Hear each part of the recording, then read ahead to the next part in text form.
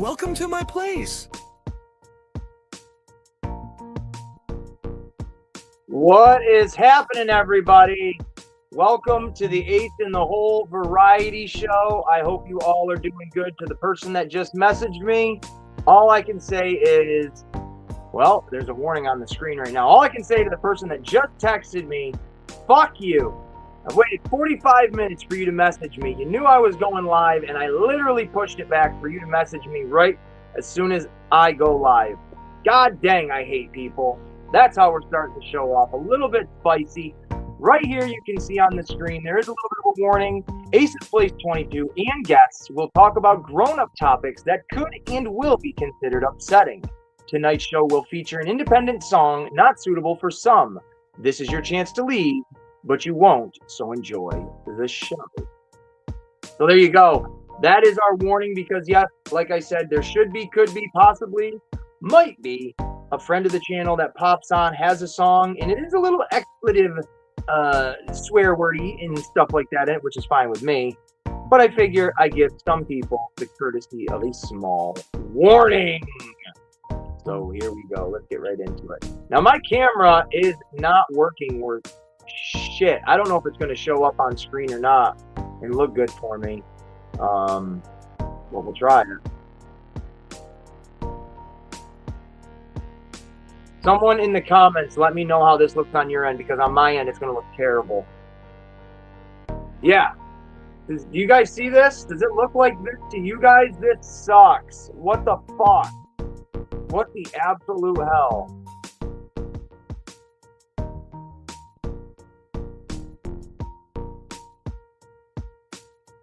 Okay.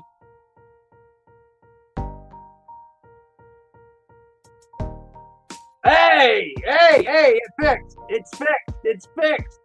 Never mind. We're good. Y'all can see me. How do I look? Do I look handsome? I hope y'all are doing really good out there. Oh, I did look funky, didn't I? Yeah, it looked super long. Okay, well, I'm glad it fixed itself. At least I think it fixed itself. Did it? Let me know, guys. Thank you very much, by the way, my friends. We'll get right into the comments and say hi to everybody. We got the Icon Files. Hello, Ace. Hope your week is going well. It's going pretty good. Not too bad. It looks a little laggy, but I think we're good overall. Woo, what's up? Oh, Mike, hey, what's up, Bub? Ace, my man. That's Joe Prime. Everyone, please like and subscribe. Ace will eat a caterpillar at 900 subscribers. No. Not doing that. Pre-liked my boy, C. Frost. Then there's me, Justin Booth. What's happening? Good evening, friends. Cousin William usually sends me 10 to 45 minutes. Dude, all right. So quick. Not only did I forget to set up the live tonight, but I also pushed it back 10 minutes to give courtesy to somebody that was supposed to message me sooner. But they didn't. They literally, they are the bane of my existence. Everything I tell this person not to do, they fucking do that exact thing. And then they expect me not to be frustrated with them. I tell you what. See, Frost, take that shit too when you wait forever and get the balls to wait until you're live. Yeah, exactly. Yeah, it looks super long. Looks like max headroom. Ha ha ha. Fixed it. See, Frost, my man, rolling AJ. Then I'll be Gucci whenever for a bit. All right, brother. I haven't messaged back yet on Snap because my cellular is charging up. That's okay, dude. That's totally all right. Hinder. Shout out Hinder. Ha ha. We got plenty of stuff to talk about. But for a minute, give me a second. I like to have my background going with my TV and stuff to give a little bit of life, you know, to the background and stuff. Ooh, that's going to be loud. Now, I'm not completely ready.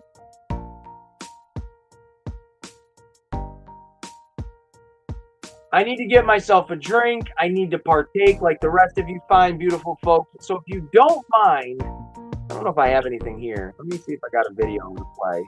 I don't know if I'll get in trouble for playing this. But where is it? I don't give a fuck. I don't give a shit if I get in trouble for playing this. So here, folks, enjoy. Oh, shit. No, that was my background. Hold on. I messed up.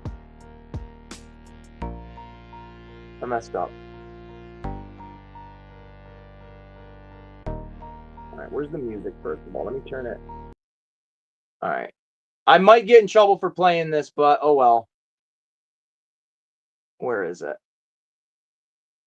For those that have never seen the movie, here's a fun little clip. Did I delete it?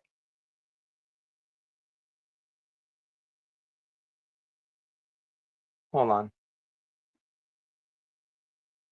Where the hell do you go for... Maybe I don't have it on here anymore. Oh, I might have lied. I might have gotten rid of it.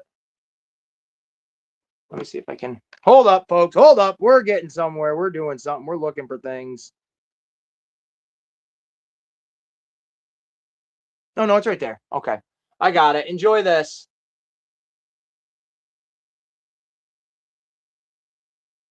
By the power of Grayskull!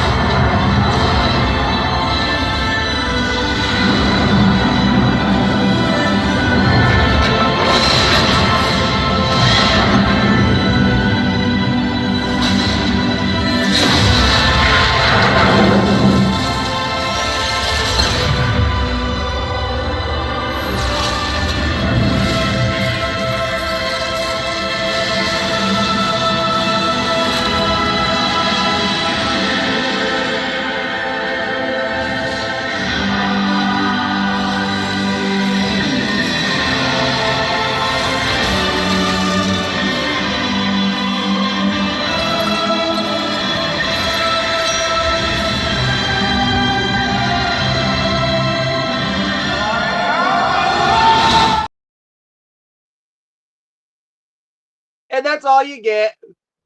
Ah. You got to see the rest of the movie if you want to see the rest of that clip. Because that's the only way you're going to do it. I didn't pirate the whole movie. I just recorded that small little clip.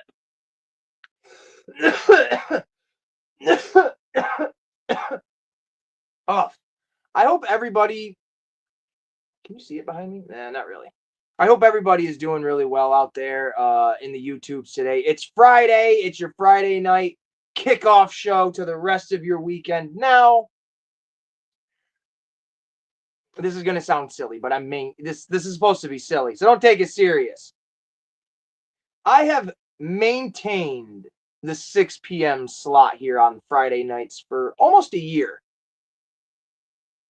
A lot of people show respect and a lot of people show consideration when they're like, hey, I know you're going live at this time or you're doing a video at this time. I'm going to go, Now that's not, it's like almost an unwritten rule, right?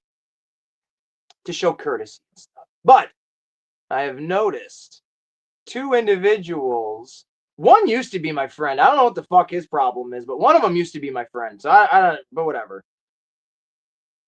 Are sliding into the 6 p.m. slot, huh?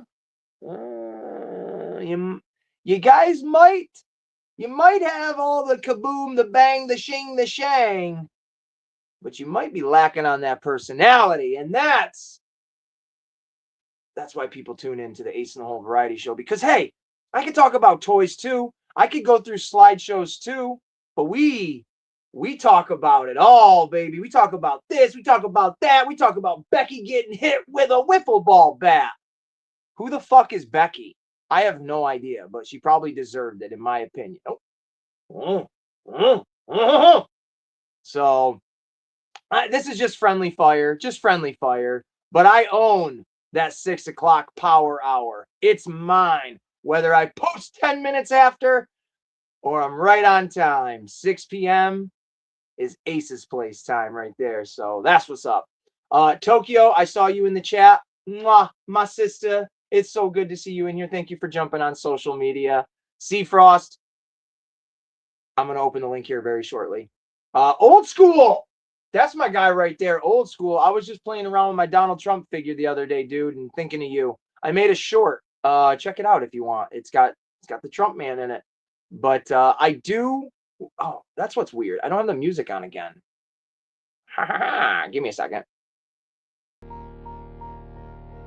Here we go. That's why it was super strange. So I'm gonna I got a few things I want to talk about today. Definitely got some pickups. There's some movie stuff I want to talk about, a couple shout outs.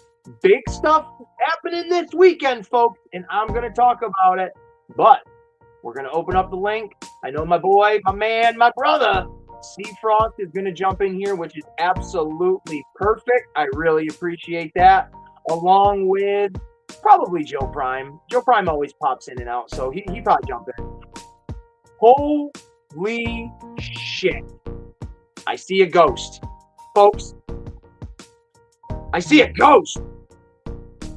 Before he evaporates, let me throw his name up there on the screen. That's my dude right there. This is my guy. I got a lot of friends. I got a lot of guys. I got a lot of dudes. This one. This one. This one. This one. This guy, right? I love this guy. Good to see you in here, brother. It really is. So glad to hear you're having a great night. Joe, I've been doing well. Thank you. And he disappeared just like that, folks. I love that guy. I really, truly do. If you want a real conversation, talk to TK. But chances are he might not talk to you because he's a real one. And I respect that shit all day long. And he knows that. Ace and I cross swords when we pee. And I'm going to say it. We cross swords even when we don't pee. The fuck is happening here? We're not even 15 minutes in and we're getting all gay or something like that. Jurassic Mario.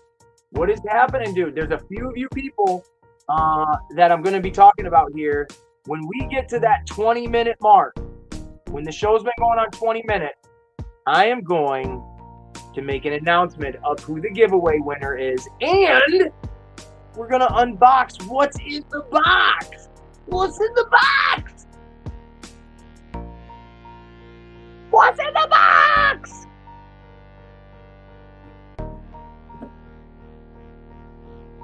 All right, folks. So if you have not already partaken in the giveaway, go to my page. I could put the link out there, but I'm a lazy piece of crap. Go to my regular page, scroll down a few slides or whatever, and you're going to see a giveaway option. Let me see if I have. I don't know if I downloaded it or not downloaded it, but picture of it. Yep, I did right here. So you're going to want to look for this image. Can you guess and win? And all you have to do, if you want to win, and you're going to win, I haven't really bought anything yet. It's kind of to be determined. But it's going to be some pretty sweet stuff. I'm going to get one really premium action figure to give as the giveaway, and then there's going to be a bunch of random things. So that'll be that. But what do you guys think? What do you guys think is inside this box? C Frost, my guy, thank you very much. He's going to share that link. Jurassic Mario, you're moving in August. You're going to have to email me and send me your new address, okay, bro? So in case you win stuff or I want to mail you some stuff, I got your address and I can hook you up, my brother. But if you can guess, there's the link right there. It just popped up. If you can guess what's in this box, put it in the comments. I've already got some names written down so I know who's involved.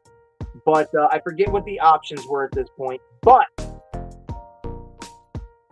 you got 6 minutes. 6 minutes. And in 6 minutes, when I do the giveaway, that's when I'm going to throw the link out, okay? So you guys are going to be all good and all dandy. I do need to go down into my kitchen and get a couple lemonade. Ooh, I got a blue raspberry drink. I'm going to get my blue raspberry drink. I'm going to grab a lemonade. I might grab a snack because I get a little shaky after a while. My order was delivered. Folks, it's got a notification that my order was delivered. I got the fucking thing yesterday. Right there. But I got to change my shirt as well. I forgot to do that. But if you don't mind, you can hang out for 5 minutes. You can come back in 5 minutes. Get ready because we'll be throwing the link out there and then doing the giveaway. Let me put it that way. But I love you all, and I shall be right back.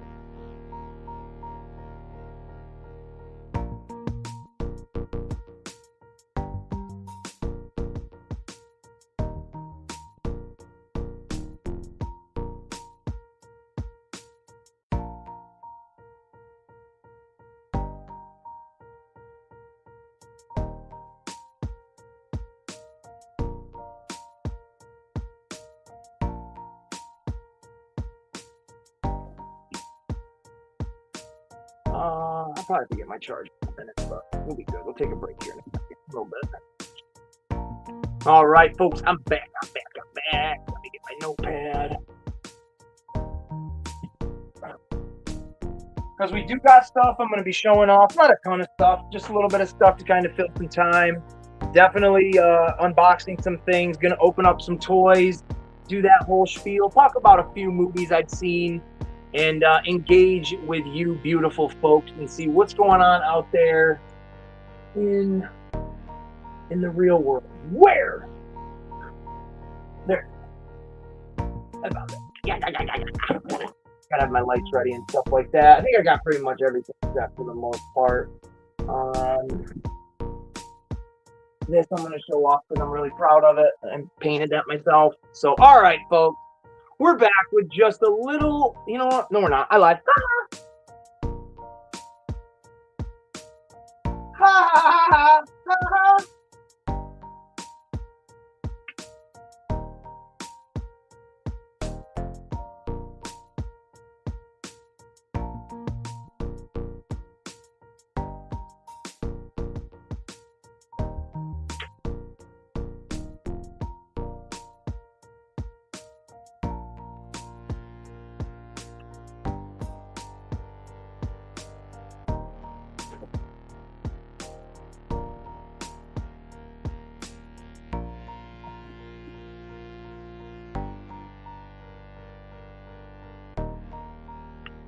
Oh, yeah. Yabba dabba dome.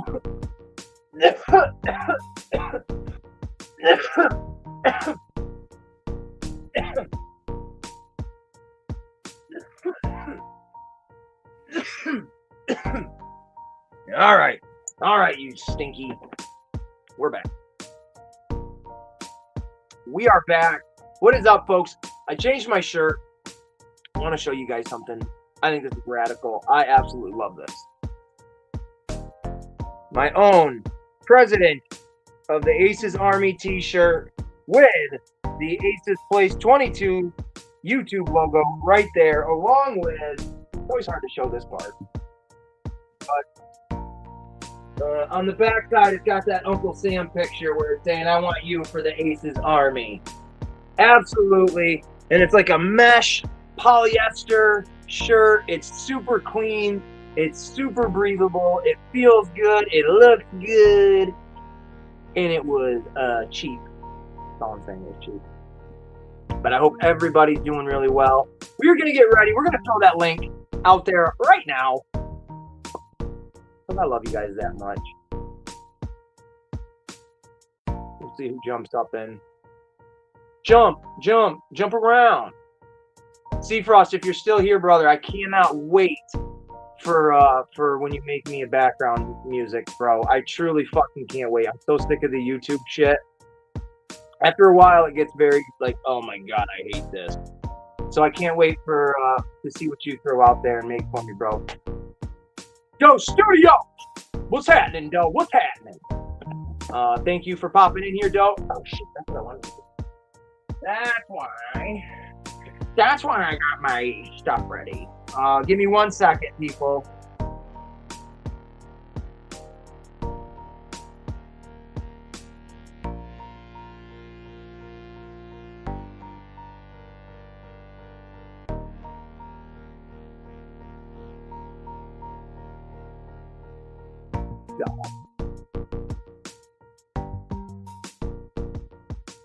I'm doing something I've wanted to implement for a while, but I'm starting to do it now, and I'm doing it a little bit differently than how I originally was going to. So just be patient with me at times, because your boy's a little bit slow. Anyways. Until people jump in, I'm gonna wait. Actually, you know what? Let's do the giveaway. You guys ready for the giveaway? For anybody, Doe, specifically you, I know you do like to be part of giveaways. If you want to win something, I haven't even bought it yet, but I do have a couple of items in mind that I'm going to throw together. Of course, it's going to be an Ace care package, so you're going to get a whole bunch of goodies inside this care package, okay? What are you going to get? You're going to get a few custom Aces Place merchandise items that nobody else is going to have. So you're going to get a custom Aces Place 22 throw pillow for your bachelor pad or your home or your man cave, or if you want to just cuddle up to Ace, but you can't have the real thing, you're going to have a pillow that you're going to be able to hold and say, this is my Ace. There's also going to be a deck of cards, 52 playing cards that are Aces Place themed playing cards. So you're going to get those along with a premium. And I mean a premium. I'm going to spend a pretty penny on this figure. So that means I got to take a seat and not buy stuff for myself so I can give you freaks and geeks something awesome. And I don't know what that's going to be yet. So give me time. But I was going through some movies. I see you in the backstage. Give me 1 second, bro. I was going through some movies, and I came across one that's still wrapped. And I'm like, you know what? Let's give this away. I have it on Blu-ray. I don't know why I bought this again on Blu-ray. I have no idea. But this will be thrown in the Aces Place 22 prize pack, whatever it's going to be called. Who the fuck cares? But Captain Marvel, the first Captain Marvel from the Marvel Cinematic Universe, it's going to be on Blu-ray. You're going to be able to win that. Congratulations. Now, we're going to do a giveaway. And honestly, nobody else has partaken. And all you had to do was guess what toy is in this big bad toy store box. Was it a G.I. Joe crossover with a Ninja Turtle? Was it a Street Shark character? Was it a Super 7 G.I. Joe toy? Or whatever the other options were. I can't even remember any of them. I almost don't remember what the hell's in this. But, ladies and gentlemen, my best friend on this platform, and I can't say my best friend in real life because we really actually have never even fucking met in real life. So he understands where I'm saying this from. But truly, he says it, I'm going to say it. We're going to break bread together one day. This is one of my truly, truly best friends on this platform, along with Hiding in the Shadows, as always. My dude, C Frost and Coke. What's up, everyone? How you doing? I just got fucking done rolling too, man. It took me forever to roll this. Hey, I've told this to my closest friends, and I don't think I've ever admitted this on camera, so the world now will have this for the rest of their lives. I can't roll. I can't roll them, bro. I'm 36 years old. I've smoked more than I've ever rolled. I'm it took terrible me, I just learned how to roll, about 2 years ago, Toke? Because Toke was like, I want a joint when we walk. Okay. I guess I'm going to learn today. Fact, bro. Fact. So I'll partake while we're chilling. Do it, brother. And now, I did put that little warning disclaimer up. If nobody saw this, I think I'm going to start doing this on like a regular thing, honestly. Yeah. Putting this up. You know what? Actually, here, how about this? Oh, well, that's what I'm going to share. That's the wrong fucking button, but I'm going to do this. There, now it's up in the corner. Oh, that's smart. That's a good idea. Right? Now it's right there all the time, or whatever direction. Right here. So it literally is warning. This is like an adult-themed show. So if you're smoking pot, we like to have fun. Hey, it's for everybody. If you're allowed to hang out. Whatever I do does not reflect on Ace. Everybody on the internet, whatever I choose to do is my option. What I want to do does not reflect on Ace because, there's soft-ass fucking people out there, blah, blah, blah. You know how it goes. Facts are facts, man. Facts are facts. So you excited for Sunday? I am excited for Sunday, and I don't want to get distracted. Give me 1 minute. Oh, no. Go ahead. Do your thing. I'm going to spark up and share with Toke. We are doing this motherfucking giveaway, folks. And I'm so excited for this because there is one winner. One person guessed what this was. And I am very, very proud to say who it is as soon as I can open this fucking thing. I want to know who the fuck it is. Mom, where's my knife? Mom, where's my scissors? All right. So Start as running always, into the wall head first. dude, I told that to my boss today. I said I want to find a stud on the wall and just smash my face into it. So if you've ever ordered from the toy store, Big Bad Toy Store, you always get one of these yearly stickers. And I mean always. It's everything you order. So I have like 6 of these things so far this year.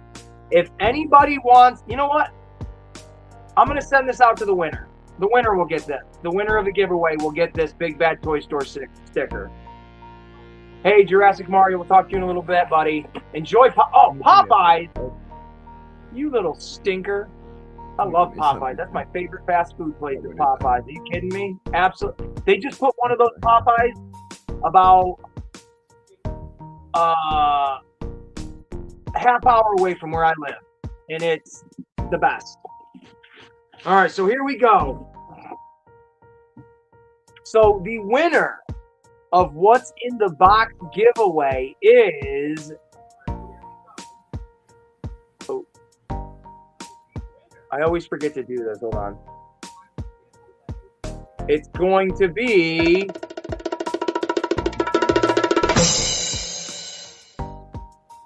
Joe Prime. Oh, it was that, Pope. 1986. Joe Prime, you are the only one that guessed a Street Shark character. At least that did Toke guess it at all or no? Yeah, Tokyo did after the stream. When you started the stream and I shared the link, she was like, I was going to wait till the end of the... So yeah, she guessed option 4, which is Street Shark, I believe. Did she type it in? Yeah, she typed it in. Oh, shit! So there's 2 people! I have to do a drawing. I have to. It's a sudden death. Oh my god! Oh, my heart's racing. I didn't expect this, folks. This is the type of shit you just. This. Oh my god! Joe Prime and Tokyo. Those 2 are going to be in a sudden death tournament to see who's going to win the next prize pack that I send out. Holy shit! My mind is blown. This is how we're going to do it. I know there's no one cooler than an old schooler. If you're still here, old school, that's for you, my bro. But I am getting a piece of paper. I am simply going to put, just like this,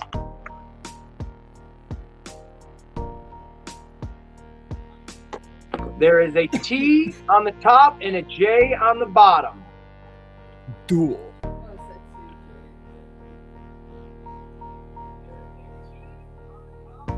Now, the one that's on the top has the sticky to it, so to be fair, I'm peeling off the sticky part so that doesn't give away what piece I'm holding. That's smart. So now, I'm taking both names. Blah, blah, blah. I'm folding it like a hot dog, and then I folded it like a hamburger. Now I'm folding it like a hot dog, and then I'm going to fold it like a hamburger one more time. So there's that. Again, here's this one. Folding it like a hamburger, fold it like a hot dog, fold it like a hamburger. It's rigged. It's rigged. Like Casual says, rigged. Now, if only I had a hat. Oh, speaking of Casual Toy Collector, right there. He goes live tonight, 10 p.m. right here on YouTube. What a beautiful little setup that was. But now, yeah, I saw your hat and I knew it was Cass's. Both names are in the hat. Oh my god. Folks, my nipples are hard. That's how excited I am. They're gonna cut glass. Someone, Seafrost, you tell me when to stop. I'm gonna let you go for a sec. Gotta get that arm tired. You gotta get used back to that motion real quick. I wish I had like some crazy like Jamaican, fucking club music or something. Okay, now.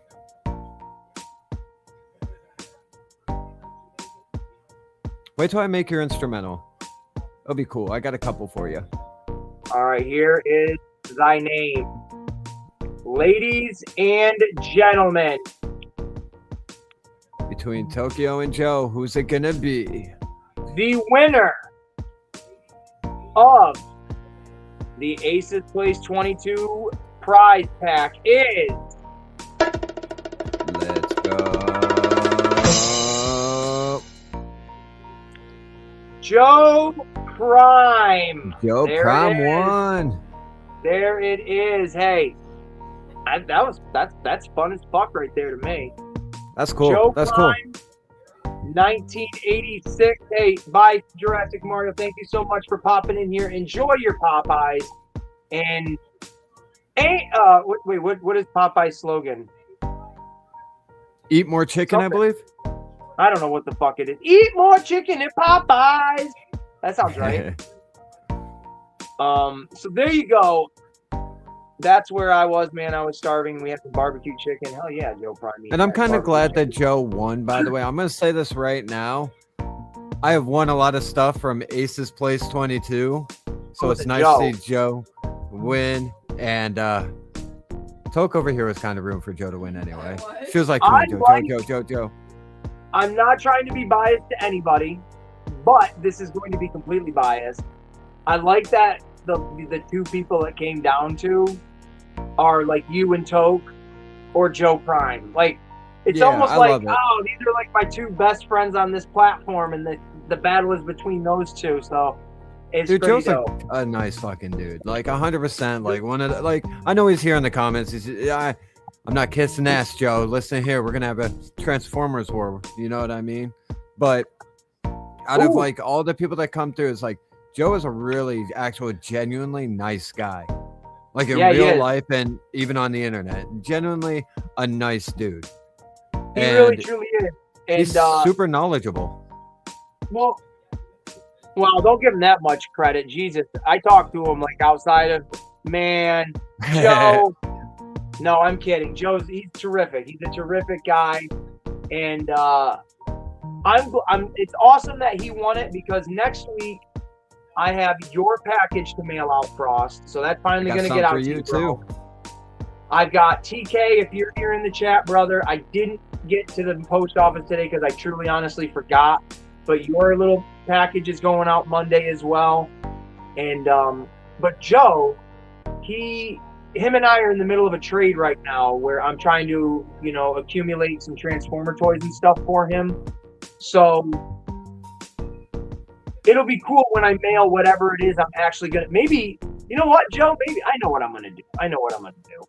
But it'll be nice that I can mail everything to just one person, if that makes sense. And Joe, my light just turned off. I picked this up for you today, Joe. Now, I bought 5 of these, and 4 of them are regular. Like, I got the regular set of 4, and I got a double of one of them, and you're not going to know who it is, but here is a Super 7 little action figure, and Super 7 is the brand, which is pretty high-quality brand.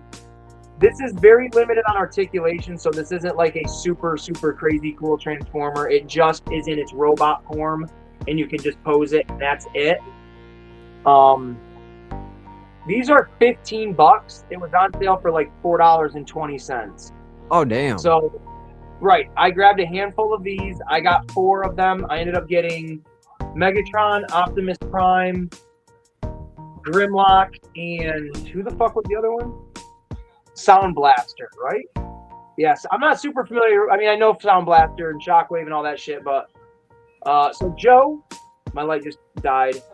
You got one of these that's going to be part of our trade. If you're cool with that, I'm going to throw it in your package of stuff. So there you go. But the thing, folks, this right here, this right motherfucking here. That's dope. All right, Street Sharks. I'm going to do a whole video on this at some point, so you don't have to worry about me running my mouth. But this is the main villain from Street Sharks right here, bros. And Sister, yo, Toke. Sister, what's up, Sister? Hey, congratulations on almost winning. Can you hear him? He's like, Toke. But yeah. I got this on Big Bad Toy Store. It was on sale for like $19 or something like that. I was totally about it.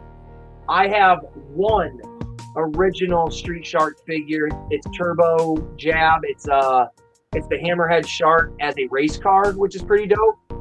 Oh shit! All right, give me a minute. I'm gonna let you in the backstage, or let you in the stream here in a second. We got another guest that wants to jump in, but my brother. Quick story. Like I said, I'm gonna do a video on this at some point. But when we were kids, my mom. I have two older brothers. My mother, if she bought us toys, she would usually buy everybody something, right? Kind of deal. So when Street Sharks came out, my mom bought this character for my brother. She bought, or for one of my brothers, I should say. She brought Slobster, which was the giant mutated lobster character from my other older brother. Claws. Yup. And then she bought me the character Streaks, which was the shark that was on rollerblades. Right. That's What's up, Queen Bee? Queen. So I never had this one to play with because my brother was a stingy asshole and like took his toys elsewhere. So when I got this, I was like, fuck yeah, man. Like, this is cool as shit. You can open up the box and he's inside an actual like shark tank that you could like, you know, play with and stuff. So and if you look close, cool. You can see his regular face, and then when he gets mutated,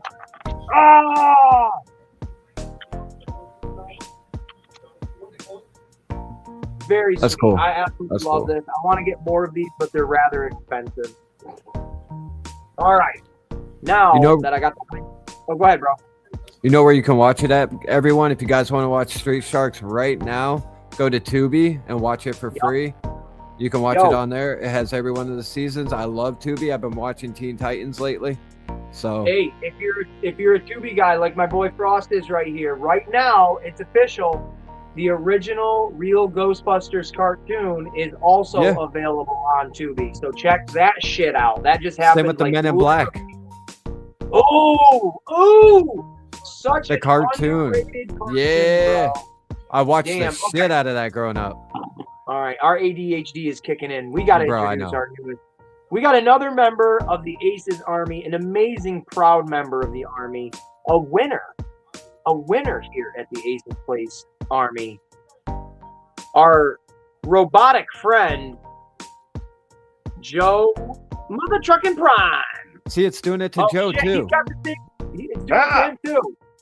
Yeah, it must be StreamYard. All right, pause for a second, Joe. Yeah. You're doing this on your phone, right, bro? Yes, I am. Okay, so look at the bottom of your screen where it shows you the microphone, the camera, and the people. Okay. All right, it's going to show you the camera, and then there's like the little arrow next to the camera. Tap on that and switch your camera facing. It's going to face you. You want to rotate your camera around and reset it. That's what I did. Oh, okay. That's literally what I had to do, and then it worked for me. So I'm hoping that will work for you. And then you can flip it back the other way to how you had it, and then you should be able to get your original view once you turn your camera. Fuck, that did not work. Yep. Damn. Well, shiver me timbers. That's what it did it for me. It's got to be a StreamYard thing, obviously. Yeah, like Frosty used it said. Yeah, I use Streamlabs, but I've noticed that a couple people, I've been on the forum from StreamYard, and a lot of people have been having the same issue you are. That's what I was looking at before we came on. Huh. And it's weird because mine literally went wonky like minutes before I went live. That's why it took me a few minutes, because I'm like, what the fuck is going on here? Why is this doing this? So that's totally fair. And anybody that wants to share this stream, please go right ahead. And I want to say again, Joe, congratulations on your win, which is going to consist of an Aces Place 22 throw pillow, Aces Place 22 playing cards, a premium toy, along with some other stuff. But to go with our trade, I picked you up this little Super 7 Transformer figure, mystery figure. So that is phenomenal. Thank you very much. I didn't even know. I actually I had to duck out and eat some barbecue chicken real quick, and Yeah, I had no idea what was going on. I jumped back on. I was like, "Yay! What did I do?" Well, Okay, so I thought you were the only one that guessed Street Sharks because that's what I ended up buying was a Street Shark figure. oh yeah. Love the hat. So, but you were not the only one to guess that. Tokyo was, so I had to do a sudden death name draw. And you ended up winning that. So, like I said, you get the prize pack, which will be whatever I buy. But like I said, this I picked up today. I picked up 5 of these. I got the regular 4 of them. I did not get the mystery ones. Damn. And I got a double of one of them. So I'm going to give it to Joe if you're cool with that, brother. Oh God, yeah, absolutely. All right. Thank you very much. Thank you, and thank you, Toke. That was fun. Thank you. I see. Just still loves Swamp your guys' channels. That's what's up. Sci-Fi Swamp Man. I love seeing you come back for some more, brother. Speaking of another brother right there. Casual Toy Collector. Catch him this Friday. Well, this Friday. I'm a fucking idiot. Today is Friday. Catch him later tonight, folks, at 10 p.m. Hella late. My youngest daughter had her birthday party. Oh, happy birthday, young one. Happy birthday. Hey. Because happy birthday is a public domain song, let's sing it. Happy birthday to you. All right, that's enough.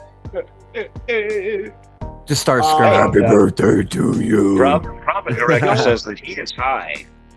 I see this, and ladies and gentlemen, we are going to welcome, matter of facto, ifto facto, the one, the only, Prophet Director. How's it going, homies? What's up, Prophet? Going great, bro. How you doing? For real, Prophet? It's been a while.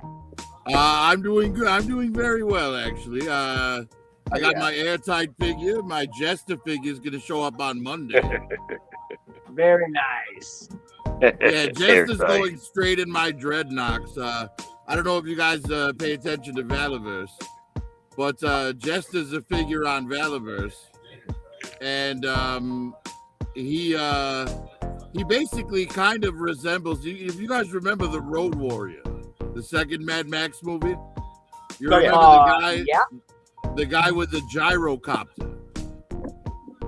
He kind of looks like that guy. What the hell is that actor's name? Talking about Mad Max. No, Mad Max was the first one. I'm talking about the Road Warrior is the one where he had the guy with the gyrocopter. What's that actor's name though that flies that hell? You know, He's in so many things. Yeah, he's the mouth of Sauron in Return of the King. Yeah, he is. He's in a lot of shit. A lot of stuff. He was one of the aliens in Attack of the Clones when Obi-Wan's investigating. Yeah, he's on Utapu or whatever the name of that planet was. Right. He's the guy who Obi-Wan says he tells him if you have fighters, now is the time. Yeah, dude, that guy he's a fun character actor. So but right. Well, he's got a very specific build. That would be Bruce Spence. Bruce Spence, there you go. Bruce Spence. I knew it was something strange, but also very, familiar with that name. Bruce Spence. Yeah. It's a Joe Prime to have that information in his database. I love it. He also returned to the Wasteland in Beyond the Thunderdome. He was in both of them. But was he didn't Yes, seem he to was. be He was. He didn't seem to be the same character in a weird way. He didn't go back and watch those movies. Well, here's what you have to understand about his character development between the films, right? In the first movie, he was alone, right? He was trying to catch a snake to eat it, and he was willing to eat Mad Max's dog's food in order to survive, right? But in the after he hooked up with the group of people with the gas, all of a sudden he had a purpose. He had a family. He was needed, right?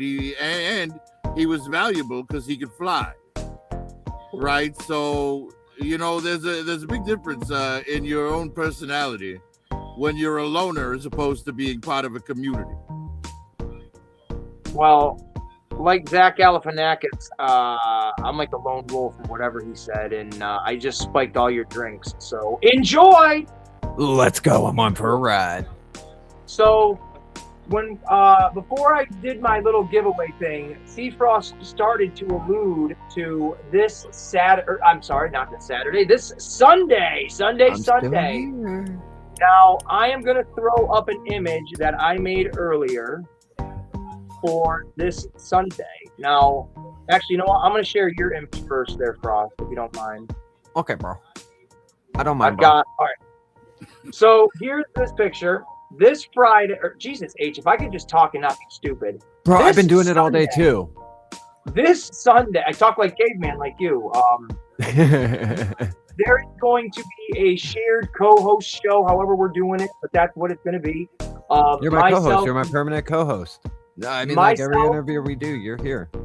I love it. And myself and Steve Frost doing a show that he created that I'm going to help with called Voices and Visions, where it's just a sit down with random everyday people to maybe big popular names that you heard of. I don't know. We haven't really gone too far yet, but this is our jumping off point is this Sunday where we will be sitting down and interviewing. This is my little flyer for it right here. Cool. Sunday, July 19th at 3 p.m. Experience the Army, experience the crew, experience the epic. An interview for the ages. Join co-host Ace and C Frost as we present Voices and Visions featuring Doug the Epic Mallow, only on YouTube. And who is Doug Mallow? Well, he's an independent wrestler, a predator catcher, or to hunt. What would he be? He'd be a predator catcher, yeah. Right, is that what they're labeled as? Yeah, he'd go after PDF files. A lot of people would understand what we're saying there. There you go. And he is a jack of all trades. The guy is built like Hulk Hogan back in the 90s, and he's got the personality of Jesus, like Macho Man Randy Savage. And he's just an all-around awesome guy. If you want to know who he is and how the story of him, became where it is, tune in this Sunday at 3 p.m. and you guys are going to learn that. You're going to hear the story of how we kind of met this guy and all of that stuff there. So I'm super excited. I know Frost is super jazzed on it. And yeah, this is kind of like, how do I say this? Now, I take my YouTube channel professionally, I guess, for a dipshit like myself, but I don't be like, hey, we're reaching for the stars with having this person on and we're trying to ride the coattails to get to this level of YouTube. No. The story of how this happened is so fucking natural and organic that if it didn't happen, we would have been idiots to waste an opportunity to get to talk to somebody like this. So we really do hope a lot or all of everybody that's listening literally will tune in this Sunday because it's going to be an awesome fucking conversation. Like, for real. It's going to be really cool. And if you want to learn who Doug Mallow is before Sunday, check out Seafrost. Can you share his link? Yeah, I can share Doug, and I would like to see everybody there. It'd be wonderful if all y'all would show up. Like, I know I'm not very much into everybody's chats, but I do go through your guys' videos and check you out. I know I'm not in a lot of people's live streams. I've missed so many casuals videos, and I feel like an asshole when I do miss your guys' videos because everybody does do really good work for what they have. Everybody's trying their hardest. Like you said, Ace, you're not 100% on a big production, but you're doing it. You don't have to do it the way you do it, but you do it your way. Or even Joe, his setup, he has his Transformers in the background. The way Prophet does things, the way Casual does things. Everybody's not trying to shout out Prophet quick. Prophet with his stop motion shit. That's what he does, and he kills it at it. So that's what Casual showed me of Prophets was the stop motion stuff. So I think that's cool. I think everybody does their own specialty on YouTube. I don't think there's a lot of people like you said, people want to battle and do things. I pay attention to what you say. People want to battle and be top to top to top, but there's enough room on YouTube for everybody. There's enough room for everybody to grow. There's enough room, and like you said, I want to break bread with the people that really, really fuck with me. Like you, Ace. Joe really fucks with, when I release music. He's there. He likes everything. He shares everything. He's on Facebook with me, and he's showing constant love. Like even Casual, he'll be like, "What's up, bro? How you doing, Frostavelli?" Same with Bruce and everybody. So I would love to see you guys there. If you guys could come in, that'd be wonderful. And maybe at the end of it, if you all have questions for Doug, we can ask Doug if it's cool that you guys ask him some questions. And this will just help us be able to bring on more people, because I want to make this something where Ace and I don't have to break our backs in life anymore. We work our asses off, so we want to work our asses off where we actually enjoy working our asses off. Yeah. And we enjoy doing this stuff. Something that would be fun to do. Like I used to do, I told this a bunch of times, I used to do a podcast with one of my best friends. Really good podcast, by the way. It was okay. Okay. You were different then. Your hosting then was different than it is now. But I will say, you are the stuff you do now, I find as like 10 times more kind of entertaining to me, just because you're not on one topic, you're on so many different topics with people, and you bring a lot of people in now. Yeah, completely. And it's nice. Like it's just nice to spread everybody's, name around and just help each other kind of just meet more people and exposure and all that shit. And that's what we want to do. Yeah, Sunday. And Ace, I have to say, you take the word bud and turn it into a double entendre, because you're a buddy, right? So there's bud that way, but you also have a long neck like a Budweiser. That's why everything is blue, because you got to keep it Shit, cool, I got a long neck too. I'm fucked. Well, hey, you know what else has a long neck? Turtle Prophet, and we are what we are, and you all are turtle enough for the fucking Turtle Club. I tell you that much. Turtle. And so yeah, if you guys want to know more about Doug Mallow, literally get his link. When C Frost shares it, go check out his YouTube channel. He's got like 31,000. I shared the link in the comments right now. You guys, it's all over there. Yeah, so like I said, he's got 31,000 subscribers. So it's a big deal for us to kind of have that exposure, if you will, because he's shared C Frost things on Facebook or Instagram, whatever which one, and then he has shared my stuff on his YouTube channel. So we're very, very into this, and we want to make it a big deal for this guy too, and not have him think that we're just booger picking, fart sniffing dipshits, even though we want everybody to feel welcome. Every time Casual has exposure on his show, YouTube shuts off his video. Oh boy. Shout out Kaz. Shout out Kaz again. Shout out Kaz. So, all right, I think we've rubbed the knob enough of that, but again, just come over July 19th, this Sunday at 3 p.m. You guys won't be disappointed in it. So it'll be fun. Go. Everybody's welcome. Now, I know not everybody is a horror movie aficionado or a buff in this chat, Seafrost. I know you're not a big horror movie guy, but I have seen 3 new horror movies very, very recently, and I want to talk about them on my own, but I know there's some movie people in here, so. Have you guys seen the movies? And we can talk about them however you want, but I'm just going to name drop all of them. The movie Together, The Backrooms, and Obsession.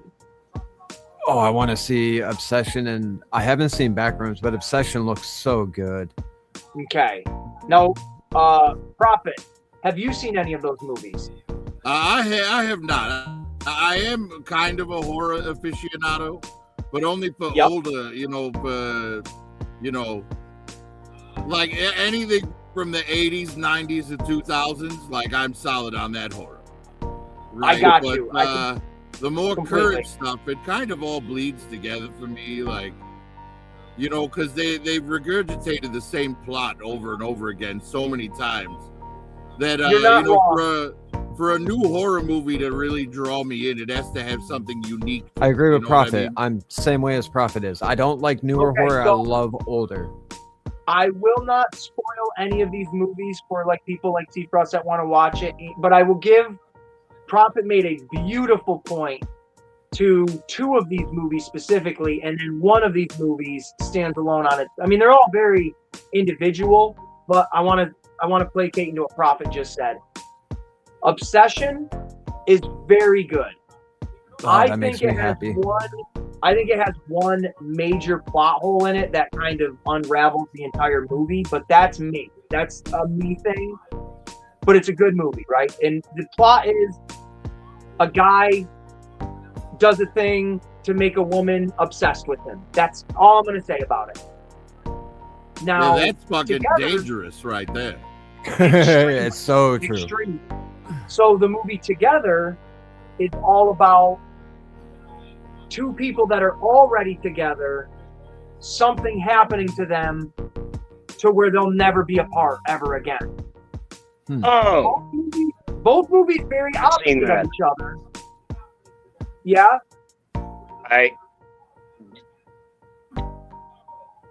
That describes that whole movie right there. Just that Together movie. Yes. When you describe that movie, when you describe Together, all I can think of in my head is the twins in Hellraiser 4 that get their like heads like screwed together, like when they become the Cenobite. The Cenobite, yeah. This is very so. And Obsession just sounds like a modern version of Fatal Attraction. Yeah, that's a good comparison. Swim Fan, it's all of those movies, but it's done on a supernatural level. I'll leave it at that, and that's the only twist to it. But both movies are opposite of each other, where someone doesn't really want to be with somebody, but they're kind of forced to, and then two people, they want to be together, and then they have no choice but to be together. But they're very similar as well, where it's husband and wife, they're going through marital issues or boyfriend and girlfriend issues. They're showing the struggles of, I don't know if we can do this. But then the monster happens, which makes it the unique story, right? Very similar. They're not, when you watch them, you will 100% understand what I mean. Now with, what was the other one? The Back Room, that's a whole fucking twisted pig's tail that I can't even explain to you how that movie even makes sense. I don't understand it. It's super weird. It kind of gave me a headache, and I think that was the point of it, to be honest with you, where it's these really shitty yellow lights, like those fluorescent lights. Oh, those are gonna fuck with my eyes. Dude, and then it's that. Yeah, I can't. My ADHD won't let me deal with that, dude. And then it's shaky camera.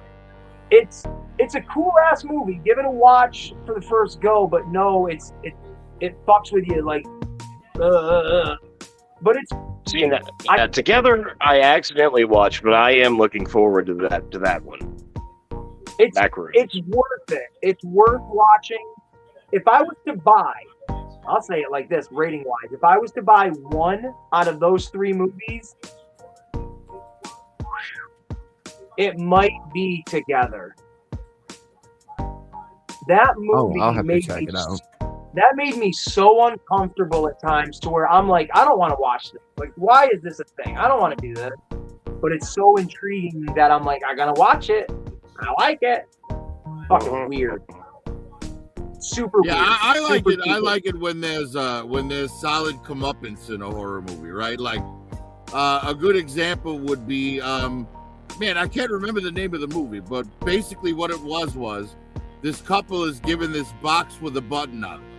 And they're told, if you push this button, is it the box? There you go. Yeah, if you push this button, you'll get $1 million, but someone you never met will die. Yeah. And you realize, I kind of realized it right away. I'm pretty quick on the uptake with these things.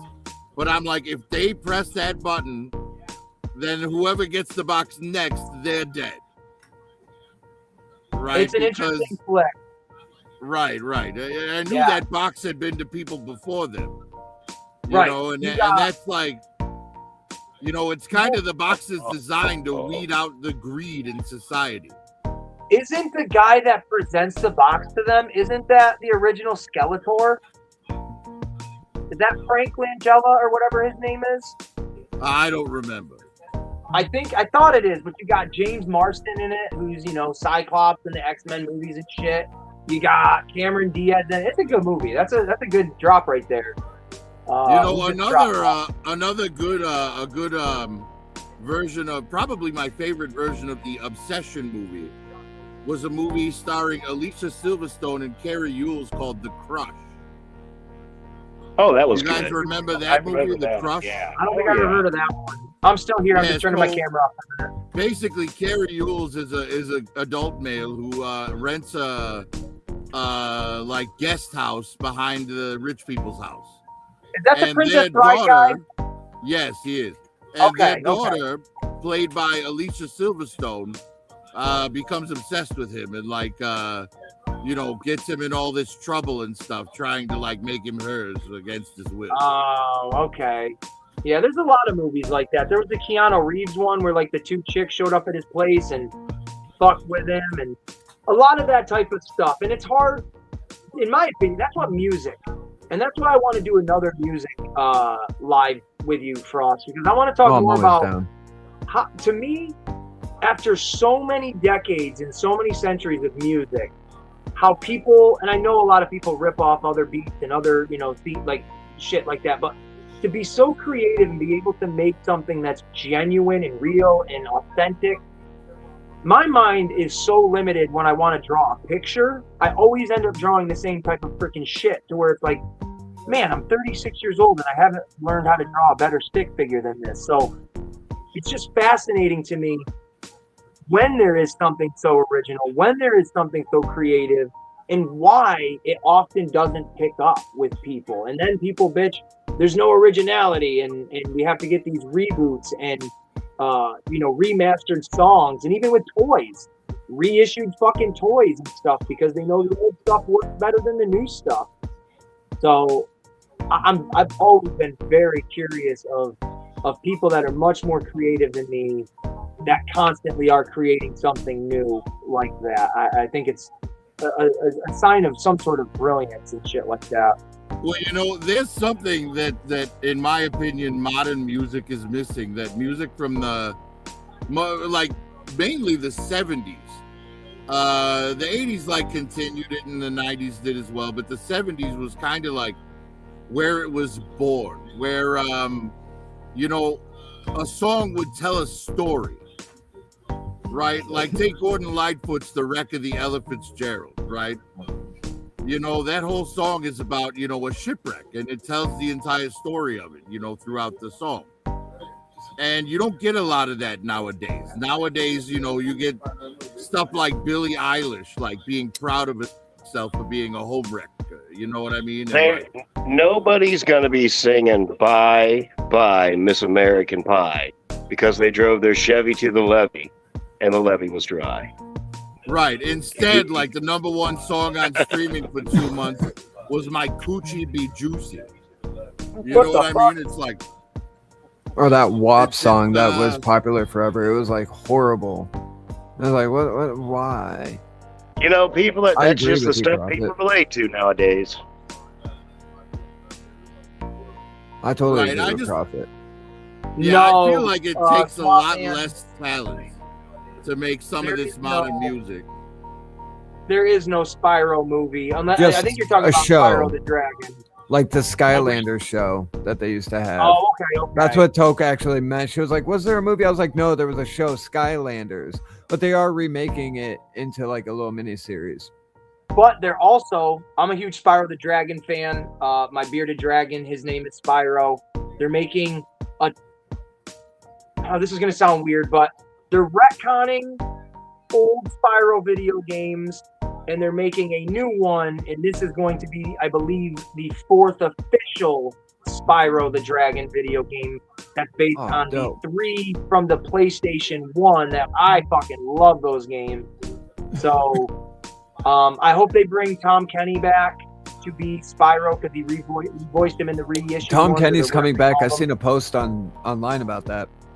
That would be great, because you got to keep the kind of continuity and make me feel like I'm a kid again a little bit. Even though in the original Spyro the Dragon game, what the hell was his name? Oh, he was Garcia in Reno 911. Does anybody know that from that show? Hold on. He was the character Garcia, but he did the voice of Rocco in Rocco's Modern Life, and he was Spyro in Spyro the Dragon. So I did not know that. Carlos, I did not know that. Carlos Alvarezqua or whatever. I don't know his last name. I'm sorry if I butcher it. I'm not good at it. That's him. But he's those three prominent figures in history. Rocco from Rocco's Modern Life, Spyro the Dragon, and Garcia from Reno Damn 911. right. Yeah, you know, Reno 911, I always had a hard time watching that. The length of their shorts made me uncomfortable. Oh, I love that shit, man. That whole show. If I used to literally think when I would watch Reno 911, I'd be like, man, if I ever got on a TV show, this is the one. I want to be on like this Nick show. Swartzen in it, Right, as and well. I could just picture Ace like, I want to wear those shorts. Oh, What man, do I I would need to do to get a role where I could get paid to wear those shorts? I'd be a nuisance, a complete nuisance. Oh, I'd be a And fucking yeah, nuisance if I wore those shorts. So I'm like, yep. I Not love only the that shorts, show. but the boots as well. Those white boots with the fringe, you know, where he did the new boot dance. Oh, got to do the new boot. Four more Yes, payments. yes. These are my Yeah, payments. you know, it's kind of funny because back in the 70s and early Oh, 80s, God. the entire NBA wore those shorts. Yeah, they did. Dude, yeah, the shortest of short shorts for the NBA. Right, right. Yeah, I and got- no one could dunk without a little ass cheek coming out. Or a little fucking, or a little ball bag dipping out. Dude, that would be some shit playing basketball. You go to make a dunk and your ass cheek hanging out. Like the fuck? Right, right. The absolute worst time to get a wedge. Right. Oh, yeah. Oh, my God. Hey, look, we made it to I remember I the finals. I had an uncle. I had an uncle back in the 70s who wore those leisure suits. He had a leisure suit for every holiday, a leisure suit for every day, every event, a drinking leisure suit. He had a funeral leisure suit, a wedding leisure suit. I had another one that wore nothing but those zip-up coveralls, but they were like disguised as clothing. No. You know, I'm picturing this man like Bob from that 70s show. Oh my God, that's Oh. fucking hysterical. Like a used car. Wasn't there a salesman video almost. game called Leave It to Larry? Yeah, my Wasn't there brother. a- Oh, yeah, there is. My brother had that. Now, Prophet, I'm going to turn the camera on because I want to show you something. I don't know if you saw that I got this. Once I get it all situated. There we go.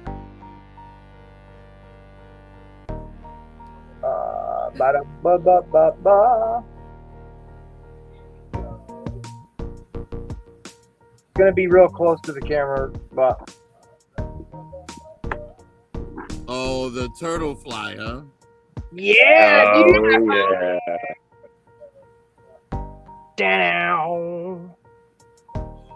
That's pretty badass. I haven't opened it yet. Yeah, and wasn't it like $250 cheaper than the Dragonfly? I have no idea how much the original Yeah. one is.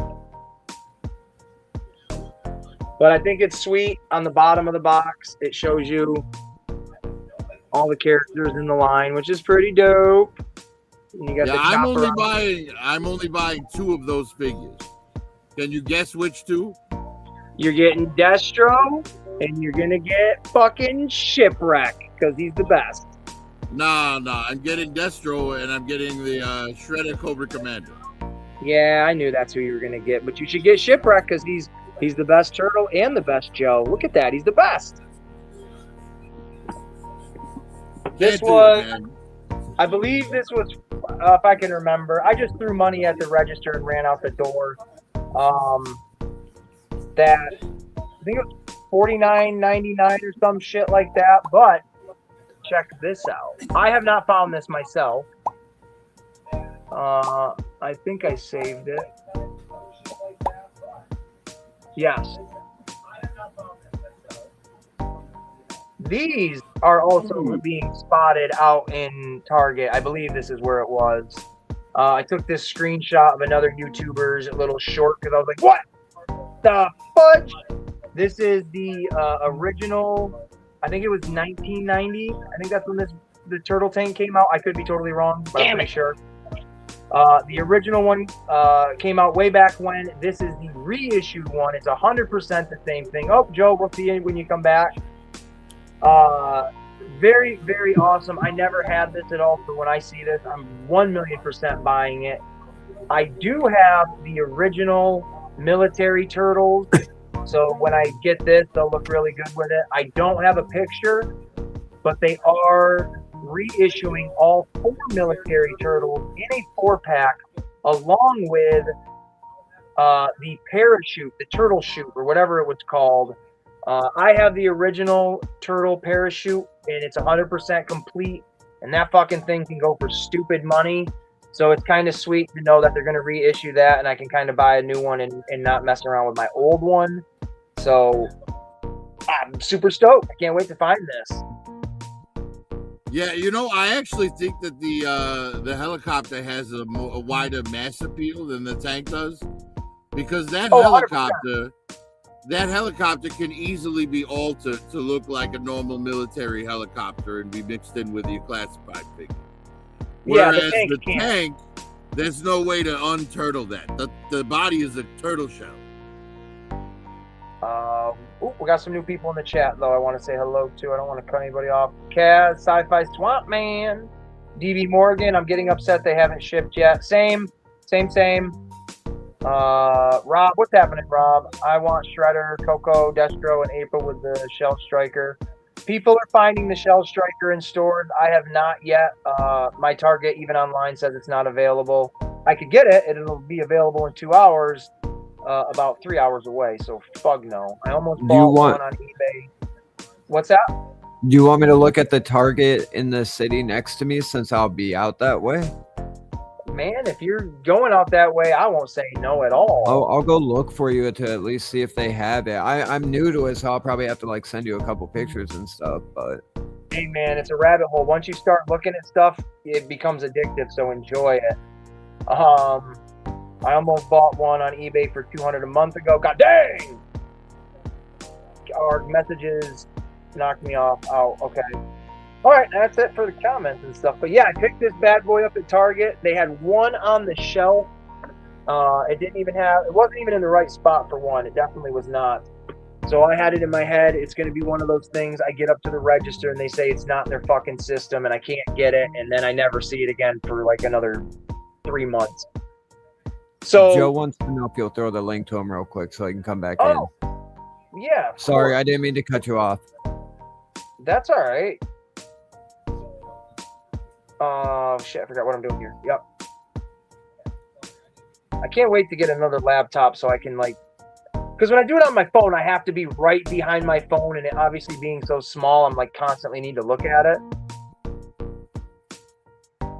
So once I get the laptop and I can make my TV screen my computer screen again, that would be great. But we do what we do, and we're good with it. But yeah. Apparently the April with the Ostriker is available near me. Hey man, it's sweet looking. It really is. That's another one you can definitely de-turtle, 100%. But this is, and I love that box art. Can we appreciate this box art where it's it looks like it's fucking painted on there almost, essentially, original artwork. They've got the backblast effect like the original G.I. Joe art did. Yeah, it's epic. This is so cool. And they even changed it to where it says a real reptilian hero. Ace. It's great. I love it. I will be right back in the chat. I'm gonna take you guys on a walk with me as you're streaming this too. So okay. I'm gonna come right back. Dude. We're gonna walk in our town while y'all are talking. That way I can still talk with y'all. I got to run down to the store real quick to get a drink with Toke. So Hey brother, you're good. If you're okay with it, if you guys are all cool with that. So it's I'm not 100% cool with that. Fine with me. Okay, I will be back, everyone. I just want to say his steps count as mine. So okay, deal. Exactly. We'll double them for everybody here. You know what I mean? It's like watching hours. When you walk, you're getting our steps in for us. Damn right. If only it worked that way. So if you could hire somebody to put on your little step counter watch and walk around for you and your body was the one that benefited from it? That would be amazing. That would be nice. Yeah, this is what I picked up on Big Bad Toy Store. Dr. Paranoid. Rah, rah, rah, rah, rah. Pretty awesome. I love it. But I also... Oh, go ahead. Oh, I was going to say, you know how I knew how that's what that was? Because it was like the one thing, and I was like, no, yes. It spoke to me. I said, this one's out of the, it was like, which one of these, it didn't fit in the peg hole. I was like, this is what he's getting right here. Oh, yeah, exactly. The one that you wouldn't think of is the one it was. How big are the figures? Yeah. Swamp Man, are you talking about the Ninja Turtle figures? Because they're probably 5 inches, maybe 4.5. They're, well, you know what? Maybe not, because they got articulation to them. I was thinking they're like original Playmate size, but they might be a little bit tall, maybe 5.5 inches. Shredder might be big. Krang might be really big. I don't know. Right, and the good thing is, thanks to the way that the Turtles figures are made, yes, they are like an inch shorter than like a Marvel Legend or a G.I. Joe Classified, but they're bulky. Oh. So the seats in the vehicles are going to be larger to accommodate the bulkier figure. Which means if you bend the knees properly on your Classifieds, they will fit inside.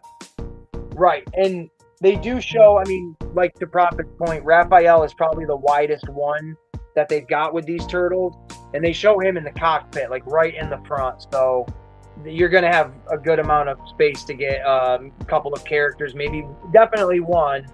2 if you want to snug them in there together, but it's cool as shit, man. I love the thing. Can't wait to open it and actually put it together and play around with it. But Target was hitting the money today with clearance items. I picked up, I showed it already,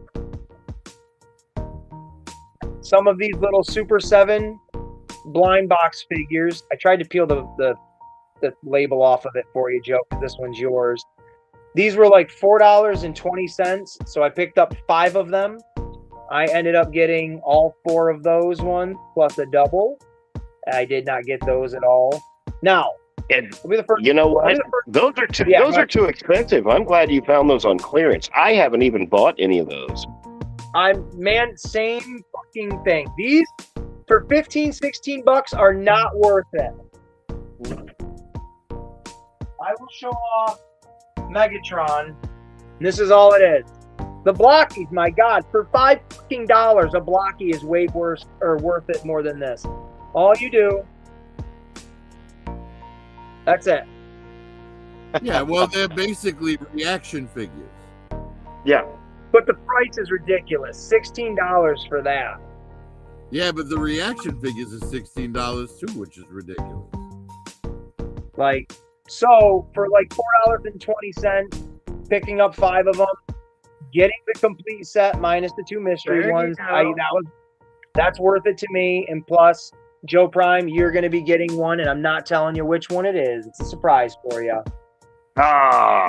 Well, you've got blue hands coming your way that you have to figure out what those go to. Do you know how many hours of sleep I lose a night thinking about what those blue hands go to, Joe? That's right, Wednesday or Thursday, possibly Friday, the lady said, but she was cool about it. And then, now, for a lot of you folks, you've already seen, I have this already. I bought this already. Now, I bought 2 of them. So this originally was $37.99. I bought one on clearance for $18.99. But this sumbitch, I don't know if you can see it, is on clearance for $11.39. What? Yeah, you know, I was thinking about picking up one of those to make a buzzball. This thing is awesome, Prophet. Let me show you quick.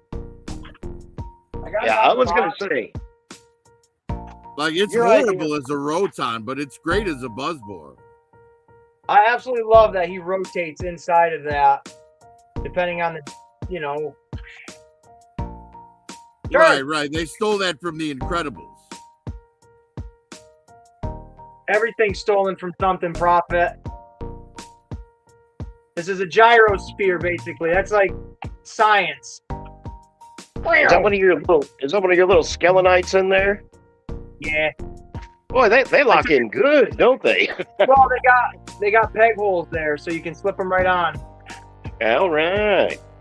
And then I didn't know until I bought the damn thing that there's a missile launcher inside of the front of it. And that's what the missiles go to, you idiot! Why would you not think that? Oh my god. But this is awesome. And at some point, I will set up all of my He-Man stuff in a much better manner than what it is right now. So I'll have both, I say both, but rotons on each side of my Snake Mountain. And then, yeah, I need to find one of those Fright Fighters.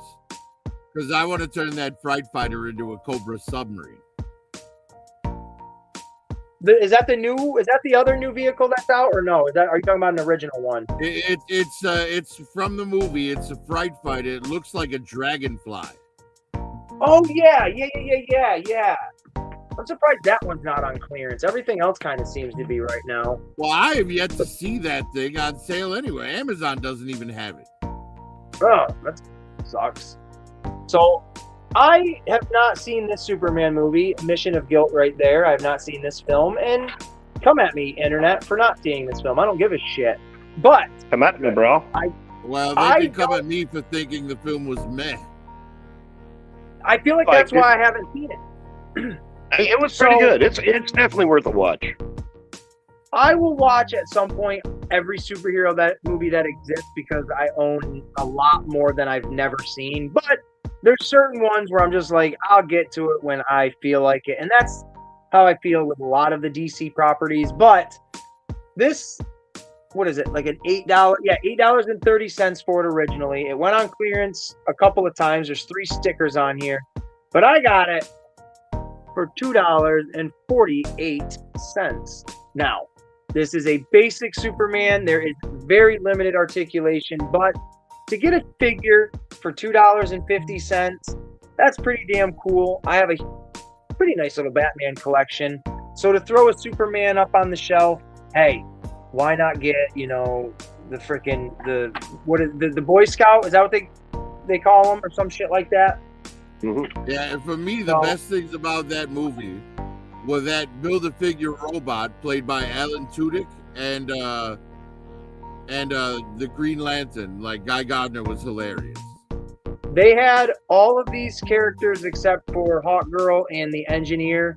They were all $250, and then they had, I think it was a 5-pack where you could get Superman, Mr. Terrific, Lex Luthor, Metamorpho, you get Baby Brainiac and Crypto, and it was like $13 for all of that. And now, I'll be honest, if I was welcome back, Frost. Oh, maybe not. Let's see if it comes through. Hold on.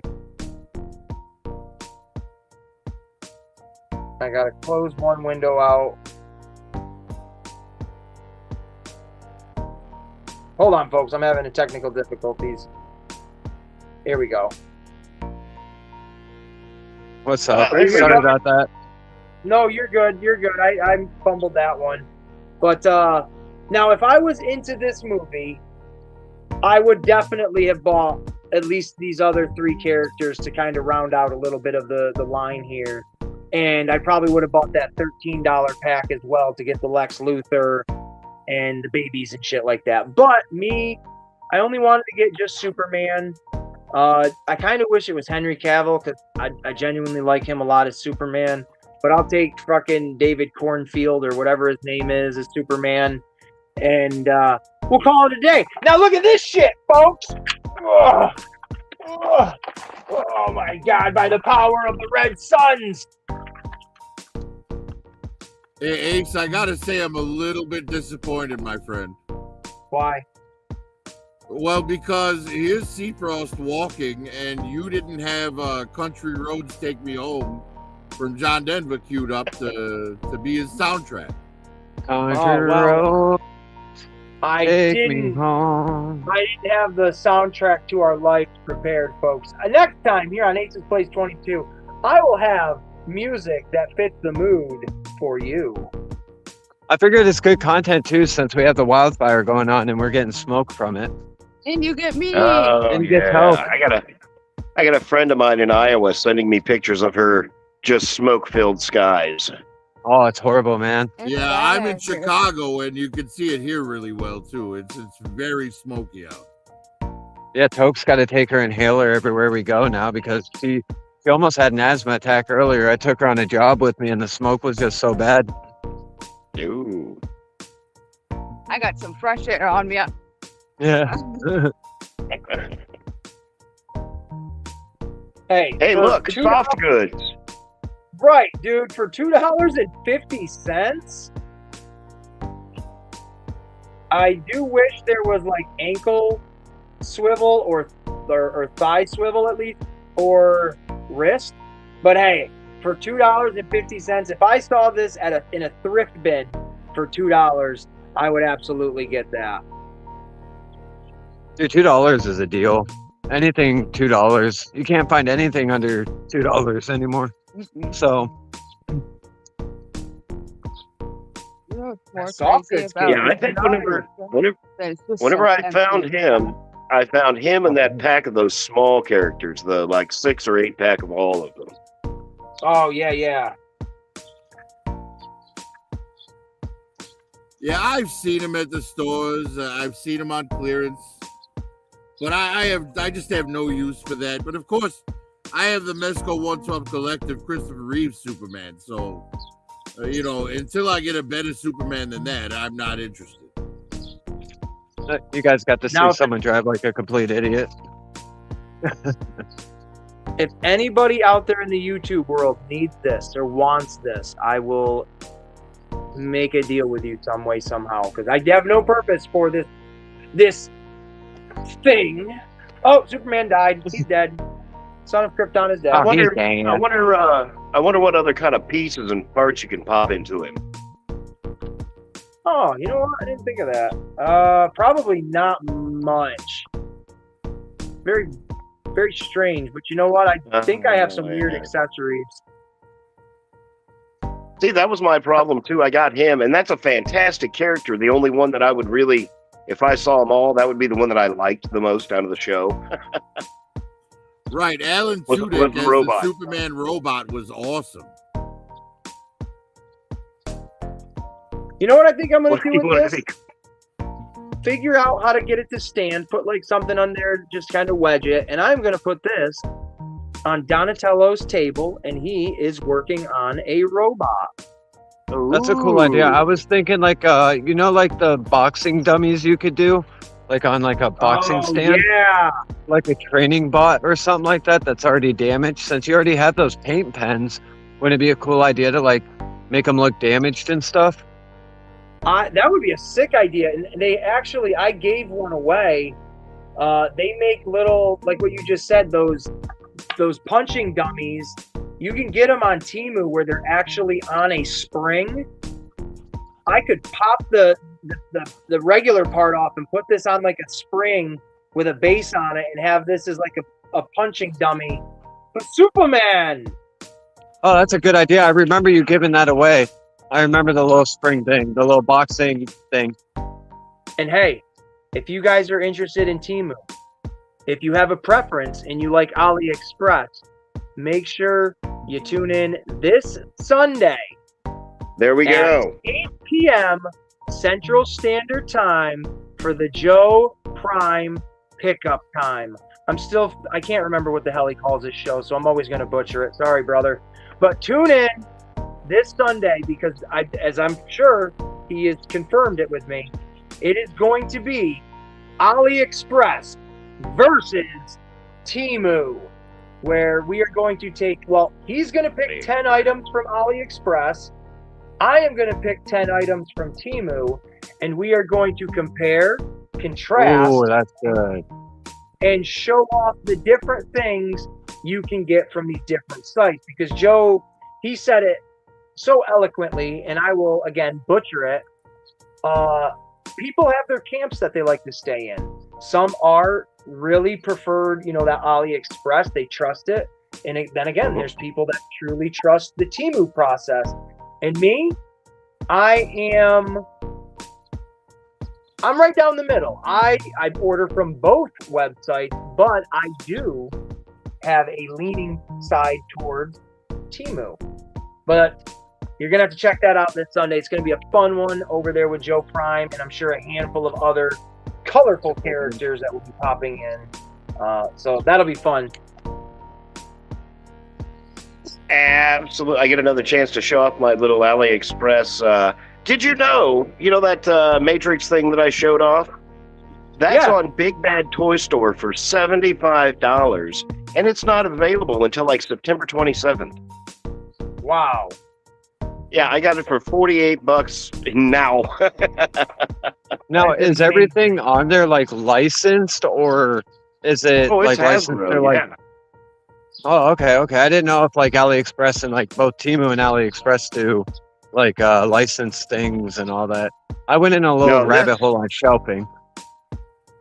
Oh yeah, no, this is an actual Hasbro deal. It's just basically the factories pump it. They're already probably for sale in I'm sure in Japan and in China. Oh, okay. So it's just giving you access quicker, kind of like what Temu AliExpress does. is my pipeline right to the port. I can see when my package is leaving Bangladesh, or not Bangladesh, but Guizhou, China is where a lot of the stuff comes from. I mean, yeah, a lot of it is deep in the heart of China. Yeah, Ace had me go through a rabbit hole. I went through a deep rabbit hole that night, Ace, on Temu. Oh man, it's easy. I think I buy $40 worth of stuff maybe a week. Maybe. I might be over exaggerating, but it seems it. I'll just say it that way. It seems it. I'm on But it's there good enough quality to say stuff. I can. Well, and also with customizing shit, and Right. I mean, I have a blast with the customizing stuff. Like I said, Joe Prime, the next or the prize package that you won is going to consist of. I had it right here. I don't know. On Blu-ray. Oh, right here. This is one of the items.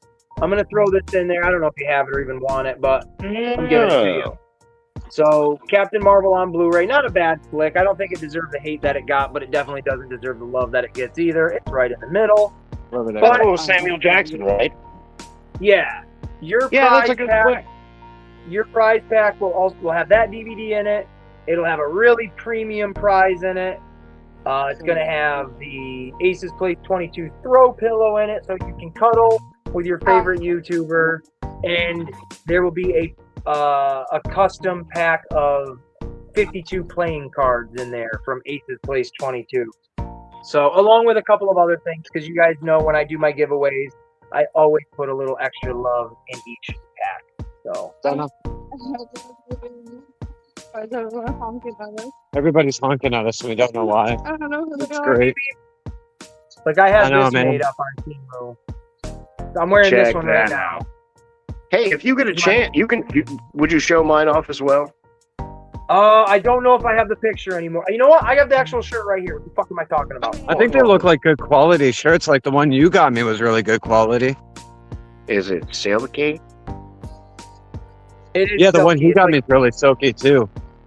Well, Seafrost. This though, these are like polyester, like mesh. These are fucking nice. Like, Oh, it's that's not right. a They're like the t-shirt. jersey shirts, the breathable ones. Yeah, Ooh. that's the back of it. So yeah, I'll show Boy, off. you have no idea how much I need something like that. That is cool. The wagon's back. Well, now I gotta remember where I put it.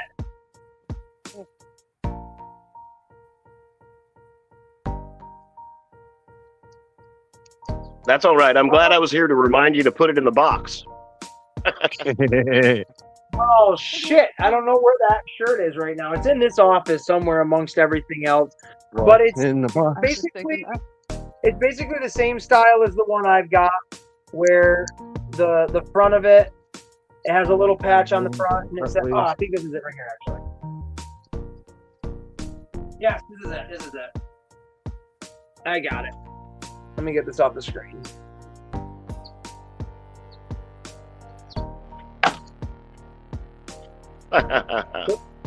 Did you see me destroy Superman? you just knock him straight off? I did. I knocked him right the fuck off. So this is the front of it. Like that's like the little patch underneath the neck part. So when he walks around, he can promote his show.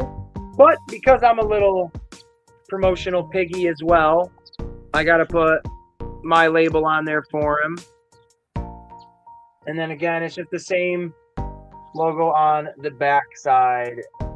I'll wait on that side for you. That is so. I'm wearing that to my next Comic-Con or toy show. Now, And I you said know we what? all go to a Comic-Con. I have now. You know what? Go ahead. I've dedicated myself to Joe Fest next year. I would really like to try and figure that out. But more so over BotCon is in Chicago. And I mean, you know, it's like going to a family reunion with your family or your in-laws' family. That's exactly what that is. I don't want to do that with either of them. I don't want to go with either of them. Do I go to BotCon where it's my family and I'm like, oh, I know everything about this?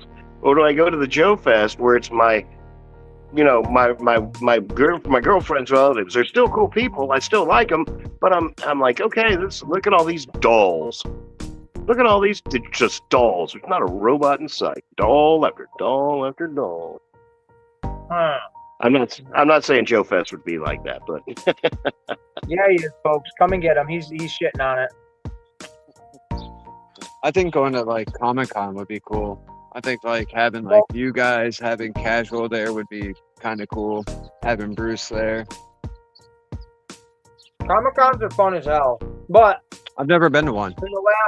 in the last 15 years, they've gotten so fucking expensive. I had been Right, priced. well, I was they've been priced out about hijacked. 10 years ago. They've been hijacked by corporate America. 100%. You know, back in Yep. the day when I used to go to C2E2 here in Chicago, you know, it used to be that the floor was covered with all the booths from the local comic stores and stuff.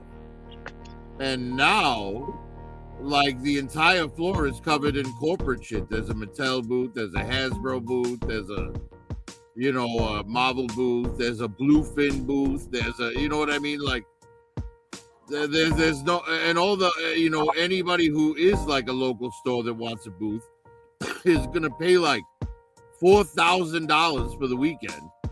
They Yep. literally have to bring all the inventory from their entire store and sell out just to break even. Digital And Caveman, it's like- how are you doing? It's just, you know, it's been stolen by profiteers, basically. You're 100% right. The big ones here in Kansas City, you can go in 4-hour blocks, and tickets start at about $75. So, you know, and there's no that, you know, kids 5 and under free, nothing like that. Basically, they're free if you carry them. If they're sipping from a bottle, they're free maybe. Right. But you know, it's not a child friendly place. You know, it kind of lost that wonder of a Comic-Con. You know, going in a 4-hour block, I can understand because it's so busy, and you know they got the big stars. We had Mark Hamill here in Kansas City last year. That's cool. And I can understand, you know, but even at that, I had a buddy that went, and he's like, yeah, I got the VIP pass, which meant I could stay as long as I wanted, but it cost $180, and then I had to get, and then, then he still had to buy everything at the event. That just meant he got more time there to spend more money. Oh, see, that's bullshit. You would think they would give a little bit more to the people who paid the VIP and got the bigger ticket and put a little bit more effort to come. You know what I mean? You'd think you guys would give more.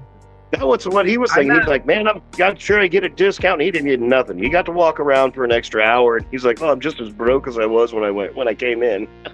That's my issue. I feel like I would take. I mean, the cons, they honestly used to be, because I remember, like, I'm 54 years old now, but when I was 19, was the first time I went to a con. I went to Gen Con.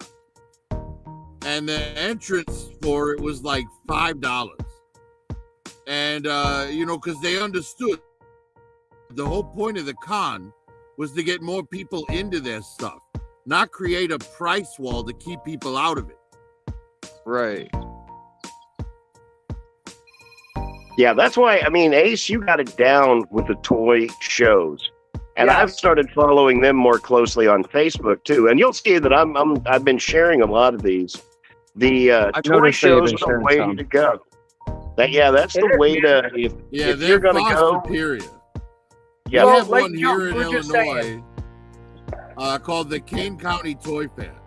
And the last time I went there, I got a original Cobra Rattler for $40. And Wow. I got a Jurassic Park 42-inch Brachiosaurus for $25. Like, those are the places to go to. Forget the cons. Go to your local toy fairs. 100%. Because like Joe said, What about what- pawn what'd you say, shops? like Are pawn 70? shops good too? They can be. They can be. I mean, I wouldn't necessarily go to a pawn shop. I'd kind of find like a. Well, kind of, out where I'm at, they're like a buy, sell, trade, pawn style store, so they sell everything. They could be. It Well, depends. well, basically, like the franchise version of that would be Disc Replay. Right, because Well, Disc like- Replay, they have like all the used figures, you know, in plastic bags hanging on pegs. They have, you know, older toys, newer toys, you know, because like they had to supplement their inventory with other stuff than like music and DVDs because, you know, at the time that was a dying medium. There's a new pop in interest in physical media now, but 10 years ago Right. that didn't exist. You know, Right, like so with it's the like VHSs and DVD collectors. right. They're like popping up now like crazy, and you can't call it nostalgia because the people who are into it weren't alive for the original stuff. Mm. Do you think it's kind That of makes like sense. whenever, because I'm 54 as well. There was a period in time, and everybody kind of goes through this, where you kind of fall back and rely on the last generation's media.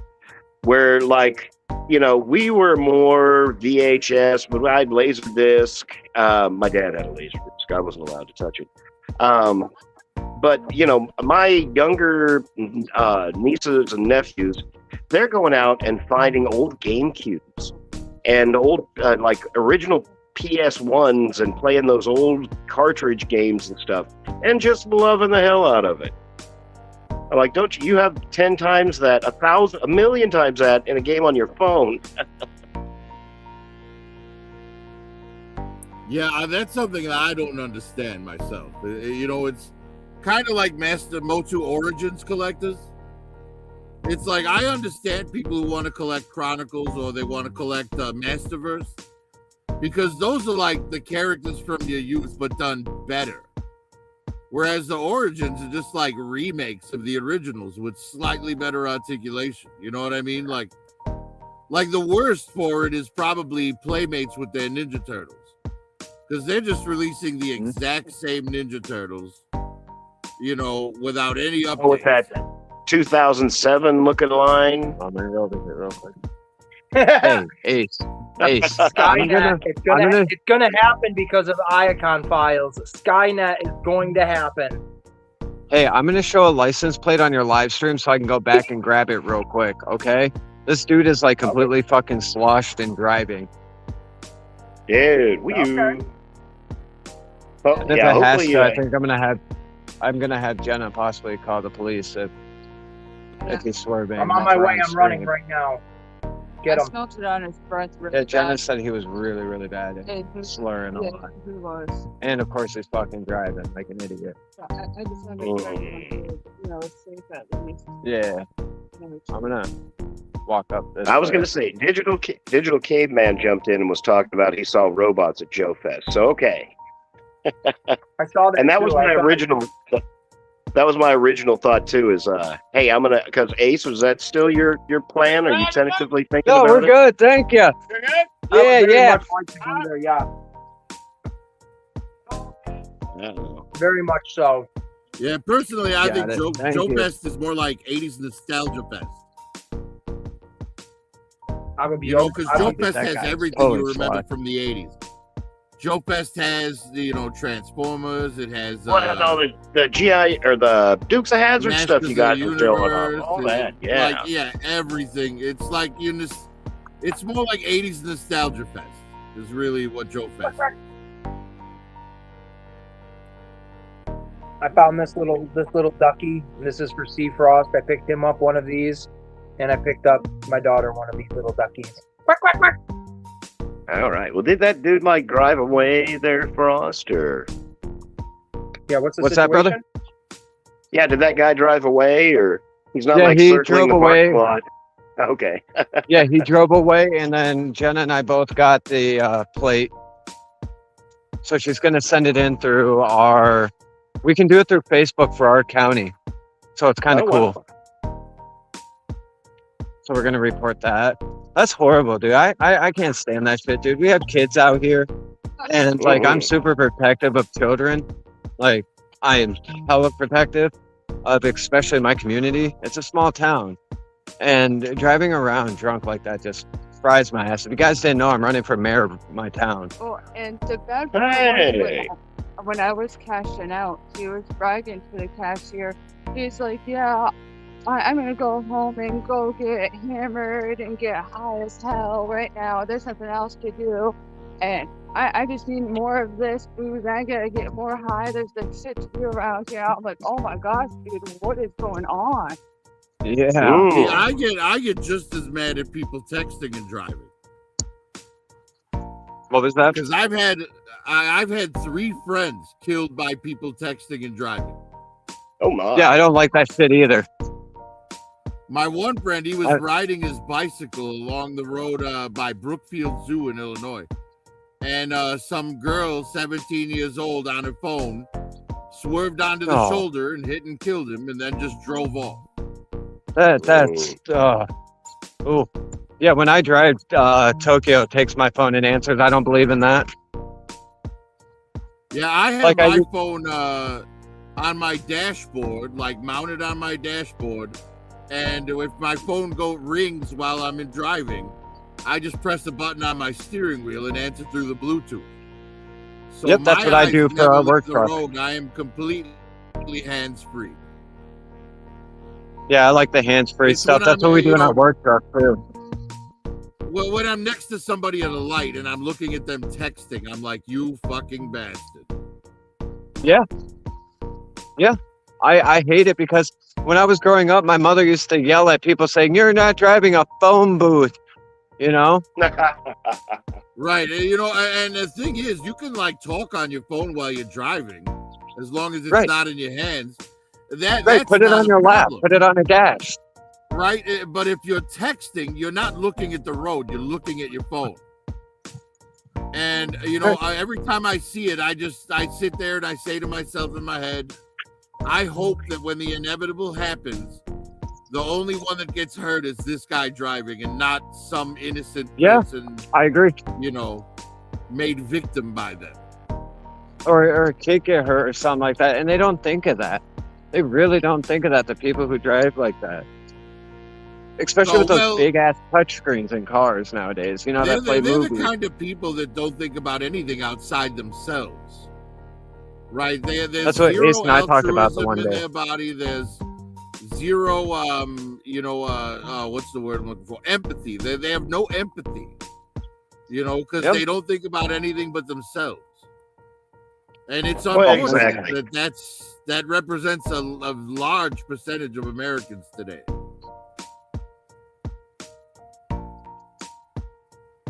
Oh, that's a nice truck. I was going to say, exactly, Prophet. I kind of look at that as, everybody gets in their own bubble and then everyone else is just an NPC, Yeah. We had I'm still the kind of person that if I see someone with a flat, I pull over it. Yeah, same. Absolutely. I'll help someone on the side of the road. No one deserves to be stranded. Right, because I've been in that situation, so I have empathy. Oh, 100%. How you doing? Yeah. Gotcha. I have a couple out. I'll bring them down to you. Appreciate it. Have a good night. Yeah, and Yeah, you know, it used to be that empathy was the difference between, you know, a teenager and an adult, right? Yes. Because the teenager's the kind of So jackass maturity. that'll like do 20 miles per hour on a 1-lane road just to piss everyone off behind them, whereas an adult would never do that because they know what it's like to be stuck behind that asshole teenager. Right, like I was telling Ace earlier, it's like the old me I would want to smack in the head. Like that old me, oh my god. Naive. Right. If I could Unempathetic. go back in time and like, you know, have a conversation with my younger self, Oh yes. my younger self would probably call me an old fart and fucking walk away from me. But, you know, I would still try and impose a little wisdom out of it. Exactly. And like I said, I'm becoming a grumpy old man, but I have a reason to. You like when Right, young I Thanos never met old thought- Thanos, you just wanted to fight him. I never thought I would be that guy on my porch going, "Get off my lawn!" But I I said that today too. Yeah, I'm same way now. It's like, get off my yard. I just want my yard to be nice.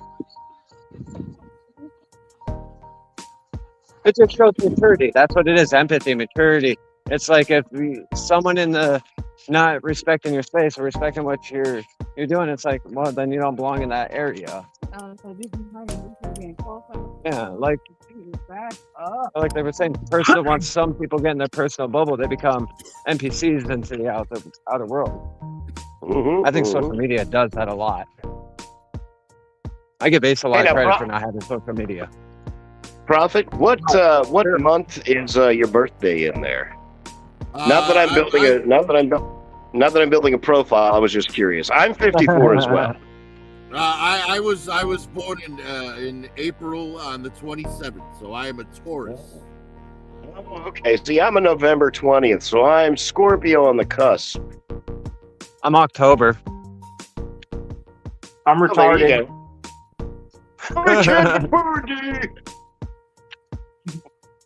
I'm June. Sergeant Ace, reporting for duty. Dude, I just watched The Ringer the other day. That reminded me of The Ringer. I fucking love that all movie. the time, but nobody gets It's it. When so the fuck good. did we get ice cream? Yeah, dude, that shit's funny as hell. When the fuck did we get ice cream? And that was pretty much like ad lib too.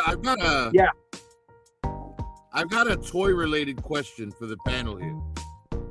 What would you say is your favorite accessory that came with a figure this year?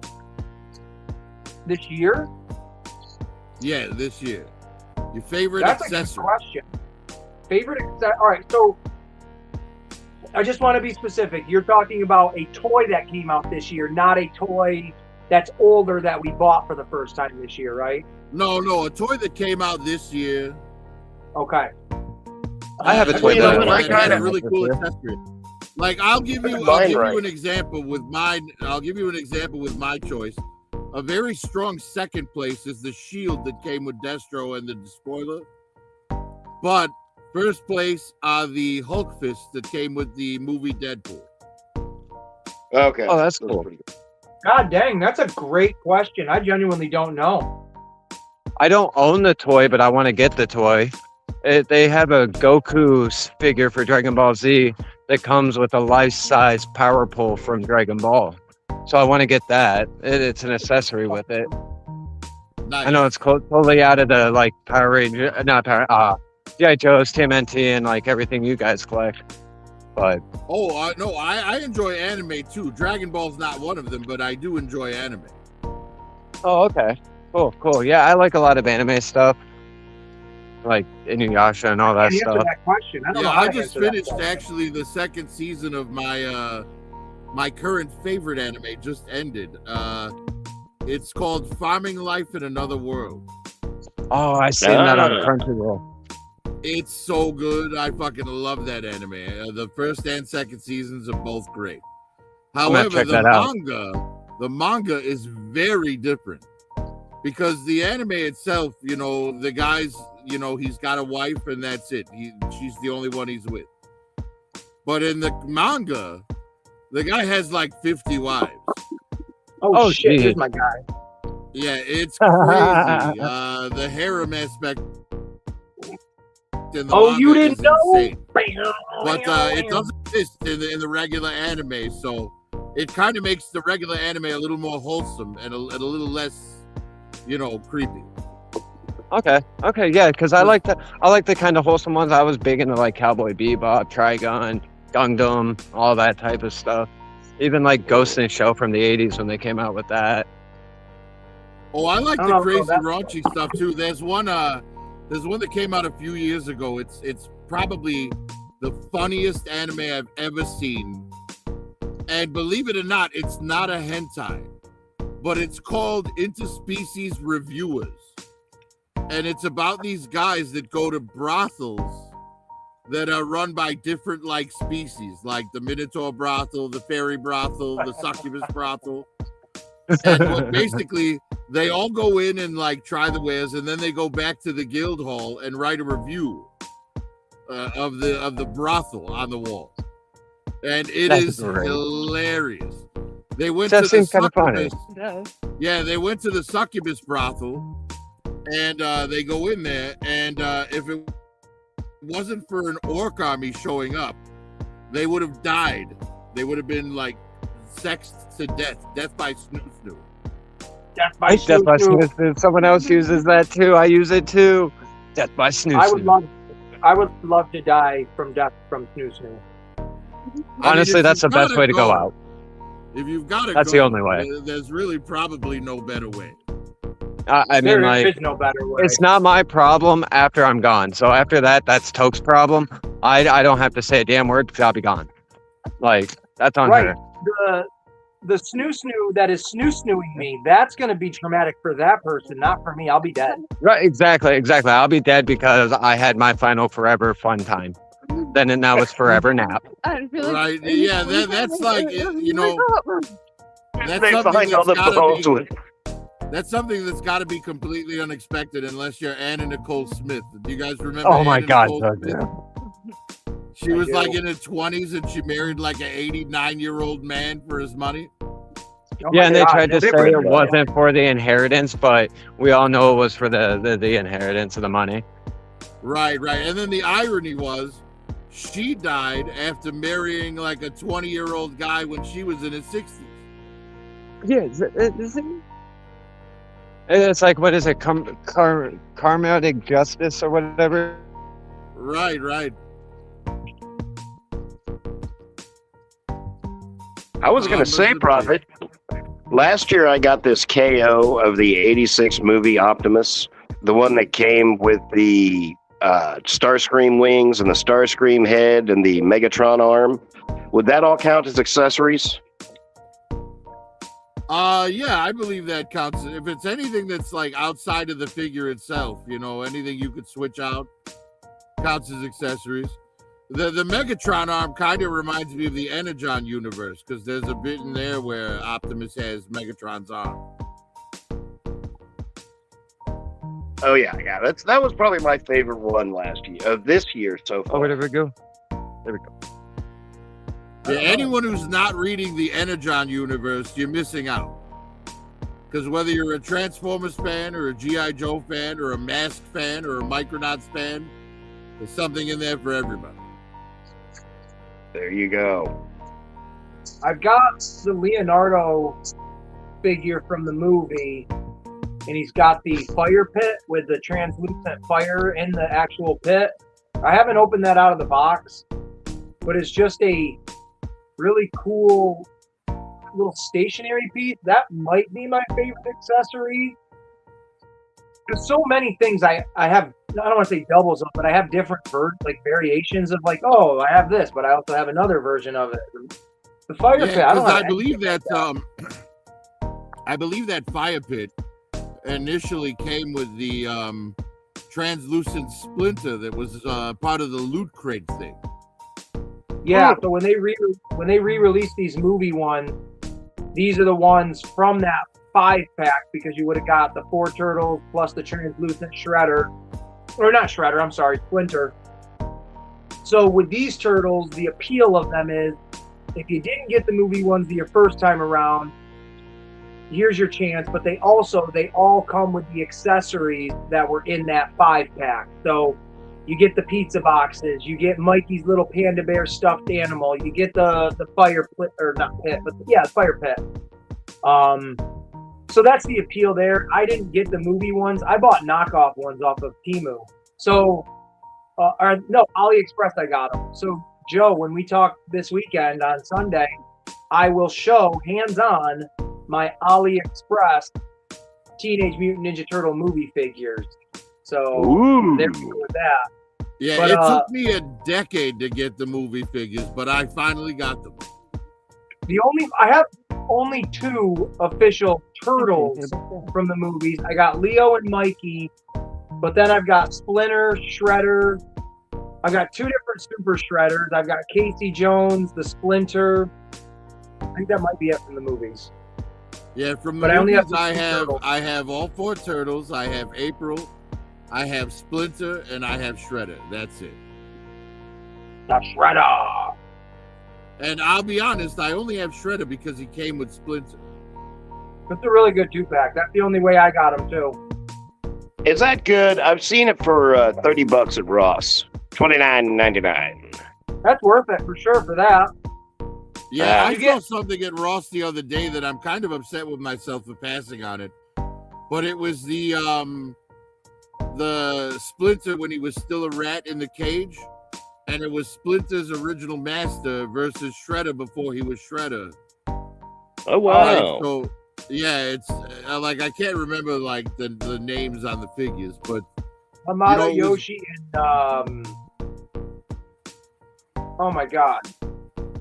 Hamato Yoshi and Hirako something Saki? I can't remember him either right now.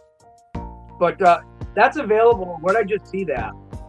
I think Big Bad Toy Store has it for like $40, I think. Yeah, I saw it at Ross for 30, so I almost bought it, but I passed. It's a cool one just to have, you know, if you want to separate them from the turtles, to have kind of like, you know, little master sensei kind of humans with, you know. Well, it was almost, I almost bought it just for the Splinter in his cage. That's what I'm saying. It's got that like, yeah, it's got that like cage that's on the stand that like it's like you know, it hangs from like the cane shape, like a bird cage almost. Right, yeah, right. It hangs like cool. A bird cage, but it has a stand. So yeah, very, very cool. Because that cage alone, I could do all kinds of stuff. You know what I mean? I could have like, you know, do like some Sunbow type stuff where Cobra captures Polly and brainwashes Polly to like betray Shipwreck, you know? You could have Cobra Commander. Actually, I don't know if they make them. You know the world's tiniest or the world's smallest figure? Yeah, I have them. I have all of them. You could take, I don't know, just I would be silly with it. You could take Cobra Commander, the little tiny one, and see if he fits in the cage. The problem with the G.I. Joe World's Smallest is there's no Cobras. All they made was Duke, Roadblock, and Snake Eyes. Oh, they only made the 3 good ones, the heroes? That's it. They haven't made another since. I thought they made a Cobra Commander at least. No shit. Well, like the Motu and the Transformers got multiple waves, so there's tons of stuff for both of those. But G.I. Joe, they skipped on. They only made the 1 wave. You could even take the Duke, put him in the cage, and then have Cobra Commander, you know, a 6-inch classified figure standing there next to him like, I got you, you little fucker. I shrunk you down, put you in a cage. Right, and then have Cobra Commander walk out of the room. Have Cobra Commander walk out of the room, leaving only the Baroness. Sorry about that. Like, you know what I'm going to use you for, Duke? Oh, that's cool. Now, I do have a question. Do those world's smallest G.I. Joes fit in these things? No. All right. Now, here's the thing. I don't know about the G.I. Joe ones, but the Masters of the Universe Hot Wheels, like the Battle Ram and the Land Shark, they fit the world's smallest Motu figures in them perfectly. Would you mind if I open this up, Ace? I've been staring at this, and it's killing me. In fact, I can show you a display I made of those figures, and I will do that. Give me just a second. Here's the Duke, Joe. Huh? Here's the Duke. I personally do not know any GI Joes, so it's like new worlds to me. There we go. You So- can see it a little bit better. I've got a ton of these Hey, little. That's the Abernathy guy, isn't it? Or no, Oh, that was that's Hawk. cool.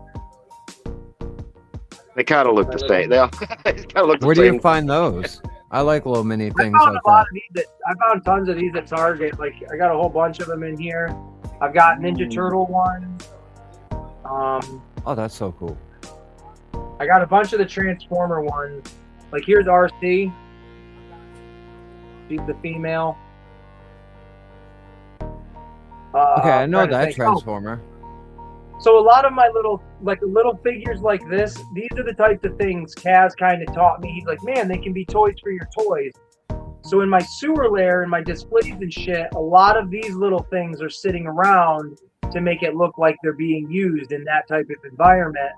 So I've got little not wooden, but like little boxes, and I actually ordered totes, little tiny fucking totes off of Temu to put these types of toys in to make it look like they're putting their toys away and stuff That's like a that. cool So I have idea. I have one tote that has all the Ninja Turtles in it.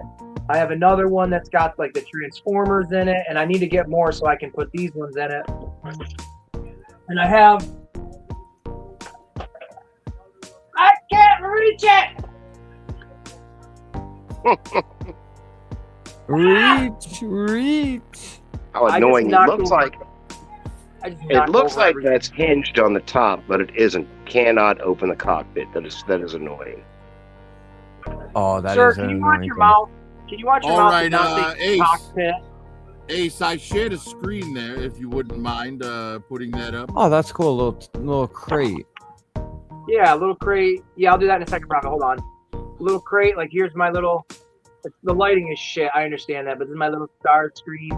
Or wait, is that who that is? Yeah, that's the Yeah, Transformer one. my I got thing little, is, I little Jurassic Like the- Park cards and stuff in there. I've got Transformers and stuff. So, toys for your toys. Hinderer, Yeah, stop and saying actually, I'm taking credit for that because you said Kaz told you, but Kaz and Bruce Yeah. are constantly blaming me for their miniatures addiction. So I'm the one that turned Kaz and Bruce onto Toys for Your Toys. So There you this go. right here, Oh, my drink this is gone. one of the miniature details that I put together. It's the world's smallest. Now the Snake Mountain in the back there. This was from Mini Eternia. They had little cartoony He-Man and Skeletor in them and stuff, but I Little painted them up so they wouldn't be just purple. But this is the Hot Wheels Land Shark, and you can see it scales perfectly with Skeletor here, right? And then this is my good guy display. I've got the Castle Grayskull there that I painted. This thing was just plain flat green. You can see the battle ram. He-Man could sit in this battle ram, no problem. He could sit in the Sky Raider, no problem. You know, they're fantastic. And here's my Transformers one. This is the world's smallest Transformers. There's the 6 of them there. And then the car modes are the Micro Machine ones. The Grimlock and these were like blind box. They're just like rubber static figures. And the only actual transforming figure in here is Slaghead. Yeah, the car forms. Those are the Jada toy ones, right? Yeah. Right. Yeah, they're sweet. And then, so there's my G.I. Joe one. It's not as, but I got the little his tanks in there, and the little ramps and snowcats and the figures and whatnot. That's the whole wave of World's Smallest, though. And then here's my Green Lantern display. Now, what I did here was I broke a bunch of hero clicks off their bases and hot glued them in here, and they're perfectly to scale.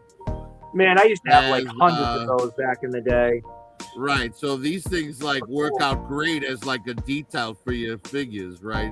Yeah, figure they were scale. so cool. Those figures were super. Those little teeny figurines Because were so you can see detailed. there I am standing next to it, so you can see the scale of it. This is a 6-inch me here, standing next to the case, so you can see how big it is.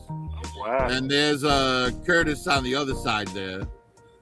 And then like all 4 of them in view. And then Yeah, there's they're right there's the Harry Potter display. Harry Potter. Yeah, I've got the miniature books. I've got the miniature castles, the mini pops, Patronuses. and then the That's cool. Patronuses from the McFarlane figures. Dobby likes And then his here's sock, my master. turtle one. I like There's my socks. turtle display. It's got the world's smallest turtles, a Hot Wheels turtle van, and then the Jada Toys miniatures on the Technodrome, the van, and the blimp, and then the miniature Funko Pops. And that's kind of the whole stage, what the backstage looks like for my I've added some stuff to the top here, like Profit Director logo and whatnot, but this will be what's behind the desk while I'm talking, basically. So That's yeah, cool, like this your is own little thing. yeah. So because I wanted to, you look at all the toy channels and stuff, and when they're talking, usually their collection is behind them. So I thought this would be cool to have like a collection that's scaled with me as a 6-inch figure. That's a cool idea. I like that. So your figure not only has Well, his yeah. own toys, he has his own collection. Right. That's what I was thinking too. It's like his own Right. collection within a figure collection as well. Of the mini collection. Right. Exactly. Like if you watch my very first video, the stage in the background is that. You know what I mean? It's just a simpler version of this. But yeah, this is what it's going to be going forward. And there's Curtis and M3 on the side there. You can see them. But yeah, this is pretty much where I'm taking things with my show. It's a pretty impressive setup, to say the least. It has evolved quite a bit over the years. As it should, as a collector should. And not just evolve, but look the part too. That's the one thing. What, Frost, was it you and I that were talking the other day where we were saying how I was telling you how the idea of how I have my setup is a store, and then we talked about a museum? Yeah. And when you're setting up your stuff, no matter how big or small your display is, take some sense of pride in it. Even if you're not showing it off to somebody, you as a collector should be proud not only to say you have something, but to be able to look at it and be like, yes, not only did I have to spend the money that it took forever to get, but I can actually look at this thing, touch it, whatever you do with it, whether it's an in-box, out-of-box, but you get to truly, truly appreciate it. Up here in the corner, I have my autographed Jim Lawson Ninja Turtle figure. Now, it could get lost in the mix amongst all my other turtle figures, but I set that one up right there specifically with a tiny little light that shines right at that box and illuminates all of it. Because when I turn that light on, if someone's coming into the room for the first time and it's, the tone is like this, I want their eyes to see the thing that I am singularly the most proud of in my collection, or at least when they're looking at stuff that catches their eye maybe the most. Because I'm proud of that fucking thing. That whole moment, Well, getting to meet that guy. If I wanted to shine a light on the thing I'm most proud of, I'd have to hang the light from my belt. Oh my God, you're gonna shine a light on your kneecap? Right, yeah, that's exactly right, Ace. My kneecaps. That's right. In case there's any children watching, which hey, wrong side, you idiot. Right here is a little warning. There's grown-ups here sometimes. I'm not sure where they are, but sometimes there's grown-ups. Was it Ralph says, Right, well, I'm in danger. That's why I said it. That's why I said it cryptically and not, directly. Did you say Krypton? Sure. Oh, you said cryptic. I got it. Sorry. Oh, wait. Cryptic. See? Nope. Sorry. See, now you guys don't know this, but I'm taking all kinds of notes. I have my shed that I bought. It's a beautiful shed, $8,000. It's full of exercise equipment that's never going to be used. I am taking over my shed, and I got to do a couple of, and I have until next Thursday off, and I've just been dragging my feet because my God, moving my collection, ugh, I don't even want to think about it. But it's going to It's be gonna fun. be a I 2-day want to. process. Oh my God. I gotta, because it's just studs in the shed. The shed's immaculate clean. It's one of those big Amish built sheds. But I got to figure out, I want one of those hook and rail type systems for shelving. Okay, yeah, those are cool. So I can like move stuff all around. And, I'm going to try and set up the back wall and then have a desk in the middle and do something. It's a good size, like, I think probably 15 by 17 foot shed. So, I mean, it's good size. Yeah. Oh yeah. Nice size shed. And like that, I'm like this, because my collection is in my garage. When it rains, it all comes down the wall where my Optimus Primes are. And I don't like that.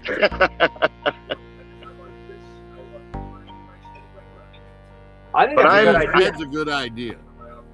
I want to do more than just, because everybody walks in here and they're like, oh, it looks like a museum. I love like seeing the black shelves and the lights done just right, and the figures actually where you can see them all. That's what I'm shooting for, though. Yeah. Yeah, mine Absolutely. looks like shit. I need to learn how to stage mine better. I literally, I'm not turning my lights on or anything, but like these metal shelves, man, all around me, except for the really tall ones. I bought those at Walmart for like $80. But all these shorter ones and shit were like $16 a piece. And they are the metal framed ones. You can hang shit off of them and stuff. And this whole room is unison with that. I even bought like a small one to go in this little spot over here. That's what I like. I like that kind of look and stuff like that, and they're simple to put together. But man, what I love glass cabinets. Right, and they're cheaper because they're not finished for like in-home like decor. They're meant to be like garage shelves, so you get them at like Lowe's or Home Depot. Yeah, man. And they're cheap. I got the ones I got. I'm not even kidding you. I got them off of Temu, and they're just as stable and sturdy as my big one that I got at Walmart for $80. Like that small one I just showed you guys, I think it was $10, and I got it within a day. I ordered it the day of and got it the next day, literally. I was like, holy shit, that was insanely fast. So again, these I think they're 8 inches deep by maybe more than that. Maybe they're about 12 inches deep by 26 inches wide. They're good size. They're good. That's a They're good size 5 shelf. foot tall. You can get 5 foot ones. You can get 7 foot ones. I think it's 7 foot. But if you're trying to get your shelving to pop quick, I think that's a great alternative, is to do that. Like I was going to Walmart originally. All the shit that I had on my shelves before, they were all these janky plastic ones, which is garbage. Yeah, I mean, it's not too bad. If I can, like there, my Nemesis, I'm happy with the way that shelf looks.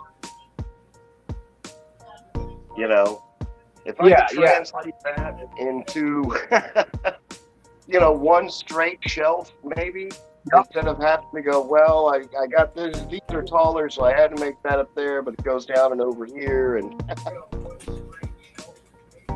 I think it'll be cool. And plus, I think once you get into rearranging it, you're going to really enjoy the piss out of doing it, because it gives you a reason to kind of play around with your toys. But I know for you Transformer guys, it's a sketchy move with Transformers, because, man, once they fall geez Louise, it's a party.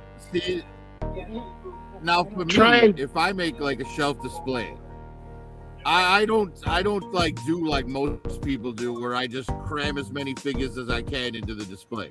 What I do is I set a backdrop in the display, so you've got an environment to set your figures in. And I don't mind leaving figures in the bin, because none of my displays are permanent. They're gonna last a month or two and get switched out to something new. okay. So it's I always. see you fluid, constantly what I mean? rotate. Right. Like right now, I have a display for my Empire for Star Wars, and because I've army built quite a bit of the Empire, So basically, I have them all like lined up, like an assembly. Like they're there to greet, a dignitary or whatever. So they're all lined up in uniform. And in front of them, walking along the front of the shelf, is Vader and Palpatine. Just like as if they were walking past them all. See, that's going to be cool. My thought is to put something like that into the shelves with the bots displayed all over. Like have one section as just a kick-ass diorama.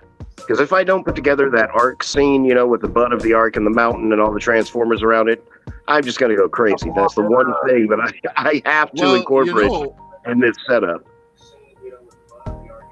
Joe, I picked up from Extreme Sets. I have the arc, like in backdrops. Oh, yeah, they made the arc and they made the because it's the orange metal with the rock formations in it and stuff, and it's literally like Extreme Sets. If you go there, use Skydro's code. Yeah, to get 15% off your order. Yeah, SKYDRO, Skydro, and it literally works. I've ordered from that site like 3 times. Yeah, you'll get 15% off your order. That's what that they sell the arc in a couple different versions. You can either get the big playset version that covers like 3.5, 4 feet of your table, or you can get the individual like detail shelf displays where it's like 18 by 18 by 12. So there's a 12-inch floor piece, and then the backdrop covers 18 by 18. So you could just stick it into a detail and like put your Transformers in front of it.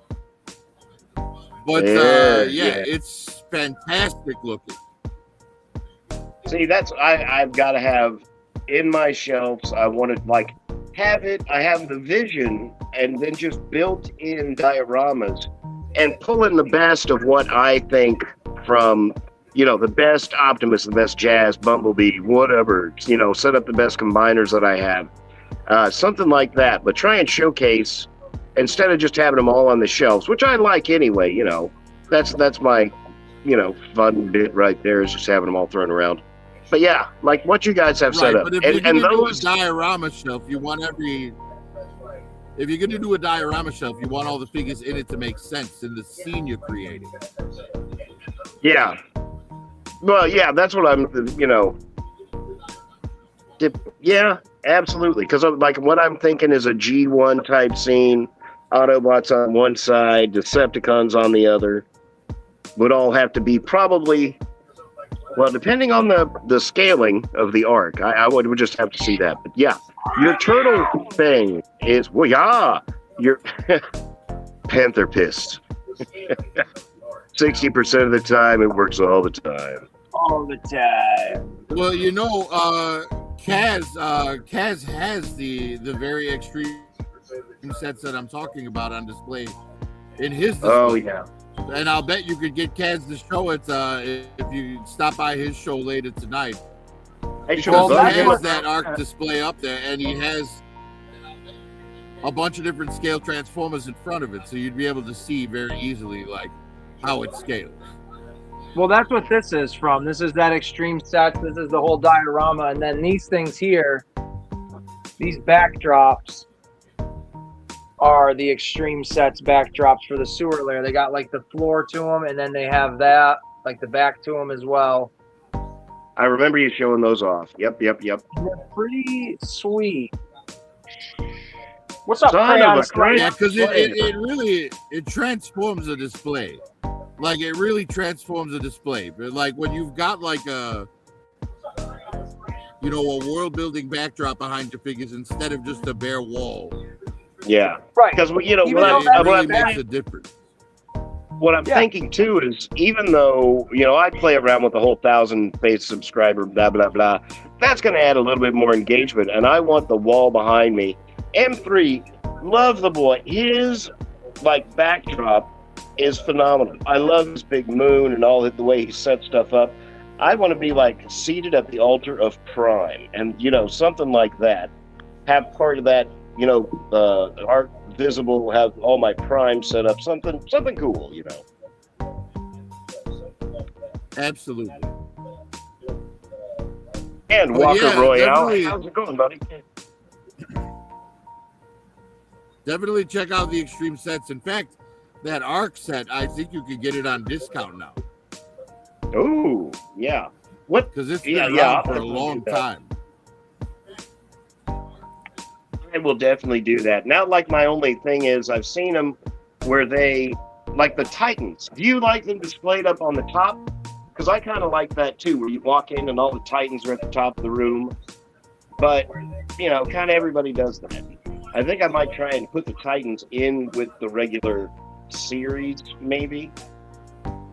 Because right now I've got all my characters together. Like, all my Abominations are together. All my, Starscreams, all my Megatrons, everything's very ADHD put together. That's what mine is, like ADHD put together. It looks good in my head, but now I noticed it's clustered for myself. Exactly. When I stand back, I'm like, All right, Ace, I'm going to share a link with you. I'm going to put it in the private chat because Extreme Sets, like, as soon as you open up their page now, it goes right to their brand new ARC set. ooh. Yeah, they've got a brand new ARC set, one that's not crashed, it's still in space. Oh, wow. So, yeah, I was surprised to see it myself just now. I didn't even know about it, but it looks fantastic. But, yeah, the link is there, Ace, if you want to jump on that.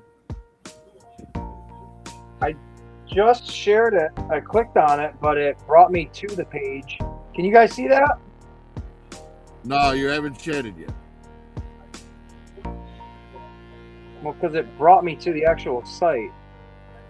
Yeah, well, that's what it's supposed to do. And then you pull that into a separate window and then share it. Oh, I don't know if I can do that on my phone. Oh, maybe not on your phone. All right, you Yeah, I know what? can't do I'll that. just open it up on my screen and you can share my screen and I'll show it. They got some dope stuff though, like that. That's how they fucking, share the streaming. It has to be done with the laptop. Like the oh shit. The fucking cabin was really cool for like horror movie characters. That looks sick. All right, I'm gonna see if I can back out of all right, this. Ace, without if you closing out. yeah, if you want, I have the screen up, so you can just share my screen,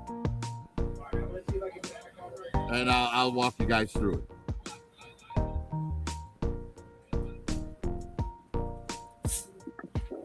No, the other screen. Don't put me on blast.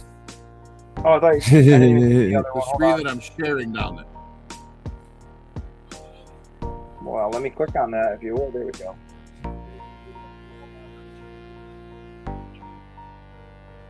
Boing, boing, There. boing, boing, boing, boing, boing. There you go. All right, so hang on, let me get it back to the. There it is. See, they've got a brand new ARC set, and the artwork on it is fantastic, and those are real Transformers in front of it. Ooh. And these are all going to be like separate boxes that you can assemble however you want. Right, the big one in the back here is probably just a flat board, but the rest of these are like boxes. Right, so you fold them up and then they stand on their own. But all right, so let's look at the dioramas. So there's that new ARC set. That's pretty awesome. Yeah, I mean, with that- old church. Like, slow me down if you want to check anything out. Right, abandoned building is cool. The chapel got is my cool. Like, readers if you on. want to do like a Daredevil display, the chapel would be fun. If you're a wrestling fan, you could buy an audience. Yeah, there's little streets and newspaper boxes. There's crate sets if you want to just buy some crates. Museum stages and stuff. This would be great for like Wayne Manor. You can buy a subway car. The warehouse, this thing's awesome. Like, this thing is so useful for so many things. But I'm going to see if the ARC is still here, the original ARC playset. Look at all that cool stuff. Yeah, there's a ton. There's a pizza place that Ace has. Let's see. Oh, wait, there's another page. Ooh, look at that. See, now here's the Decepticon one. This is the Decepticon version. That's So you $70. can see this thing. Right, but you get a ton with it. And these are like I'm saying three-dimensional. that like, woohoo! Only, Yeah, that's these like guys- only $70. And use that Skydrill code and you'll get 15% And off. there's actually, right, exactly. And yeah, these things are like done really, really well. You can see all the like three-dimensional, you fold these things into position and then they just stay there. Right, but yeah, and that's the set. You Whoa. can see the scale of it right there. So it's like 16 inches tall. It's like 3.5 feet across. That's a 6-inch figure with it. You could put MPs in that. You could put wow. You could put a 12-inch figure in there. Yeah, it's really well done. Let me see if I can find the Ark one though. Oh, I guess that's sold out of the Ark because the Ark It'll come isn't here anymore. But there's other things too, because there's the display stands. There they go, display packs. See, now these are just like you get a set of 4, like where it's about. Here it is, the Ark. So yeah, you get this set of 4 of them, right? And there's still the 3-dimensional aspect of it there. Yeah, those But are like these the were super ones. Yeah, these are just fit into like a detail for whatever. Oh, see, 14.5 inches. I actually have like 3 of those Teletrans ones, the little transformable dude. Right. One of So those yeah, would these, look great in there. and you can see how it would look like in a detail if you fill the whole detail with it. But or you could just link them all together into like one long scene, and it all works really well. I have this and the regular one, the one that they're sold out of. But yeah, these display packs, and this is only $20. It's on it. sale. Okay. Yeah, Yeah, with dude, your they're great. man. Okay. Yeah, I'm yeah. Please, I'll find a way to bleep that down in the comments there. Yeah, absolutely. Yeah, that's the business right there. And that's exactly what I have imagined. Just a 3 to 4 foot part of the shelf. And I've got a 15-foot wall to cover behind me. So Right, and at $20, you can't go wrong. no, I couldn't. And I believe the Decepticon, if you go for the display rack and not the full diorama, that's going to be the same $20 that the Autobot one is. So you could technically fill 8 feet across in a wall with, the Ark on one side and the Decepticons on the other. Yeah, that's All for $40. yeah, that's gonna happen. Maybe that'll be my And my actually, it might be $3.25. less than $40 if you use the code SKYDRAW. Use the code that's SKYDRO. There we go. Yep. That's just your little thing.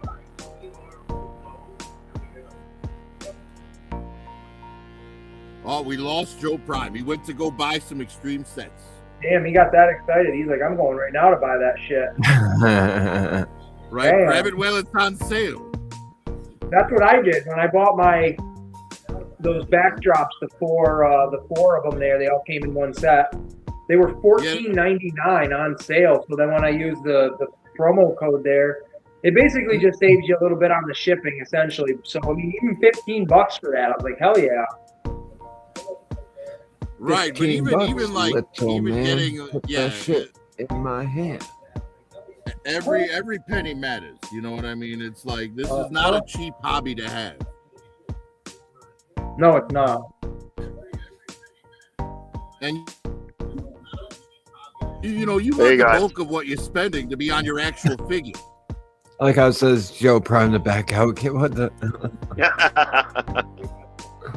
My stupid phone, the back button is right next to the little minimize button, and I'm gonna hit it, and it'll back me out of everything. I've done that so many. I do that on everything.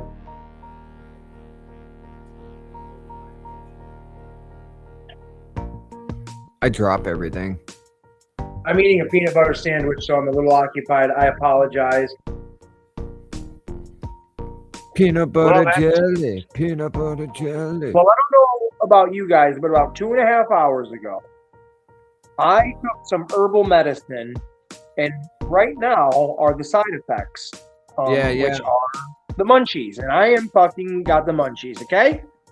I have Hey. leftover Wendy's from lunch that are calling my name right now. I get it. If you're bored and got nothing to do, watch out for the munchies. Oh my god, the munchies need to watch out for me because I'm gonna get them. You wouldn't I want to know what I remember do for a you, fucking Klondike bar right now. It reminds me of The Grinch That Stole Christmas with Jim Carrey when he's eating the broken glass. He's like, am I just eating because I'm bored? That's a thing for sure. Yeah, I fucking do it sometimes. Yeah, I love that Grinch movie, man. Jim Oh, Carrey's I do hilarious too. in it. What do you I think love it about when making he's the like, second one? I love it Yeah, when what do you he's think about talking them making the second one? If Jim Carrey's back, I'm in. Oh, I agree. But yeah, my favorite scene is that one where he's like trying to talk himself into going down to Whoville. He's like, how dare those Who's inviting me down there? And on such short notice, even if I wanted to, I couldn't attend. My schedule wouldn't allow it. Then he Let's wears see, a 3 leader o'clock, hose. wallow in self-pity. 4 o'clock, jazzercise. 5 o'clock, dinner with me. I can't cancel that again. It's like just such good stuff. Jim Carrey's hilarious. That's when older comedy was really good. Yeah, I mean, they don't have, Hollywood doesn't have the balls to make Right. really good comedy anymore. Right? Like, we're never going to get another Airplane. No. Oh, God. never. We'll never get another Blazing Saddles. A Cheech and Chong. Especially their movies. We'll never get another one of them. We'll Yeah, never it's get a a shame. true Adam Sandler style movie ever again. We'll never get like Toke and I were talking about it yesterday. How boring movies have gotten. You know, I did find something while Ace is eating his peanut butter sandwich. I found something in the Walmart clearance. You found that while I was eating? You're out shopping? While you were eating, I found this in the Walmart clearance. Yeah. Whoa. Nice. The Sting is a great vehicle. Oh my God. I tell you what, the bad thing is I found it in the clearance area, and this is the third time I picked this box up in the clearance area. And now, mind you, in a month, in 4 weeks, I take it up to the counter, lady rings it up, $75. I said, no, thank you. No, this is in your clearance area. That's $75 retail. She goes, no, it's like 86. And I'm like, I don't care. I don't want it.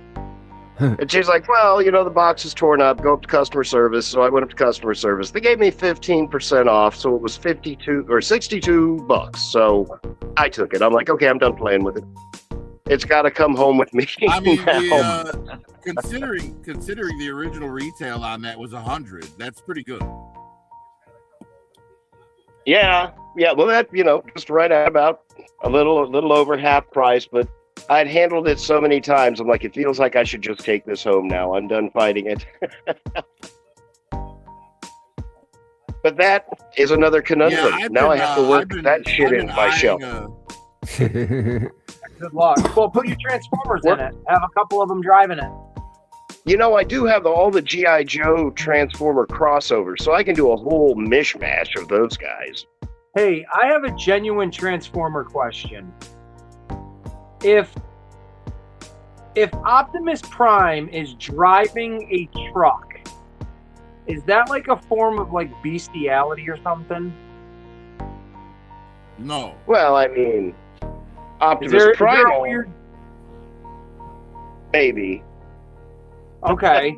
Now, I can if see the Optimus connection there. Prime, if Optimus, no, look now. If Optimus Prime was driving like what's the white truck's name?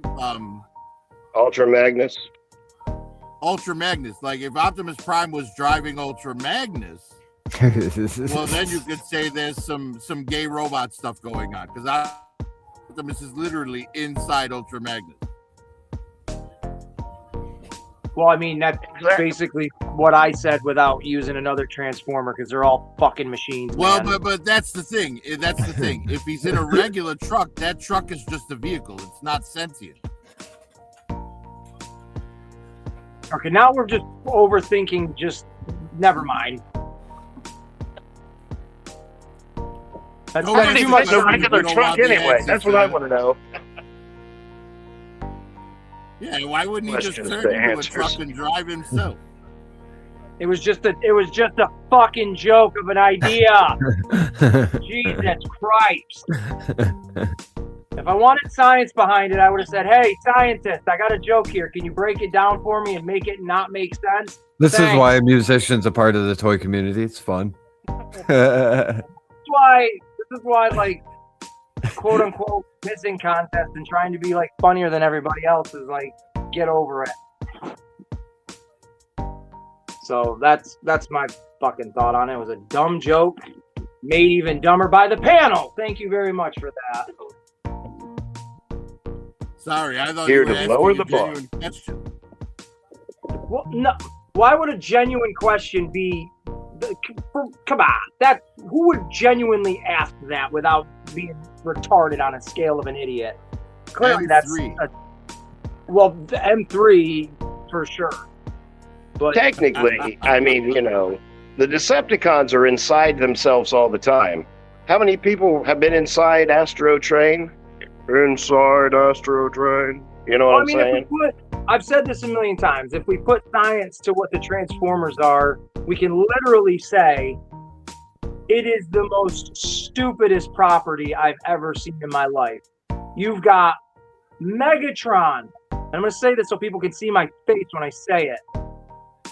You've got Megatron, who is a fucking bad guy, the leader of the bad guys, the guy you're supposed to fear, the guy you're supposed to say is just the ultimate bad guy. But he transforms into a gun that his asswipe of a sidekick who hates him has to pick up and use. Does that make sense? No. Because if Starscream really hated Megatron, he would just be like, fuck you, I'm not using you as a gun. You can sit there and not be used. Yeah, But- and it defies all the laws of mass.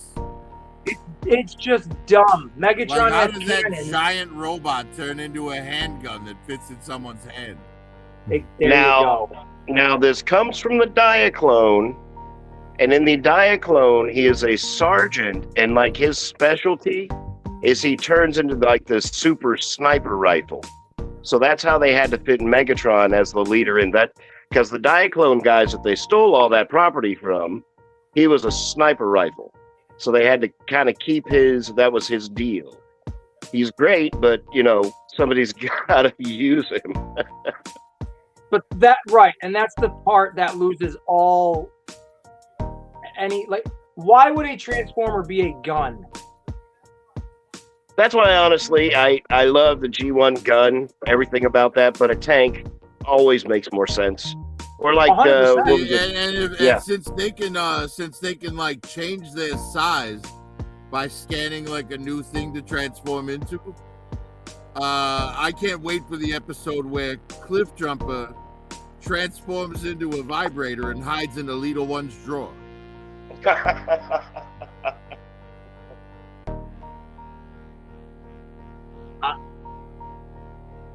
I wouldn't be opposed to that. Right? He just transforms into the vibrator, jumps in the drawer, and says, "Now we play the waiting game." Uh-huh. If my mind wasn't perverted, I don't think I would have picked up on that because it sounded like something that a Transformers would consist of, like a vibrator. Like, oh, this is his alternate form. It's like, oh, no.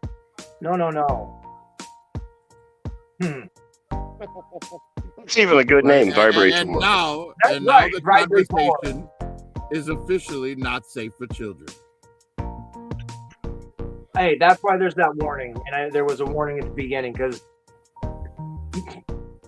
What is this is a general question. What on YouTube or social media is safe for fucking children? Like, I hear absolutely nothing. right. Nothing in total. Nothing. I agree. Like even Nothing. Minecraft, I guarantee you on Minecraft, there's predators out there talking up your Oh, children. absolutely. Yup. Oh yeah. I tell didn't- people all the time, don't play Roblox. Don't let your children That play was the one I was Roblox. just gonna say. Yep. There's a YouTube guy, I've mentioned him a million times, Papa Meat. He does a bunch of satirical videos and stuff like that of like real shit. And he did a Roblox like video and he talks about like the weirdness of it. And I was like, man, growing up when I did, you didn't think that shit. So my brain isn't wired to just instantly go there. But living in our society now, it's disgusting because like that's the gateway to that shit is like kid stuff. Like it's so messed up. It's horrible. It really is. It really, really, really is. There's a YouTuber named Schlep that got a lawsuit against him for catching preds on there and actually getting them arrested. I don't like that stuff. I'm one of those big guys that are don't let your children play Roblox or any of that type of shit. Right. Honestly, Yeah, giving your children free reign of the internet without supervision is a mistake in itself. Absolutely. And honestly, I feel, a lot of people disagree with me on this, but I think that capital punishment should still be used for 3 particular crimes. Premeditated murder, because if you like had time to cool off and still went through with it, you can't call that a crime of passion anymore. You're not safe among society. The second is people who sexually assault. Like if you can't control yourself enough to not force yourself on another human being, we shouldn't have to tolerate your existence. 100%. And the third is child molesters, and those people should just be buried under the prison. Yeah, no, I 100. agree. I don't disagree with that at all. I don't disagree with that. And that's why it's not doing what we're doing. There you go. That's going to be such a cool deal. Sunday the 19th at what time? 3 p.m. for us, but I'm not sure how that works for. Okay, like it's you said, 8 o'clock be- here now. It'll you be hate 2 p.m. time Central zones, time. it'll mess you up. Yeah. And then it'll be 12 p.m. Pacific Standard Time over in Okay. California. And then that's 3 p.m. for Joe then. Yeah, that Or would 2 be, p.m. 2 Alright. p.m. it would be 2 p.m. for Joe and then 3 p.m. for us. Joe's always an hour behind us. Jesus, man. I never, ever, ever thought about fucking time zones until YouTube. I never did Oh, either. no, now we're screwed, though, because they got rid of daylight savings time. That's not a thing anymore. What? Yeah, Yeah. they did get rid of daylight savings time. When did that happen?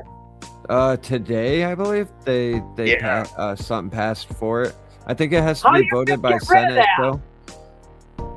Right, the poor farmers. Oh, I watched a thing today. This psychologist talking about the effect it's going to have on people and the rise that we're going to see in, the people that are out to work whenever it's completely pitch black outside or That's have gonna to, be me. Oh yeah, then that's what led to a lot of seasonal depression.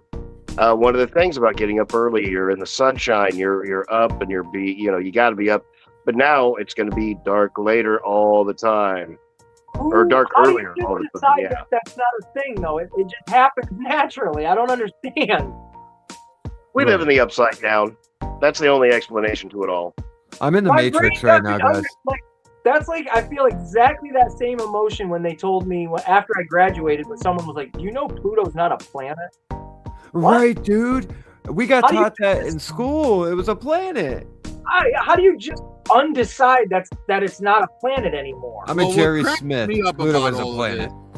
What cracks me up about all of this is, we've got a war in the Middle East, a war in Ukraine, a war in South America, and all these people starving everywhere, and we're worried about passing laws for daylight savings time, and it's like, really, that's what you're focused on? You had a congressional like hearing for that? Well, it was Like- daylight savings time. They're sneaking in some sort of probably deal to reinstitute the draft. All that's going to go at the same time. That'll be the pork underneath. Because they can't ever just put together a bill that only covers one thing. That's right. We're going to get rid of daylight everybody's savings gotta time. Yay! sneak their garbage into it, Like we need LGBT friendly coloring books for Palestine. Like what? Why do you need that? Like Palestine's not asking for it. What the hell are you doing? Premeditated. That man. Sometimes I don't know if I should scratch the top of my head or the bottom of my ass because I don't know which way to think out of, because so much does not make sense at all. Like, well, if you looked at some of the laws that are on the books, like it would blow your mind, right? Like, for example, in Texas, it is illegal to have coitus with an armadillo. Now, what's crazy about that is, in order for that law to exist, somebody had to have gotten caught doing it. In the first place. That poor fucking armadillo. There has to be a specific law for the armadillo because of that. Right, and in Illinois, they have one that you can't have intercourse with roadkill. I'm like, somebody was actually like saw a dead deer on the side of the road and thought, I'm gonna get lucky. Like, what kind of sick bastard like has to exist in order for that law to be on the books? I don't like that one. I don't like that one at all. I'm going to refill my beverage. I don't like the armadillo one, but I don't like knowing that there's a law you can't bang the dead animals. That's just what? I did videos on the 50th 50 states has weird laws and stuff. I did a bunch of shorts with it. I think I did 50 different shorts with all the weird laws in alphabetical order. I would like to watch that because that is very They're all strange. on my channel. You should check those out, dude. They're all 50 of them are right there, and there's a bunch of weird laws. I covered a lot of laws. It's crazy. That makes me wonder, like Prophet said, someone had to initially do whatever got banned for it to get banned in the first place. Yeah, someone had to be a real piece of shit. 100%. A real fuck up in life. So they had to make a law. Just looking at an armadillo, I mean, no, that's just makes you think what the fuck is wrong with people, man. Right, absolutely. It puts in perspective. It makes me feel a little bit better about myself, like knowing, like I'm weird, but I'm not that fucking weird. Like, oh my lord. I'm sharing something on your screen that I want to show you. I want to build. Right, it's like, at least I'm attracted to humans. Right. You know what? Right. When the She-Hulk show came out, I admitted to people, if there were such things as big green snoo, well, like we said earlier, death by snoo. But at least it's a humanoid. Like, it's just a big green woman. An armadillo? We've all got that bit of Captain Kirk. Look at M3. M3 wants Judy Hopps from. I love Star Trek, by the way, Joe. He did say that, didn't he, Prophet? He did say that. Yeah, he did. He said Judy Hopps is his furry weakness. My furry weakness would be Jessica Rabbit by name only, and that's it. Oh, I totally agree. I call Tokyo my Jessica Rabbit when she dyes her hair red. The best character in that movie was the baby. He's like, I got a 50-year-old lust and a 3-year-old dinky. Yeah. Hilarious. Oh my gosh, that's the best. That's the best. Man, that's when movies were good. Like that was a new way to shoot a movie back in the day too. Just like how Mary Poppins with the animation in it.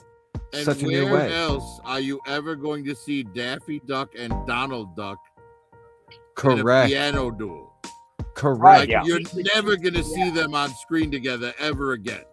Nope, No, because you're of all not. the rights and all the licensing bullshit nowadays. And that's a good fucking movie. Like, it's not just a Dude, novelty yes. of like, it's a good movie, man. Christopher That's my top Lloyd three. is, whatever Christopher Lloyd's character's name was, I don't remember. But The Dip, man, that Mhm. shit was creepy, and that's a good ass movie. Yeah, And for him to Christopher Lloyd time was that the perfectly. judge in that The movie. Judge. I Yeah. wanted to call him Yeah. the mayor, but I was like, that's not right. The Judge. I thought Dread for some odd reason. I don't know why. I thought Dread. Now, would that be a movie we would accept if they made a sequel to for No. Who Framed Roger Rabbit? No, I would never. Oh, Yeah, Hell it doesn't no. need one because why would Roger be getting? That's framed perfect again? already. I agree. I don't think there should be one, but since they just keep what plucking if, from what if they put turtles in it? What if there was turtles and GI Joes and Transformers in it? well, then you might as well just make a toy movie at that point. Yeah, Just like say, a Toy Story 6. You know what I mean? 7, 8, or 9, just like 10. something like that. Yeah, at that point, because It would be a cool idea. It's a cool concept idea, though. Like to have like Hey. those popular style toys come into one. That's a cool Because idea. they had the Looney Tunes and stuff like that in the first one. The characters from the 40s and the 50s. So they can put the, yeah, the 60s, 70s, 80s, 90s. That Well, you would know, be that's kind of what I tried to do with my channel. I tried to like do action figure reviews, but with the sensibilities of like a sitcom. Yes. Especially, you can see it with the intros and stuff like that and all that, 100%. And that would be a cool idea. Like, I understand they have to take a risk and spend money on a movie, and hopefully it does good, and if whatever, then you get sequels and all that shit. But man, it would be fucking fun as hell, like Prophet, to see. We'll just take Transformers, a Transformers animated sitcom that wasn't about war. It was literally Like about family life.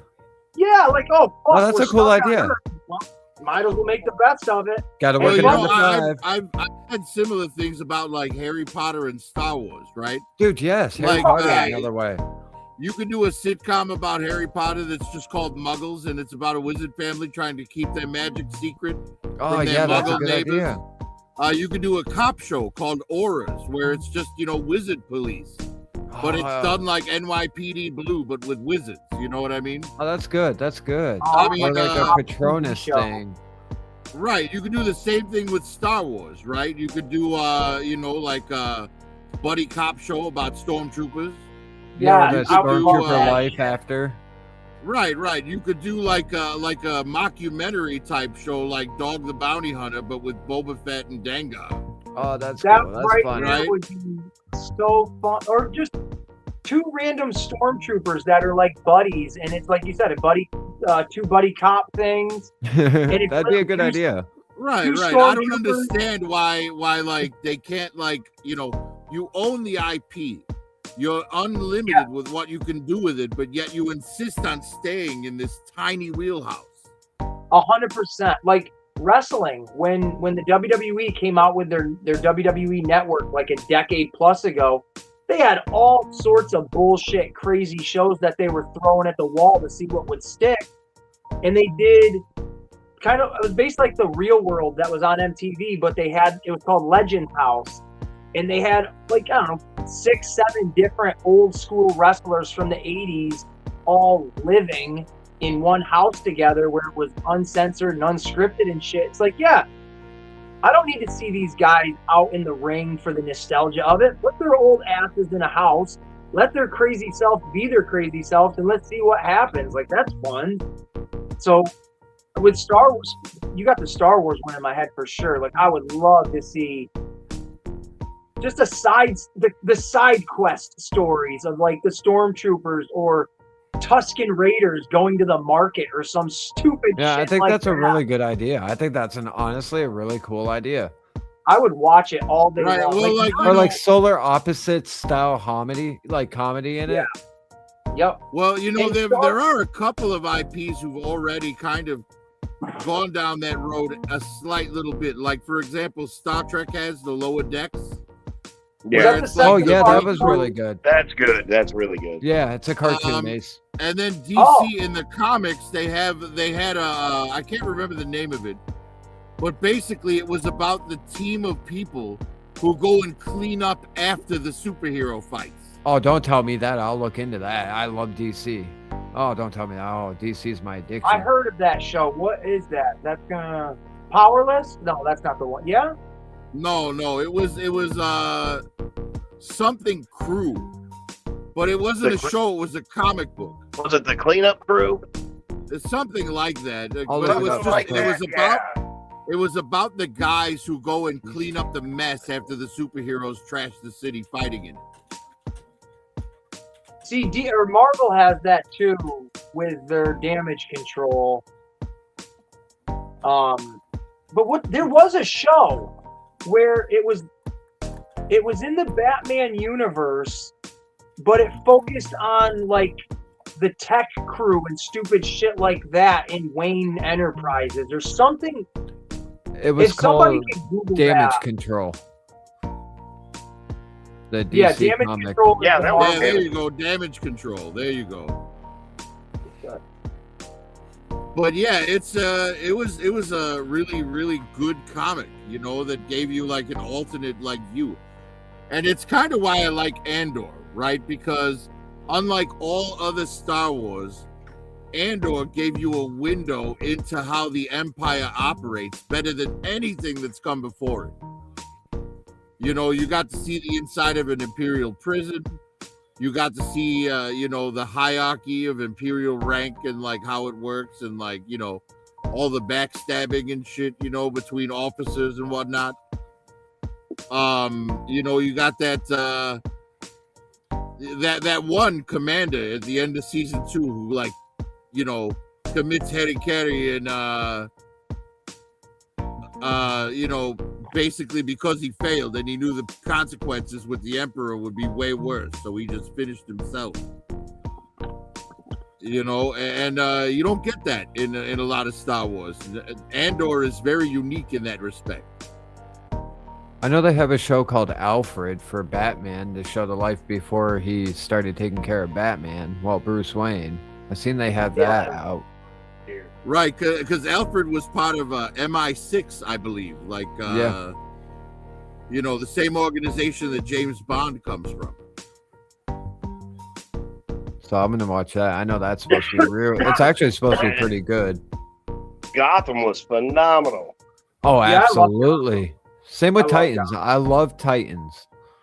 It wasn't received very well, but I loved it. There was some casting choices in Titans I would have made different, but you know. Right. For the And most Gotham part, it Knights was was all really right. good.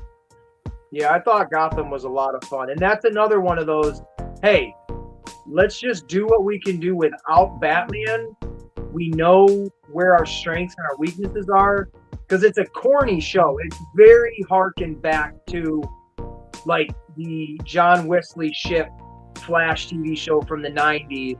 Like it feels very much like that, but yet polished and clean and a little bit, you know, Modernish. up to date and shit like that. I love Gotham. Well, you I know, thought it as far as Titans was concerned, I thought Raven was horribly miscast. Yeah, I think Raven's character could have been way better. Yeah, because Raven, you know, she was like way too emotional to be Raven. Raven grew up with like a devil for a father. Like she Right, is not going to Trigon. be as phased as she was throughout that show. And Right. I wouldn't have made like here you've got Dick Grayson. You know, he's like he worked with the world's greatest detective for his entire youth. And the one doing all the detective work on the team is Starfire, the one Correct. who's I supposed thought to be, about like, that out of too. her element. Yes. She's supposed to be an alien from a different planet, not knowing what to do. Where Dick Grayson, that's the one thing that bothered me about the series as well. And I think they should have went into Jason Todd a little bit more than what they did. Yeah, that's Right, where kind of I got taken out of it was when they did the Jason Todd stuff. 'Cause I thought it was all right, but I don't know. The show just had a weird vibe to me that I couldn't. It was get after that, right yeah. into. Weird. I feel like they didn't go into much of the life of Jason Todd. They just they're like, here's Jason Todd. Oh, here's Red Hood now. That was it. Yeah, Yeah. he's the Red Hood. Yeah, and Yeah, he honestly, if Dick Grayson's already Nightwing, then Tim Drake should have been the one that was on the Titans. Yeah, You for know, the newer Dick Grayson- series. Oh, yeah. yeah. Dick Grayson should have been like already doing his own thing. Yep, Right, I totally Dick agree. Tim Grayson Drake should should've- have been in there because he would have been a newer. Should have been the Batman of that series. And not only instead of that, but having- Tim Drake is Tim Drake, because each Robin is known for having a different aspect of like amazingness, right? Right. Tim Drake is the one that's known for being the best detective. Yep. Right. Damian is the best fighter. Nightwing is the best acrobat. Yep. Tim Drake is the best detective, and Jason Todd is the one with no moral compass. Yep. What 100%. about what the fuck is her name from The Dark Knight? Kelly. What is her name? Burt Ward? Well, you're talking about Carrie Kelly. She's not even alive That's yet. it. Carrie Kelly. That's what I couldn't remember her fucking first name. Carrie Kelly. Dick Burt Ward. That's the best Robin. Gee Willikers, Batman. I don't know if we can stop him this Yeah, time. My young Ward. You really got to question. You really got to question Bruce Wayne though. Like, it's like, all right, I understand you took in this war. His parents died.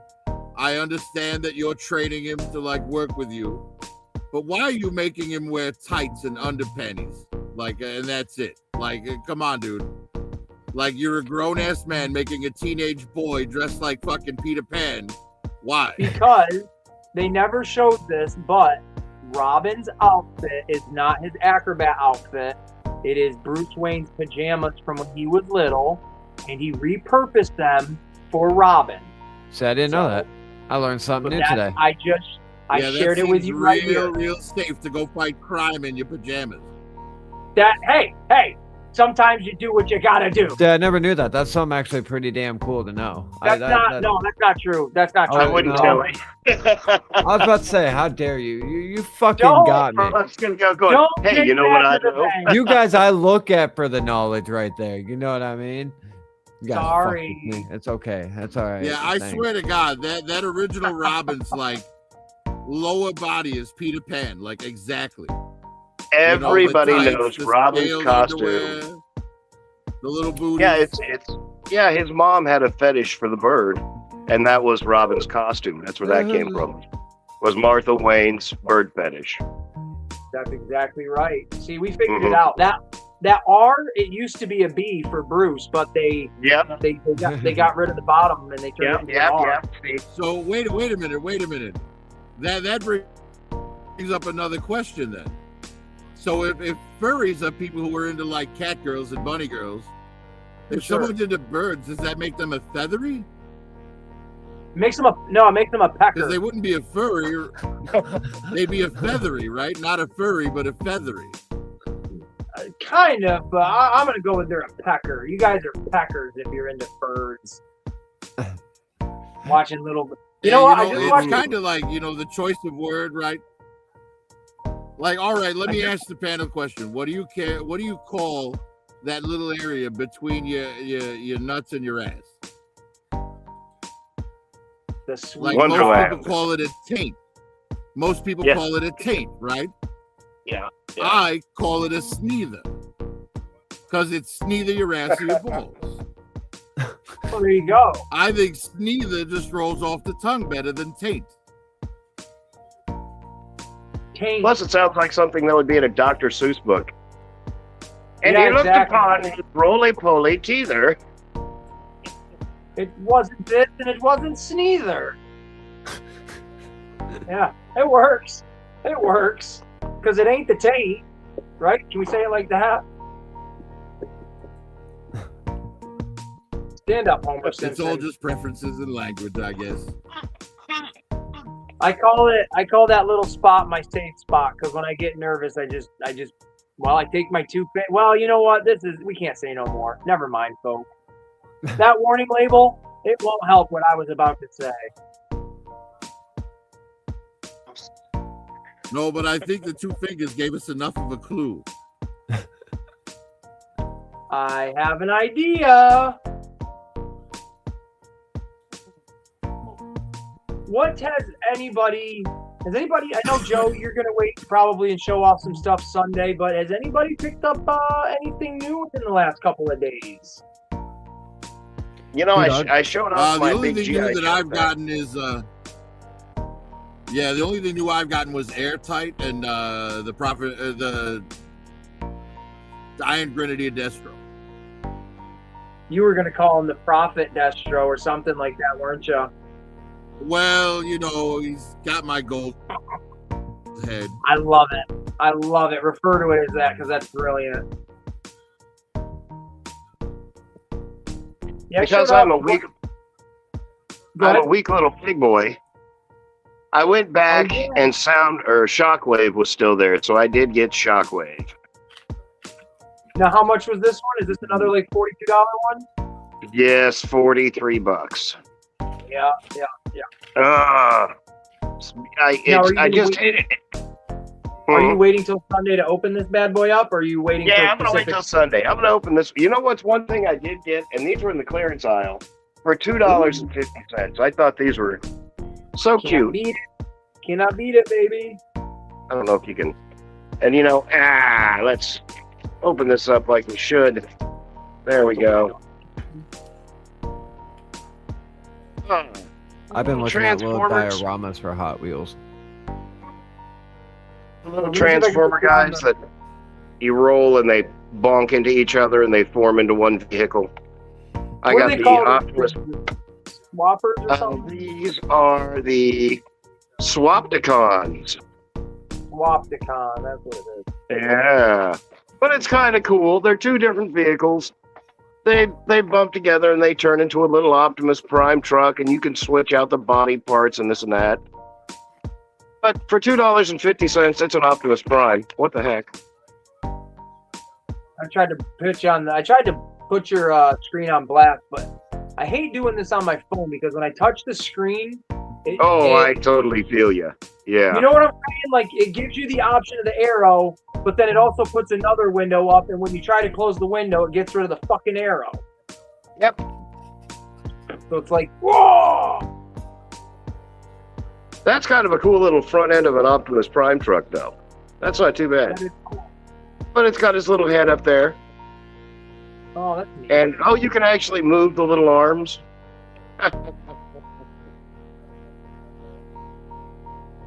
All right. Well, I have a question for the Optimus figure. Optimus, how do you feel about Joe Prime challenging your manhood, saying you have a little head?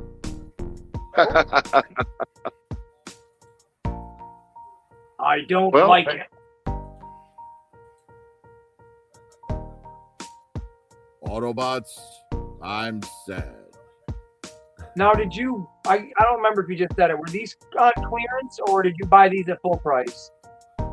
These were clearance for $2.50. These are the $2.50 one. Okay, I didn't know. Yeah. If I said that. You can't go wrong with spending a couple bucks on something. No, and then you man, clink like, them together. that Superman was $2.50, so something like this, hell yeah! Like Hot Wheels, man. $1.35 for a Hot Wheel. You spend $1, get a cool car, be happy. Man, I remember being a little kid though when they were fucking literally like 98 cents. I remember when they were buy two get two for $1 at Toys R Us.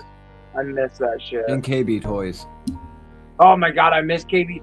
Man, if I had a gazillion dollars, I would buy the rights to KB Toys and I'd bring it back. Oh yeah. Wouldn't be the same because the toys aren't the same, but I would specialize in just the shit that's good. The gold.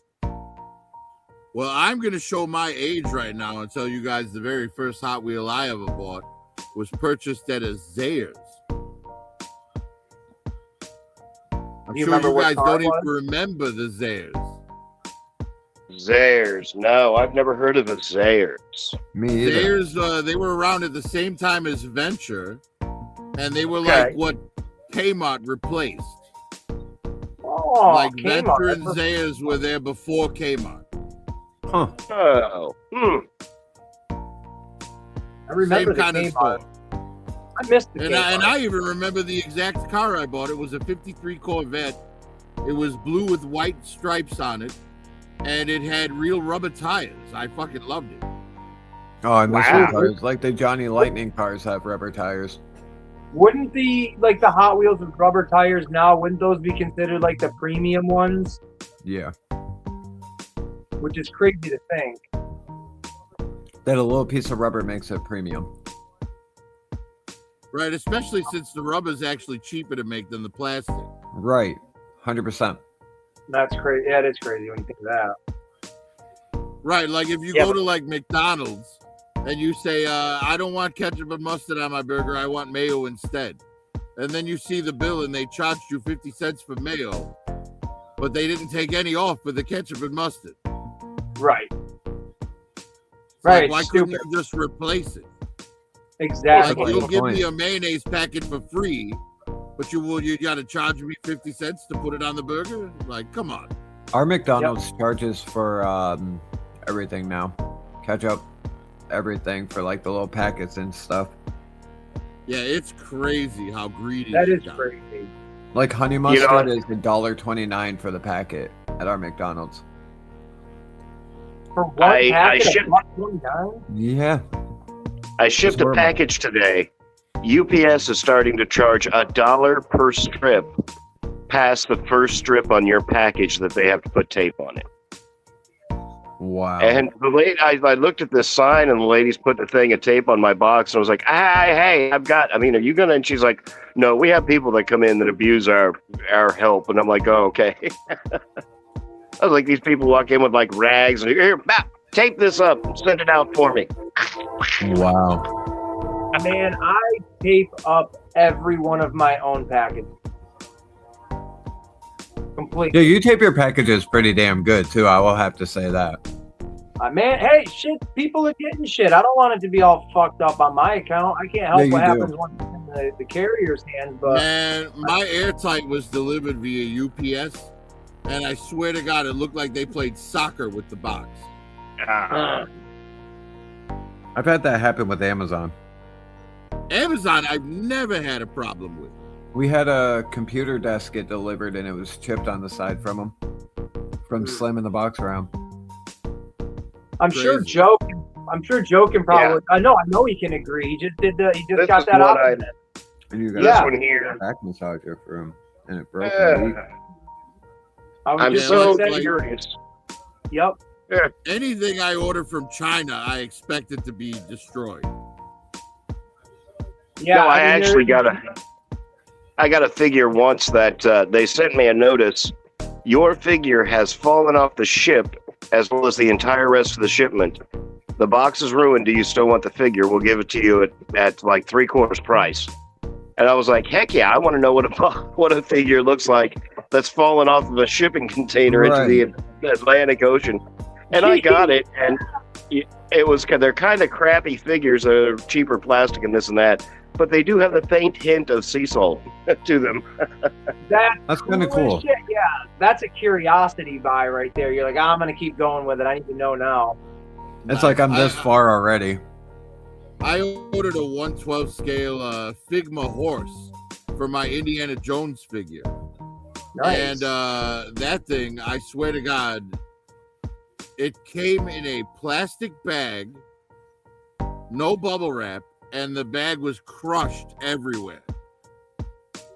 Like, if I was an inbox collector, I would have been fucked out of luck. You know what I mean? But oh, I hear you. thankfully, the When horse I ordered- inside the plastic was fine, but the box was demolished.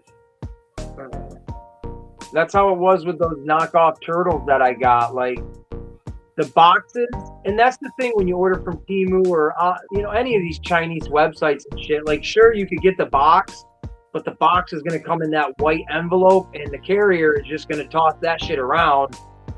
And that's how my turtles were. Like, literally, I am surprised they weren't broken because the boxes were like squished right down like that on one side for two of them, where it was like, holy shit, like if they're not broken, I'm going to be shocked. And I was completely blown away. But that's the gamble.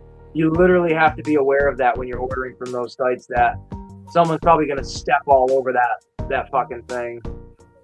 Well, that'll also be an issue too. We can talk about Sunday is how the customer service handles your complaints. There you go.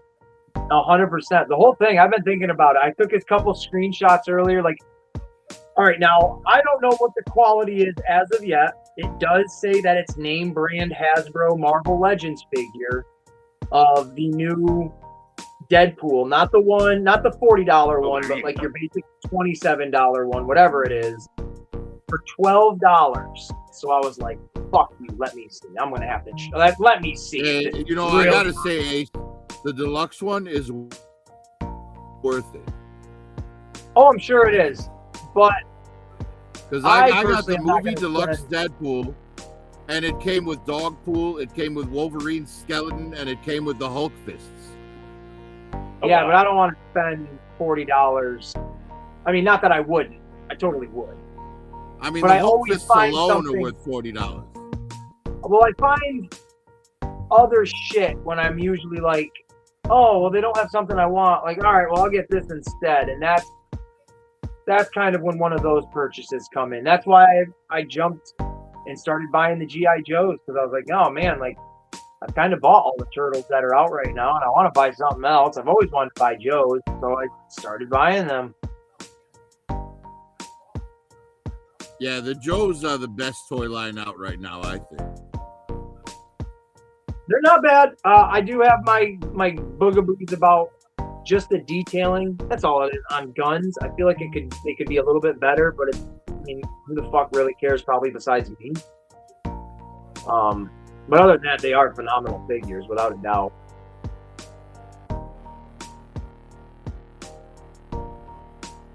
Without a doubt. Yeah. Oh, Zaire. I'm looking at I that. think they do a solid job with the guns, you know?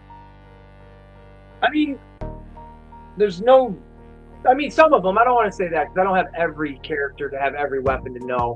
But out of the 4 that I have, there's, I don't know, maybe 10 guns altogether. And only one of them has like any detail on it of like coloring. The rest of them are all like just, what the hell? I found you from AliExpress. That is the weirdest comment. Yay! That is so There's bizarre. I don't know if that's coming from yours or mine, but I sometimes will post my YouTube videos as reviews to AliExpress. Really? Yeah. That's smart. That's kind of smart. Number one, I think I've gotten quite a few people from that who, hey, how's it going if you are here? And I found number 2, you, yeah. Ollie, from the beanie review. Oh, there Oh, you go. my beanie review. No There you shit. go. That's crazy.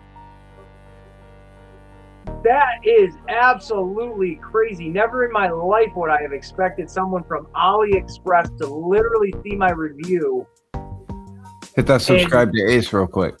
There you That's go. insane. Please, yes, and thank you. You're welcome. Totally. Like, I read that comment. This is going to sound awful at first, but I read that as like, is this a bot? Because that's so random. That was so random. Oh, I'm your favorite man. Oh my God, you're going up on the fucking stage right now. I'm there. Look at that. Read it and weep it there, panel. I'm their favorite. Look at that noise. I appreciate that, Yabina. I think I said that the right way. Hey. So, Yabina, we're doing a show, Joe Prime and it's his show, but I'm going to be on there with him with a bunch of other people, hopefully. And we are going to be specifically talking about AliExpress and Temu. And if you're obviously you're an AliExpress buyer, so if you're into that kind of conversation and stuff, please bring your part of what you want to talk about into the chat and stuff on Sunday. Because how cool is that? I'm definitely going to mention you coming from AliExpress, because now that AliExpress versus Temu, AliExpress just got a brownie point. They're in the lead right now, and we haven't even started the show. That's cool, man. That's That real is cool. Hey, That's it's looking very up. You deserve that shit. I appreciate that. That's a fun little like, hey, how you doing right there? And I'm glad we're still going live for you to be able to catch it right now and be part of that. Shout out So- to you, Bina, for doing that. Shout out to you. You're And shout cool out to peeps. Joe Prime for the AliExpress. Because, hey, he's Yeah. the I'll be there, AliExpress guy. Joe. I'll be watching.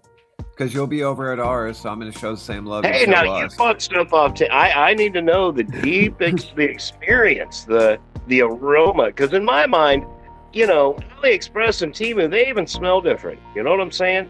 It's the difference between walking into a Walmart and walking into a Dillard's. You know? Hey, I genuinely can't wait for this I love debate it. of The back debates. and forth. It's going to be a lot of fun. AliExpress and Temu. And honestly, sure, toy collectors, we all talk about the same stuff, but I have yet to see any of us or anyone do a Temu versus AliExpress stream. I think that's really fun. I have a Very, question. very clever. Yeah. Do you want me to screen record it and then I can edit it to a different video so you guys have like a shorter version of the stream for viewers to come back to? There we go. Hey, it's Joe's show. And It's up to you. Up to him.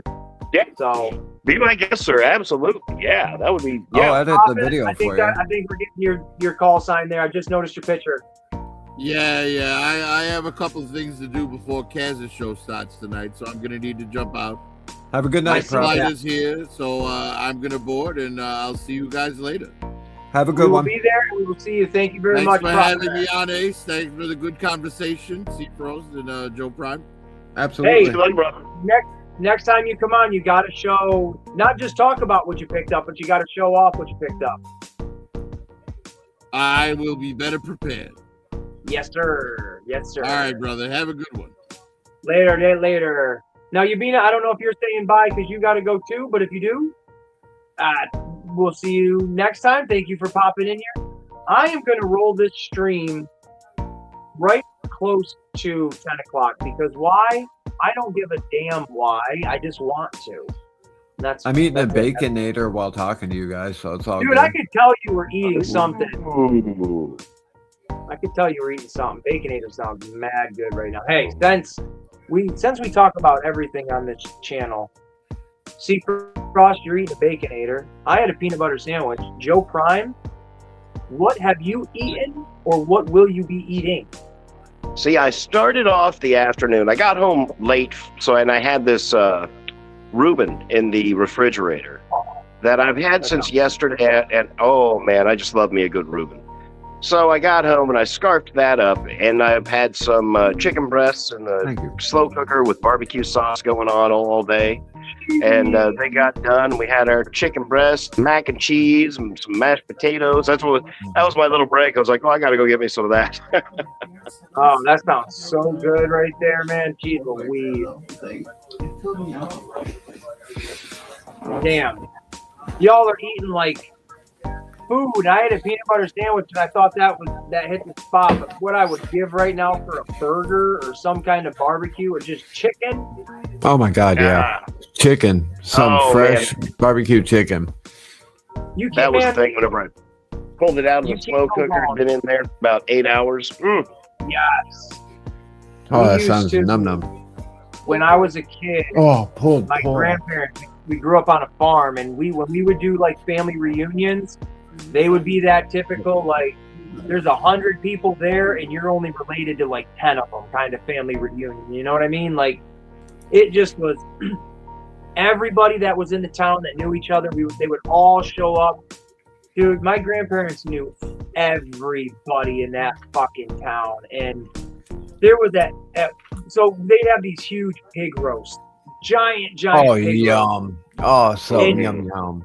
Every year, it seemed like my grandfather and they would be my great uncles since they're his brothers, but I just call them my uncles. They would build every year. It seemed like they'd build a bigger and bigger and bigger fucking rotisserie for the pigs. Oh, sounds so And- nice. Man, these things, they would start roasting them at like, oh my gosh, early in the morning. So by like 1 o'clock, 2 o'clock, 3 o'clock in the afternoon, you'd be like just salivating, waiting to pluck it Oh, off they were of getting the up at pig. like 4 o'clock in the morning Yeah. just to get up to get that rolling. Dude, that's what it was. It was masterclass barbecuing. Sounds so good.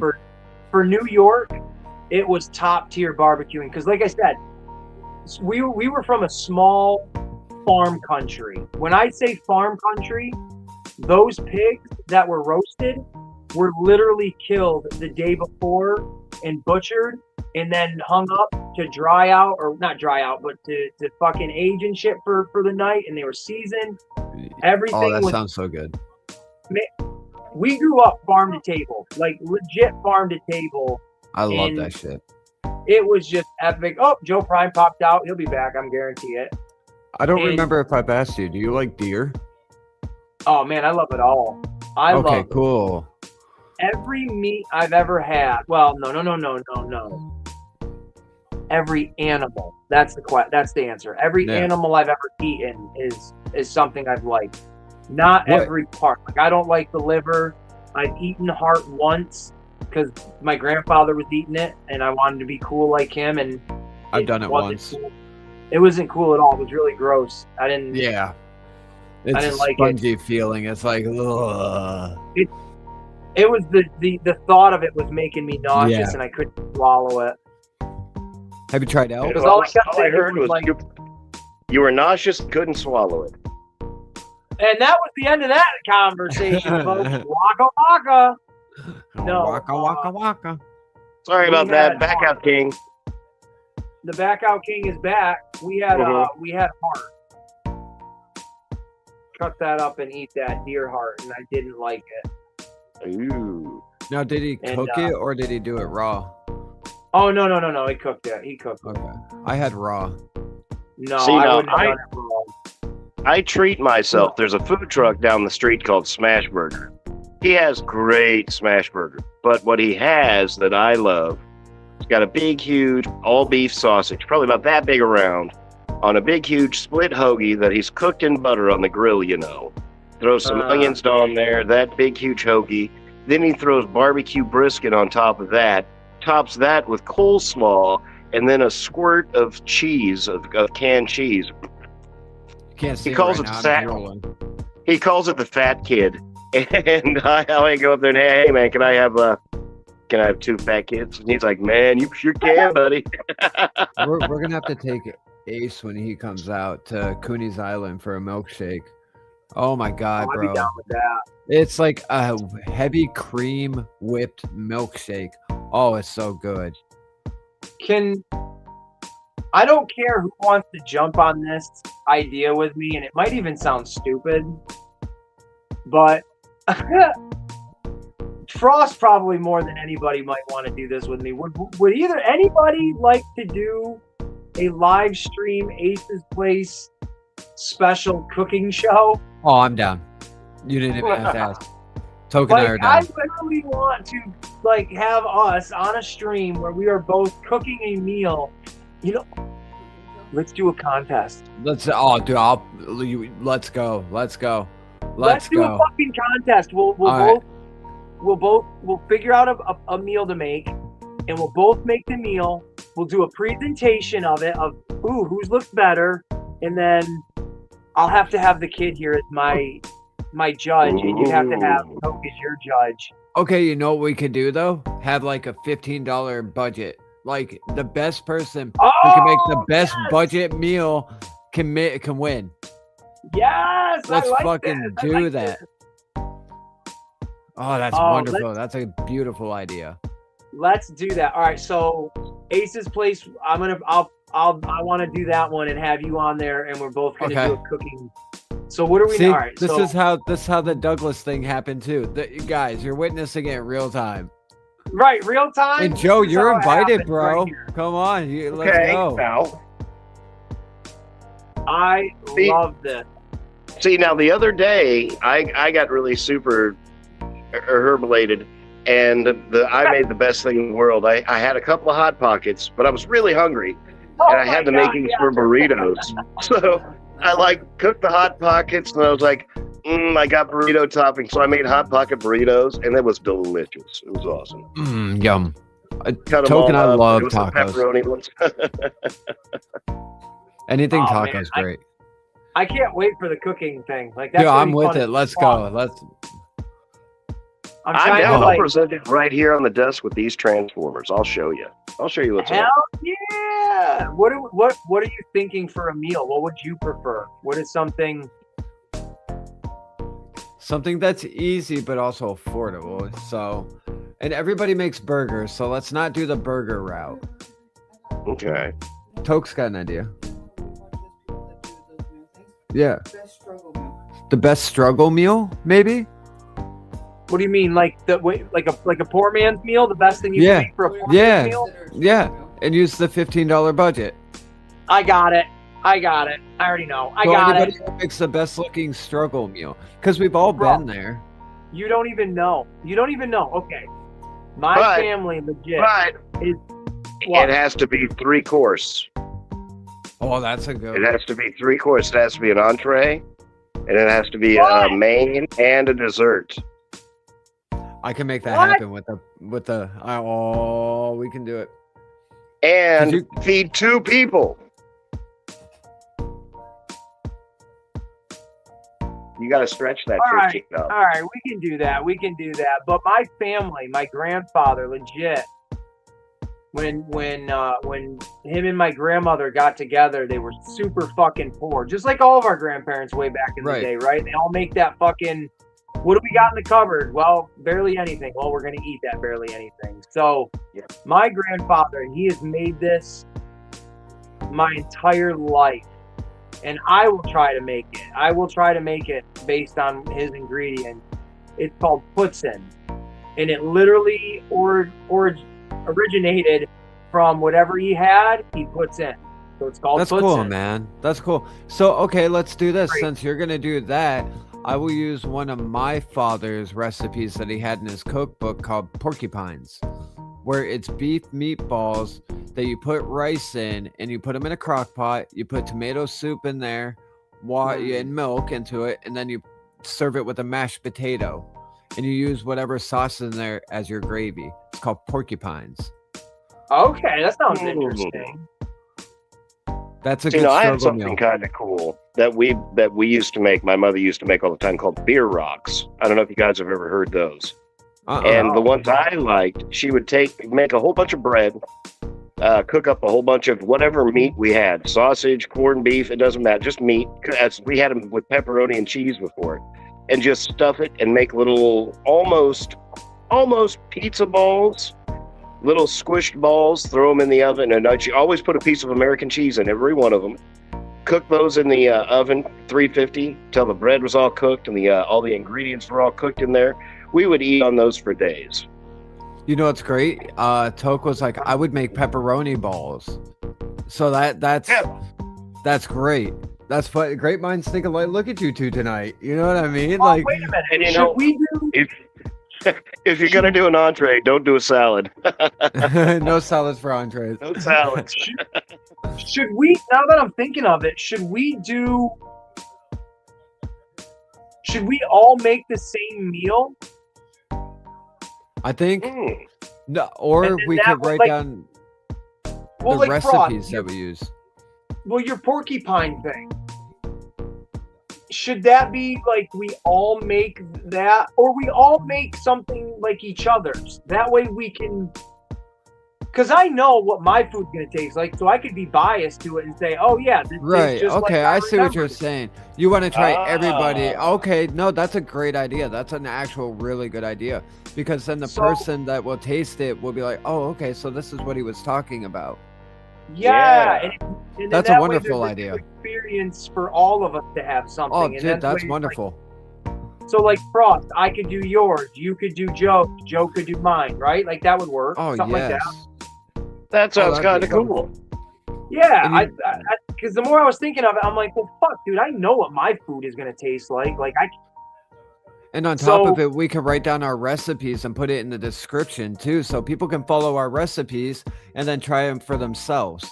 Yes, there you go. Yeah, absolutely, that sounds like a fun ass idea. Dude, it just doesn't sound fun. We all get to be fat asses and eat.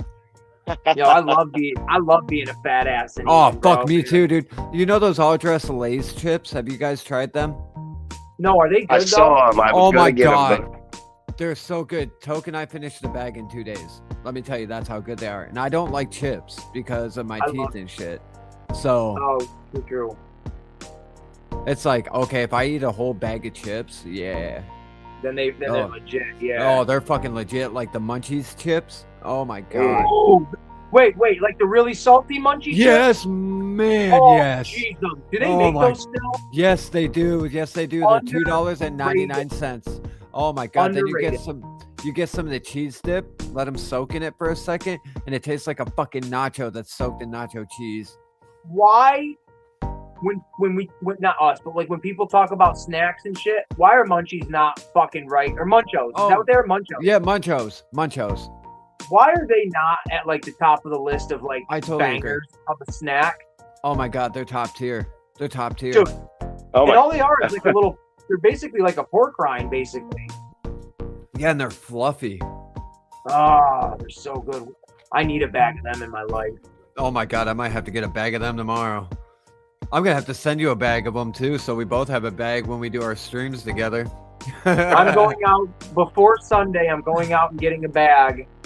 They're going to be the sponsors of Voices and Visions. Yeah, exactly. That's what we need to do, guys. We like even if we don't have like someone as like a wrestler, we could have like Joe come on an episode and say why he got into collecting and shit like that. You know what I mean?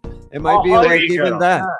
You know, like we're not just gonna host people that have big subscribers and stuff. We want everyday people too. Like, and that's why I said, like us, we do everyday people, whether you're a YouTuber or you're even a social media person. All right, so there's a YouTuber, everybody knows who Theo Vaughn is. Everybody. Oh, I fucking love that guy. Okay, so I forget what the hell, this past weekend, I think that's the name of his podcast. Yeah. So he literally interviews the fucking president of the United States, Donald Trump, but then he's interviewing a coroner that works at a fucking mortuary. It's everything and anything. And that's when you said the Voices and Visions, you know, when you originally said it to me, you know, almost last year at this point. Right. That's how I perceived what you meant. It's like, oh, yeah, he has no limitations or no restrictions, maybe restrictions, but like no limitations on like what your background is, as long as you know you're coherent to tell your story. And a good person, right? Yeah. So I love, and I'll always say this, I love that I was the first ever guest on that. Like, whoop, whoop. Yeah, and it made you the co-host, the permanent co-host too. Right, and then it transitioned into that. Like now I'm the co-host that we're doing to date our biggest interview. Oh, absolutely. As our second interview. For real. And now you and I, we were talking at one point, like I told you I did the wrestling interview with that one guy during our podcast. Yep. I totally forgot about the Jim Lawson little interview that I did. That was like 5 minutes long. But that to me, on like an internal level, is probably the biggest and coolest thing I'll ever do interview-wise, because like I'm talking to a Ninja Turtle creator.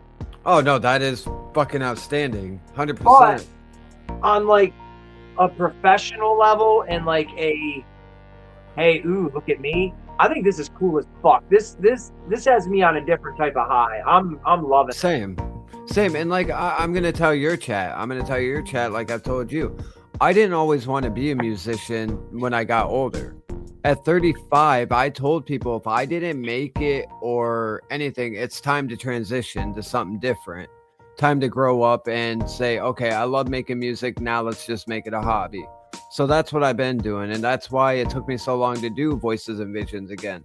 It's because I was in that weird little, you get in those little states, right? Where it's like you're going to something different and you feel like, you kind of, I told Tokyo this, and I'm going to tell you this because your chat's always honest and you're an honest person, and so is Joe and stuff.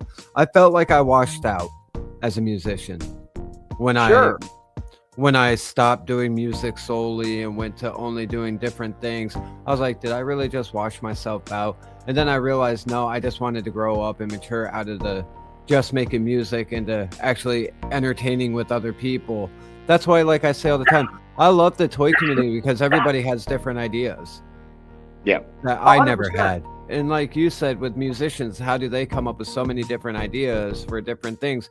We think that same thing about different people, like toy collectors, car collectors. Like Joe does auto body. I'm an auto body technician. No one would have known that. You know what I mean? Other than the people I tell outside of my music. I do carpentry. Right. I'm a carpenter, 15 years in carpentry. But I never talked about that as a musician. I feel like I missed that point that I should have in telling people to go get a career or go work with their hands, because you don't have to be book smart. You can learn a trade. You can work with your hands and help build and build and build. You know, it was always drilled in my head to follow a different path than what I did. So I always went, okay, music will help me in a therapeutic way and in a way of feeding my family. And then I kind of got tired, if that makes any sense. It makes complete sense, because I've done it for 20 years. You kind of you ran yourself thin with just one direction. Yeah. And that's why what we're doing with this interview part of it, like, so for me, it's what is the interview talking to this guy on a real level? Like, he's not just a guy that's going to come in and talk about toys, but like, we are going to have real deep conversations that might make people uncomfortable and blah, blah, blah. Right. What does that do for me as a toy collector, for a toy collector channel? Well, honestly, nothing. We're not doing this interview in hopes that people jump on and see, like, oh, look at Ace's background. Right. Those are cool toys. I want to watch his stuff. Like, I somewhat ventured out of, being a toy collector with my previous life of my previous podcast, where we did do little interviews and we did do little segments and this and that. So us doing this is very natural to me, in a sense of, well, it makes sense for me to want to do this because I've done this shit before. It doesn't have to make sense to other people. Like, and I know, I can guarantee the people that hate watch my channel, and I know they do, they're going to look at this interview and say, look, his toys are failing, so now he's got to start trying to reach for something else. And look, he's copying other toy channels and doing interviews with people. It's like, people can think that, but it's an avenue I've always been interested in, and it just didn't pick up because I didn't have a Steve Frost on my side. I'm always here for everybody. I got very special humans. You and Joe are my special humans. You guys know that. Well, I truly can't wait for Sunday just to talk to this person and for people to hear a story that's like, whoa, I don't think I was expecting this, but we might cry. You never know. I know I'm going to tear up at one point because of the Predator conversation. I know I'm going to get choked up at a couple of points, but to just kind of re-verbalize our story of, like, how did this even come about? Because it was not something we just said, hey, let's find somebody with a bunch of subscribers and clout chase. Right. And it's such a truly natural. And now this guy, I'll say it right now. Doug Mallow has been on podcasts with guys that have hundreds of thousands of subscribers, millions of subscribers. So he is the little fish in a big pond to other people, where we are the little fish to his big pond, right? Does that make sense? No, that absolutely. It's like a koi pond. Think about it. We're going to try to bring each other peace. And that's all it is. And he's got such a killer personality that. And he's humble as hell.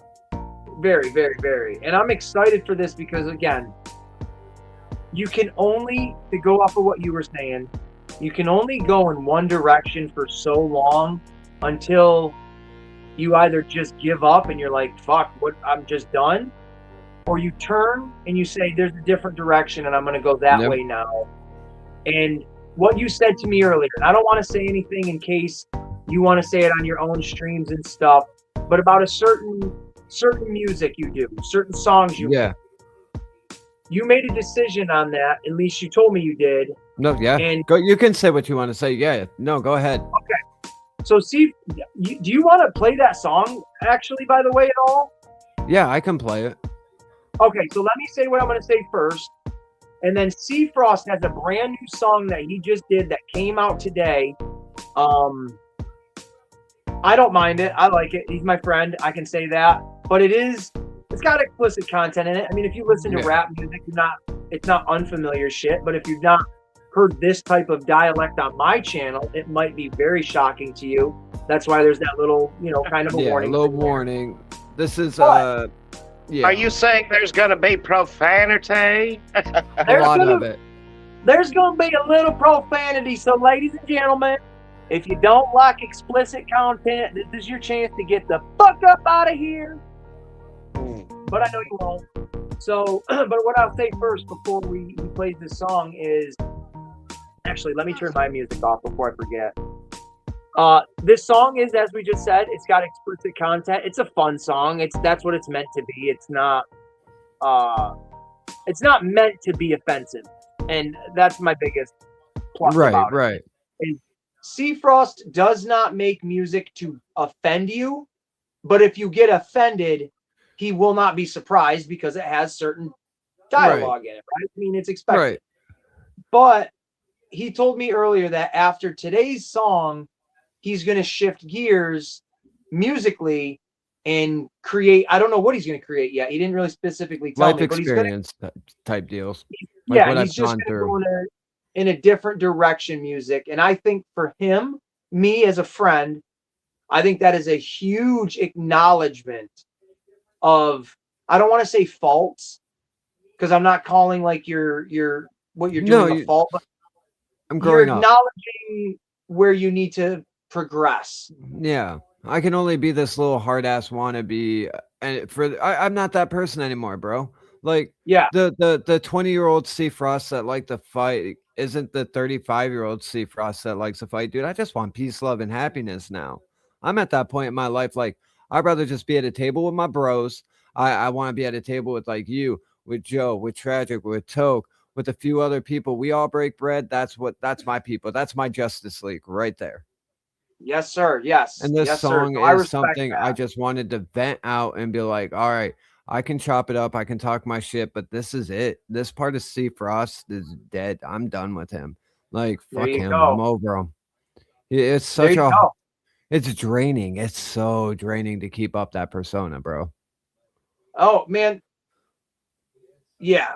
I think I talked about it, maybe not in your Voices and Visions, the very first one, but growing up, I was always the toy collector and geek and shit like this. And I've told you some stories about some certain people that were not, but pretend to be now.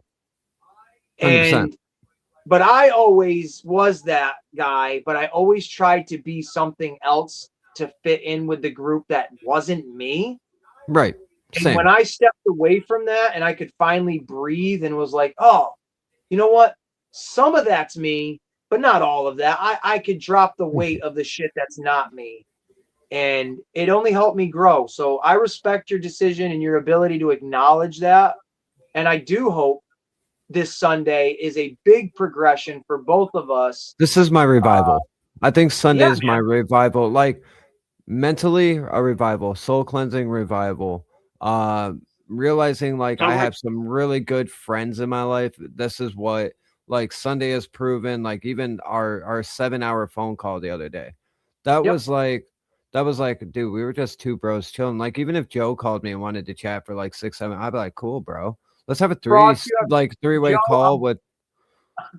I'm putting Joe on blast real quick because, bro, Joe and I accumulatively, we probably send each other in one day voice messages that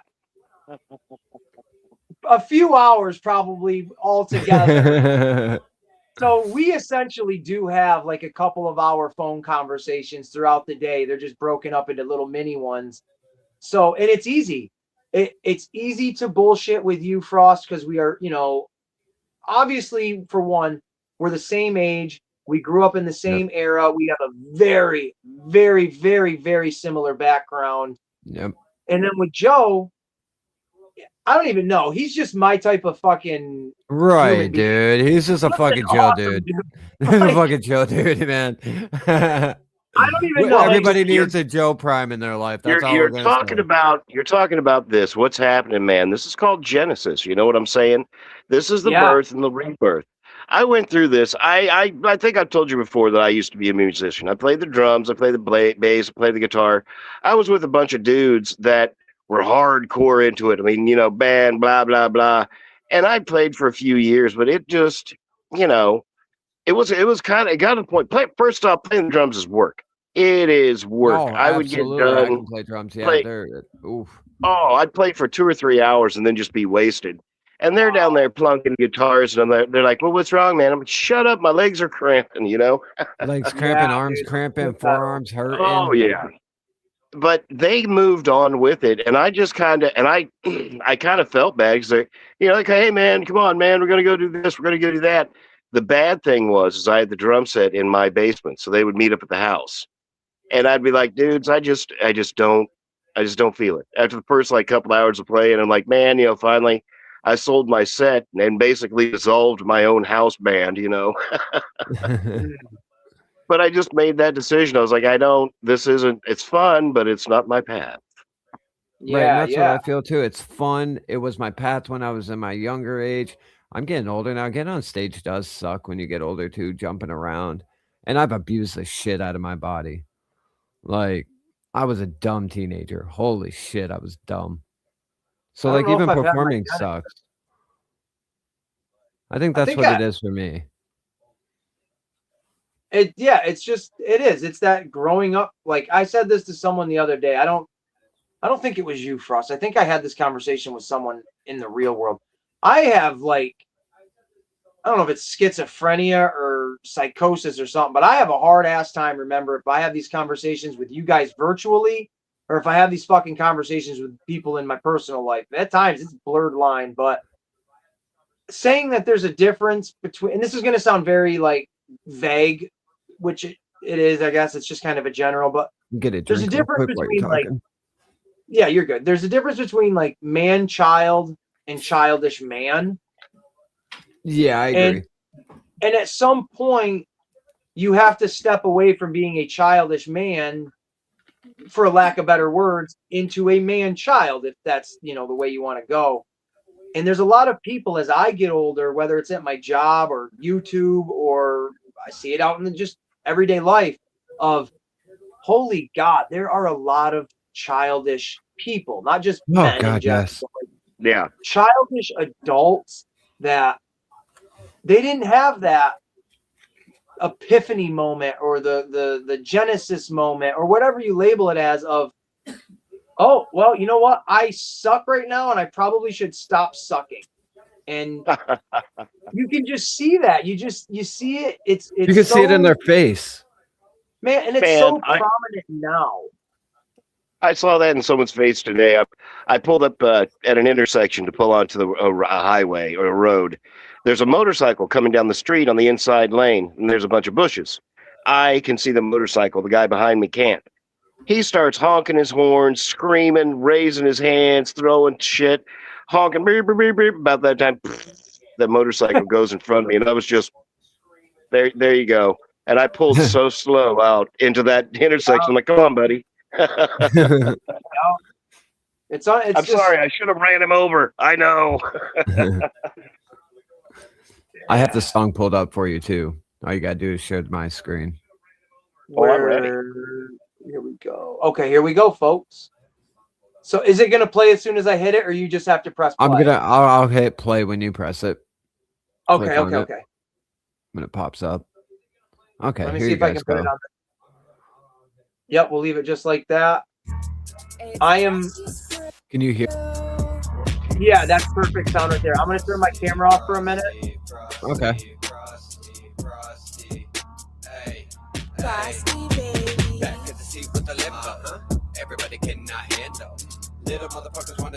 There's a lot of profanity. The newer stuff I won't be swearing quite a bit. It's gonna be radio friendly. What's it really matter? Yeah, everybody got a little hatter. Everybody got a mad hatter. Everybody really matters. So I flip the beat and I flip the shit like I flip the sheets and I flip my bitch and I fuck my bitch and I suck her tit. Everybody can go and suck my dick. How about you suck her my word. How about everybody quit on running all them fucking lips? So flipping this shit is what I do. Little motherfucker, and I kept it true and I kept it real on the beat that I do. These little motherfuckers looking at me all I screwed like the orange and blue black. Everybody on that take back.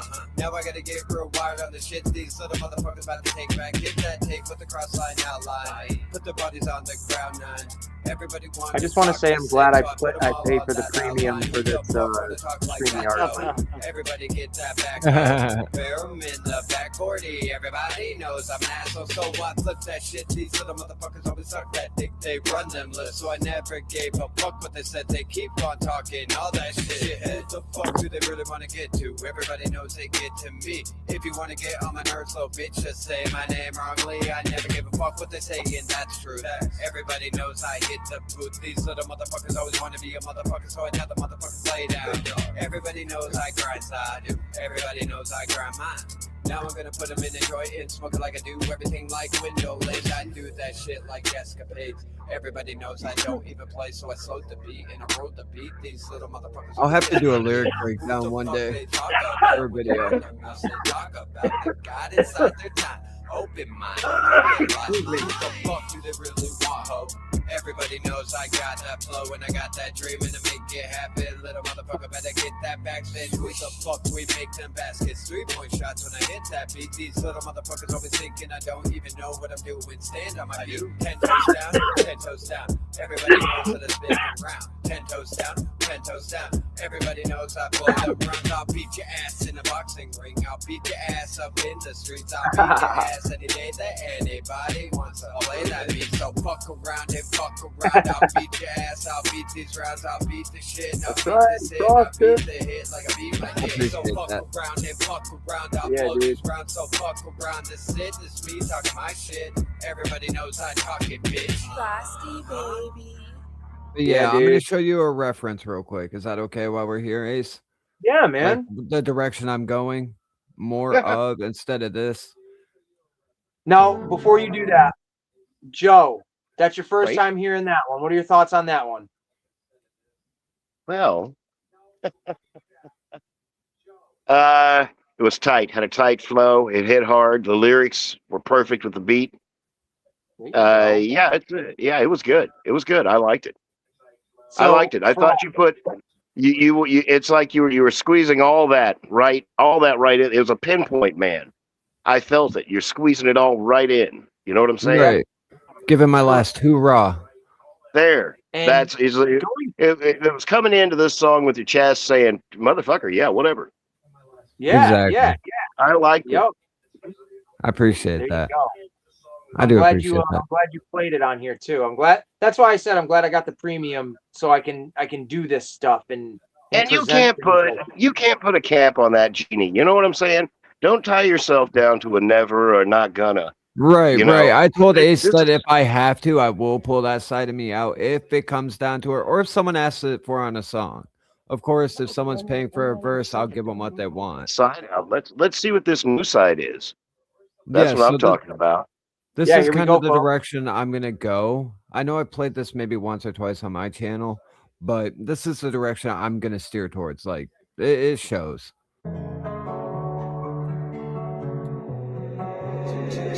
Angel on the track.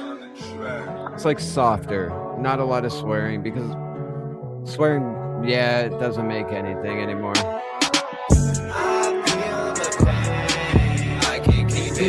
Doing more of this storytelling.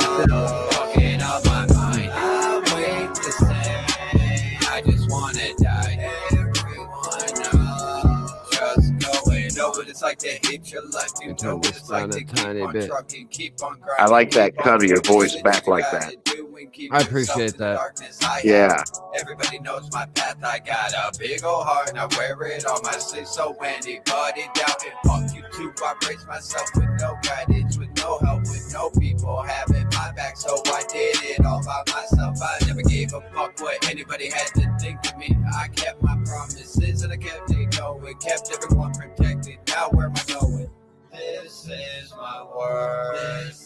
I'll be doing a lot more singing style stuff too. I like it, man. I dig it a lot.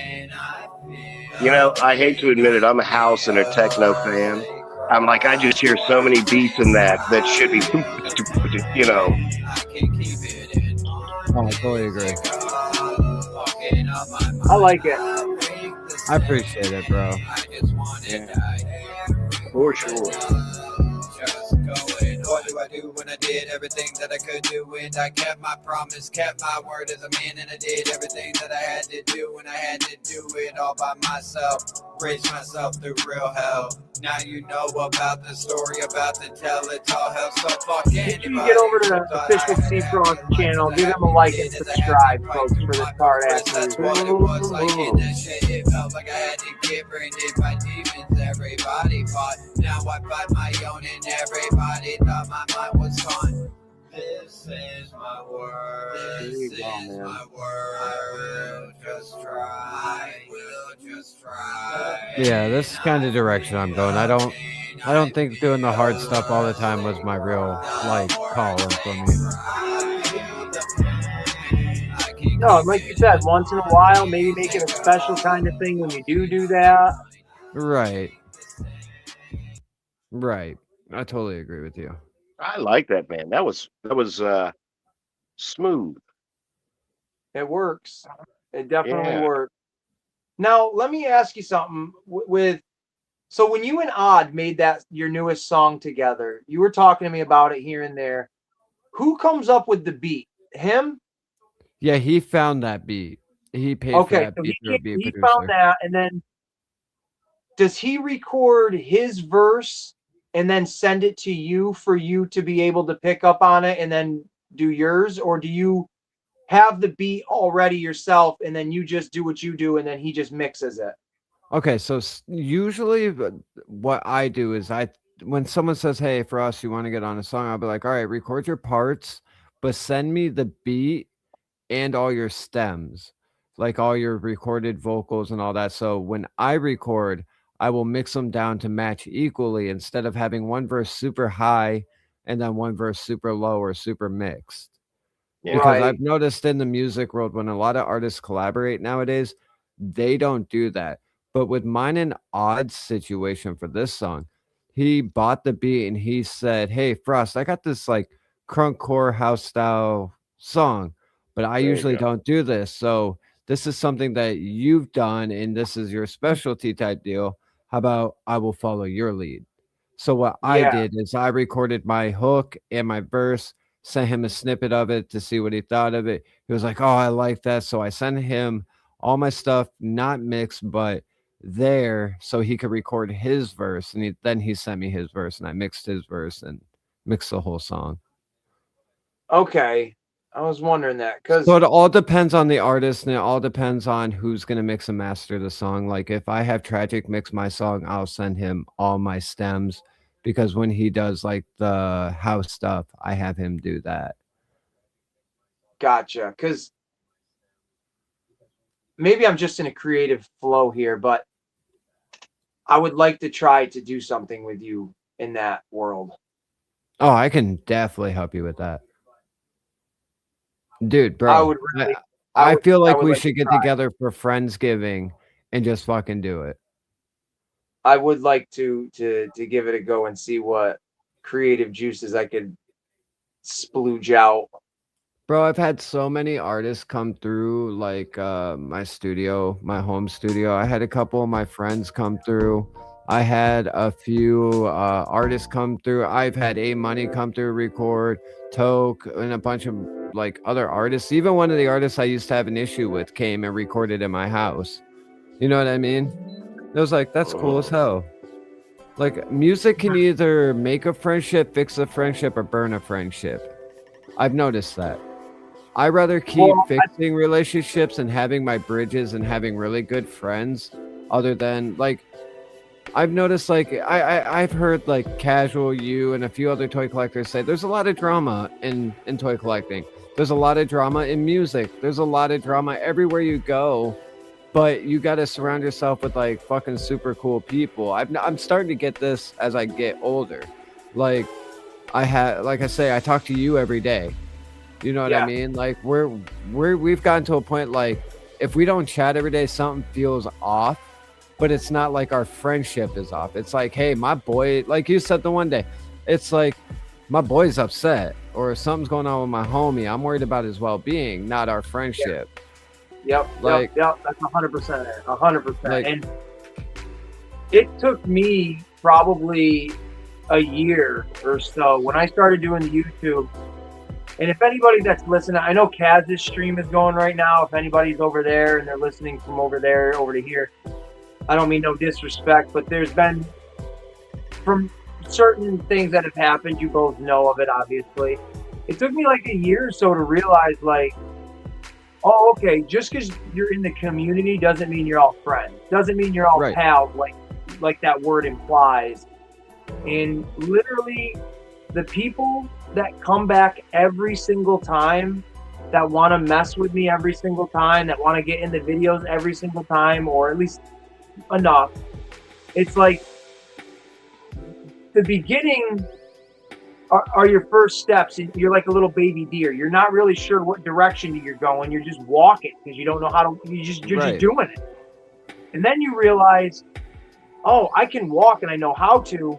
Over that way is the woods. That's where I want to go. And over that way is the highway. I had to figure out as the little baby deer which way was the highway and which way was the woods.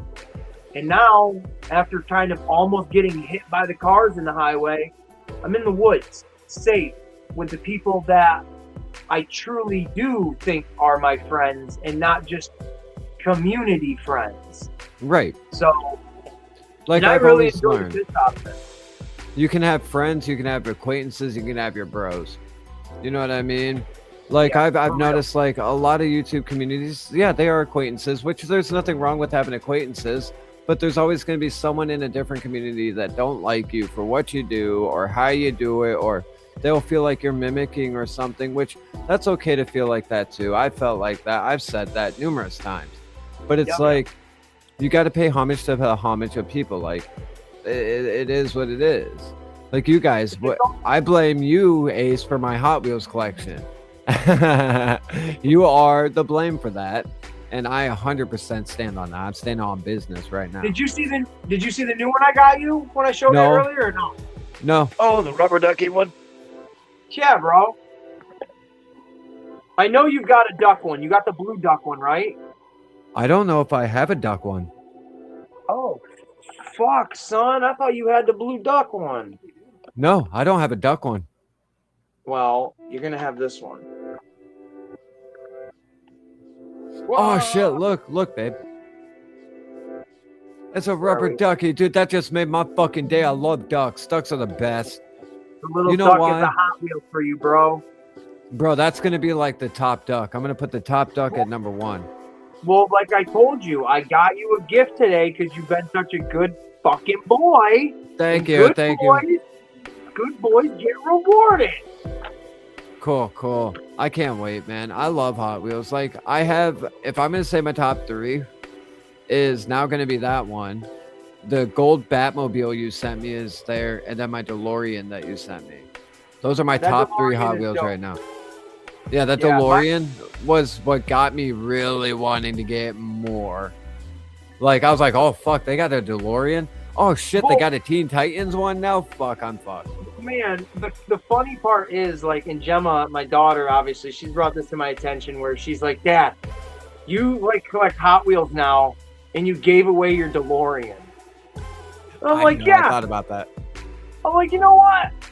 That's like the catch-22 to it all, isn't it? I give something away to get more in return, essentially. So, but, Yeah. fuck it. Dude, check out this. I think this is a, Matchbox car and not a Hot Wheel. But, dude, it's sick. Oh, don't mind Matchbox. I'm thinking about getting some Matchboxes myself too.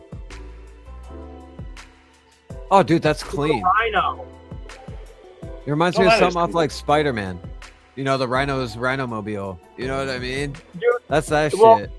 there is a Beast Wars character named Rhinox, and honestly, this made me think of, like, well, if Rhinox wasn't like just a rhino, but he was like a transformer in a car as well, this would be him. So, but I love this little fucking thing. I think it's sick looking. And then I have this is definitely a Matchbox. I had this guy when I was a kid. Oh, dude, yeah. I remember that. I love it. I do love the actually, I don't think I showed you this one. My lighting is weird, so you guys have to tolerate it. Oh no, I did show you this, didn't I, Cross? The Ninja Turtle one. Yeah, you showed me that one the other day. Yeah. All right, we're good then. I showed it all off. See, But, I didn't yeah. know they made specialty Hot Wheels like that until you started showing me. Man, Where the packs I don't didn't look know- like the original Hot Wheels. I didn't know what premium Hot Wheels were until I got I think it was my Batman Forever one, and it was like $7, and I'm like, why the fuck is this Batmobile $7? And then I looked into it, and I was like, dude, what the fuck? Like I And then said, Joe, you're the I don't know main what he thing got I for got Hot Wheels. Batmobiles. Well, it's your favorite dude, so I gotta get you Batmobiles. And with Joe, I know he's got a handful of little Hot Wheels, right? Or at least one. Yeah, he's got. No, he's got more than that. I've got Hot Wheels here and there. You know, I used to every now and again. One of my boys here, I would grab those Hot Wheels blind bags, those little dollar ones. He Oh, loves yeah, I those. So I remember would get those. like two or three of those for him. So of course, once he moved out, I've got a pile of them somewhere. But oh yeah, I'll still stop and scan the Hot Wheels looking for something cool. Like I think I showed you the Hiss tank I found.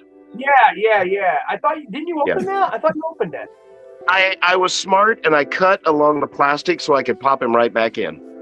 Oh, dude, that's so Ah. smart. Yeah. That is smart. But I wanna this thing, I've been customize it. griping for months looking for this thing.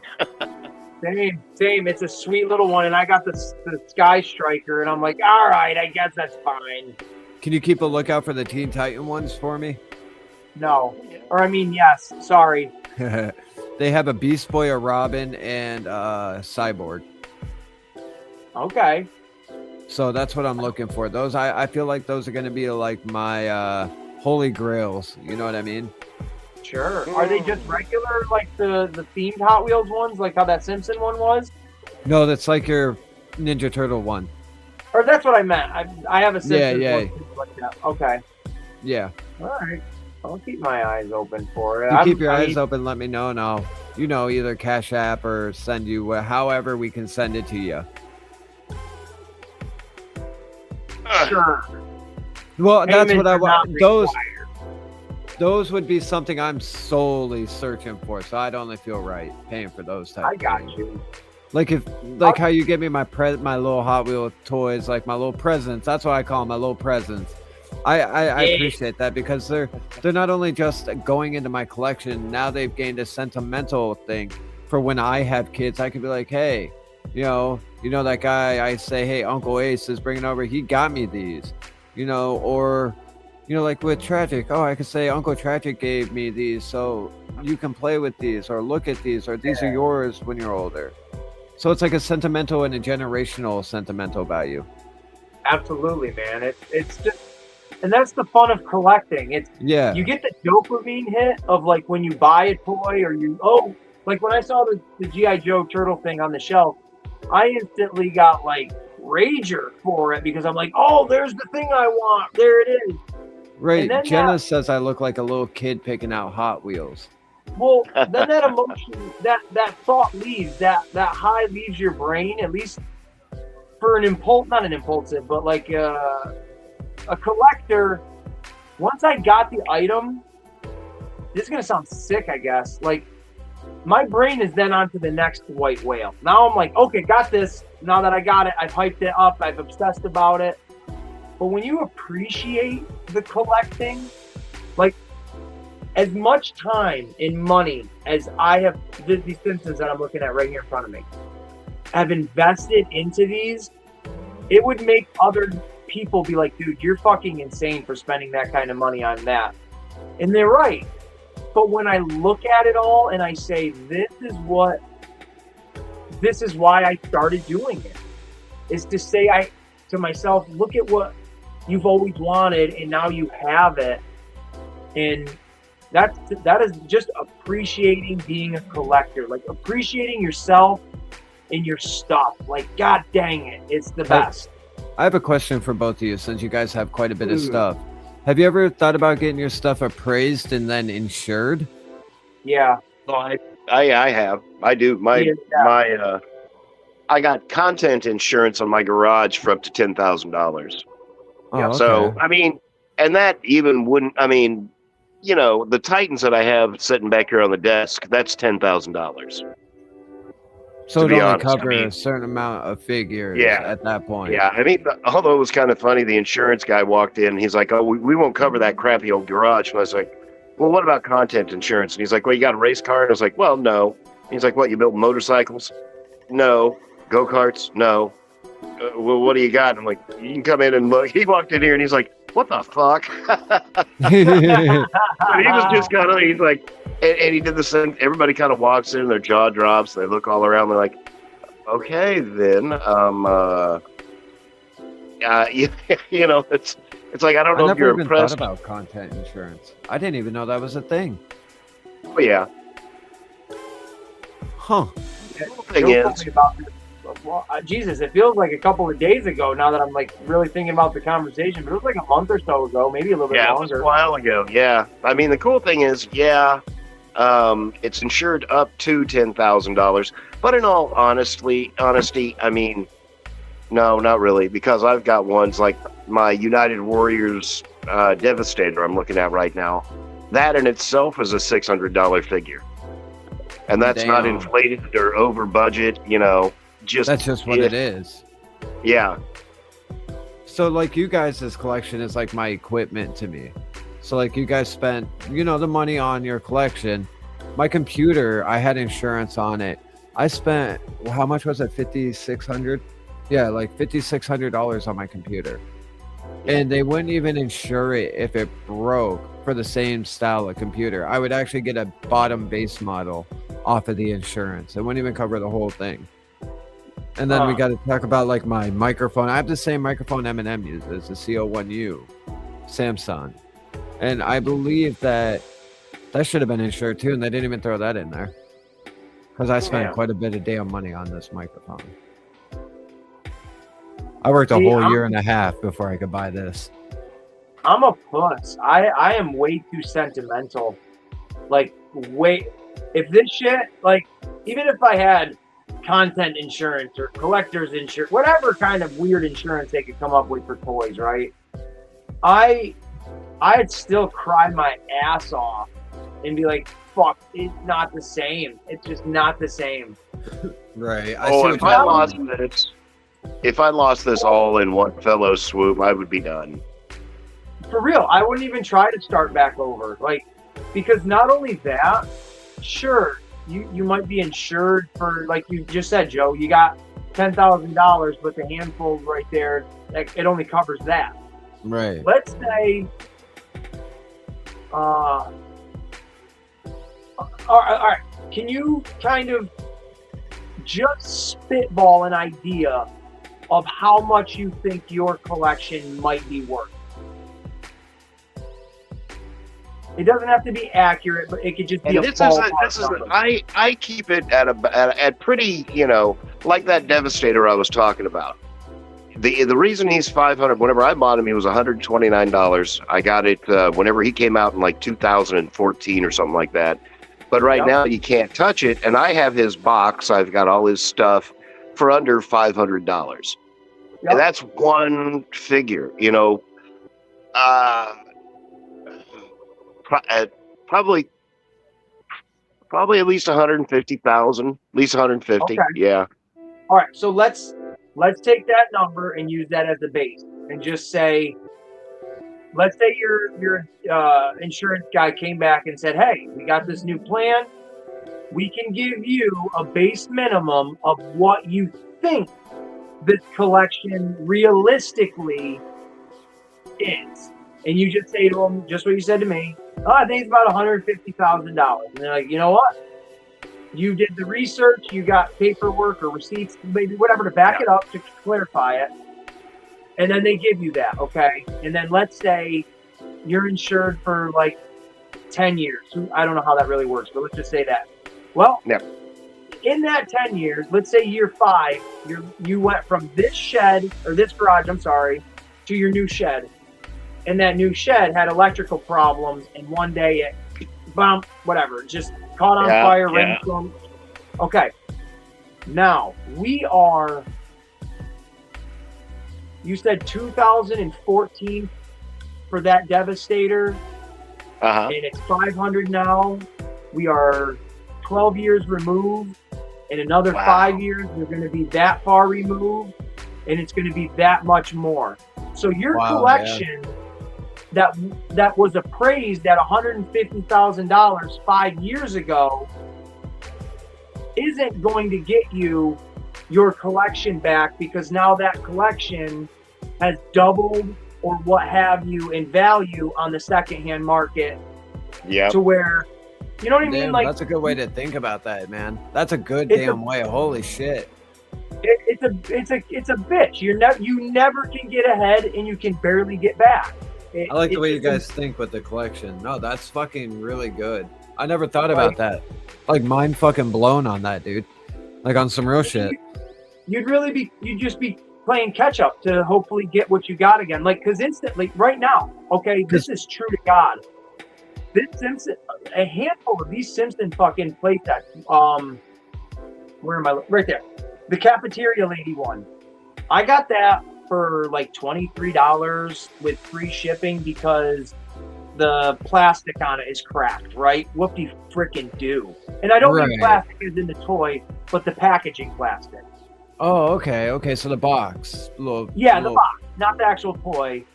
That playset is was on the lower end when I bought it last year.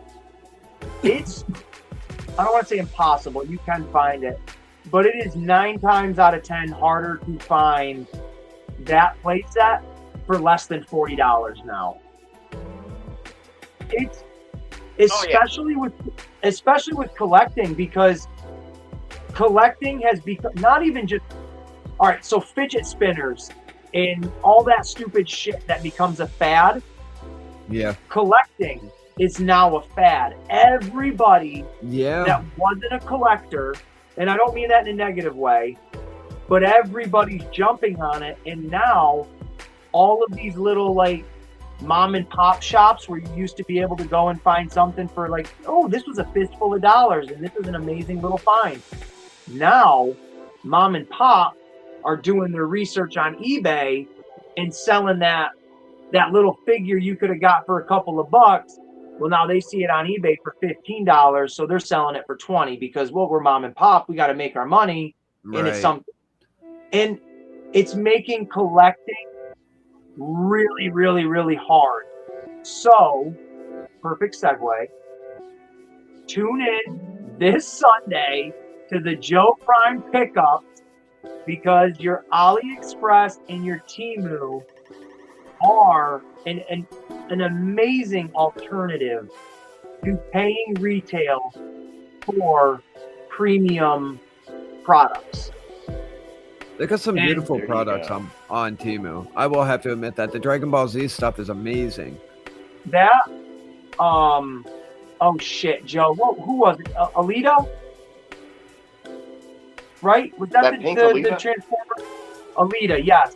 Yep. I have seen From that Transformers toy 1. pop up on AliExpress a million times since you showed it. And it's never more than like $20 for that thing. And I'm like, this is an awesome looking toy. They make one where they call it the dark version, where she's purple and like black. Oh yeah, I've seen that one too. Dude, that's beautiful looking, and I'm very, very tempted to get that. Like, See, that's the thing though. Whenever you go do that, make sure you buy them both from the same shipper, and you got all those little coupons on the side: X dollars off, X dollars. You know, this off shipping, that off this, that off that. And you know, it's like every order I get starts out at 120, minus $22 this, minus $18 that, Yeah. minus $5 this, and I'm paying, you know, $44 at the very end. I'm fine with that. man, that's like very similar to Temu. I had the last bit of stuff I bought. It was calculated at $90, and I literally paid $21.75. Yeah, there you go. You can't beat these websites. And again, just to go off of, you know, the collecting thing of how expensive it is, and And to go on these websites where you can find the most obscure things that will fit in with what you're doing for decent prices that you just can't shake a stick at. Like, it has helped expand, especially my background here. And Joe, you said it to me whenever it was, that I use these websites mostly, you know, for my accessories and stuff. And you're absolutely right. I 100% am buying accessories for, you know, my figures or backgrounds or this, whatever it is. But where else are you going to find these things? Like, look at this couch. All right, I showed Joe I was going to paint this the other day, and I showed him most of the finished thing of it. This was an all-white 3D printed couch. Oh, you did put the black in there. I painted it pink. Oh, I was painting it on call with you, Frost. That's right. Right. Oh. And I used paint markers to paint it pink, and then I took black paint, regular black paint with a paintbrush, got into the seams of it to give it that comic booky highlighted look. And I just think it looks fucking phenomenal. And this is a 3D printed little couch. And it looks great with my Ninja Turtles inside their little turtle lair. But there you go. Where else am I going to find this freaking couch like that I need? I have no idea. Like, I literally have no freaking clue where you could find that shit. So these websites, and I know there's more. There's what, Macari. Oh, I tell you what, during COVID, Macari and I were best friends. Right. There's Macari.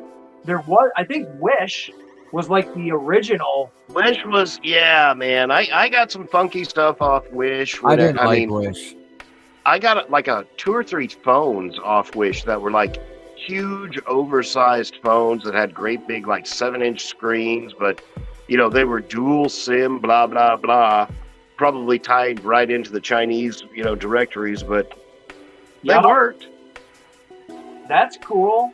I never fucked around with, I never messed around with any of these websites until the beginning of 2025. When I was like, oh shoot, like that's a cool item, that's neat. And it was very small, minimal stuff I was getting because I didn't know much about it. And then when I met Kaz and Bruce, and these guys were like literally flexing their shit, and I'm like, what? You can get that on that website? What in the hell? And since then, I think Frost, you've mentioned it, and about custom grinders. Kaz went and had a custom grinder made on Temu for like $5 or $6, and I'm like, well, shit, dog, that's dope. You can get wakey and bakey grinders. Hell yeah, dude, coming soon. Oh, what I just bought, by the way, that's what I bought today, Frost. I bought you and me full scale. I think they are. I gotta wait till they come in actually to say anything. But I bought us full scale blank Monopoly boards that have all of the spaces on it already, but nothing is filled in. They're all blank spaces, but it's all laid out the way it needs to be. And I I ordered Ace's Place because I want to try to put them on one of them at least and see how they size up. But Ace's Place 22 stickers. Oh, okay. So I kind of want to see how. I'm not going to stick them to it. I want to lay them on it and see what they'll look like. You're going to lay it out and see how it looks. Yes, but I bought 2 of them, 2 of these big giant boards, so you can have one, and then I'll have one, and we can figure it out. And then when we have an idea, well, fuck, I'll just order another one, and that'll be the giveaway one or whatever.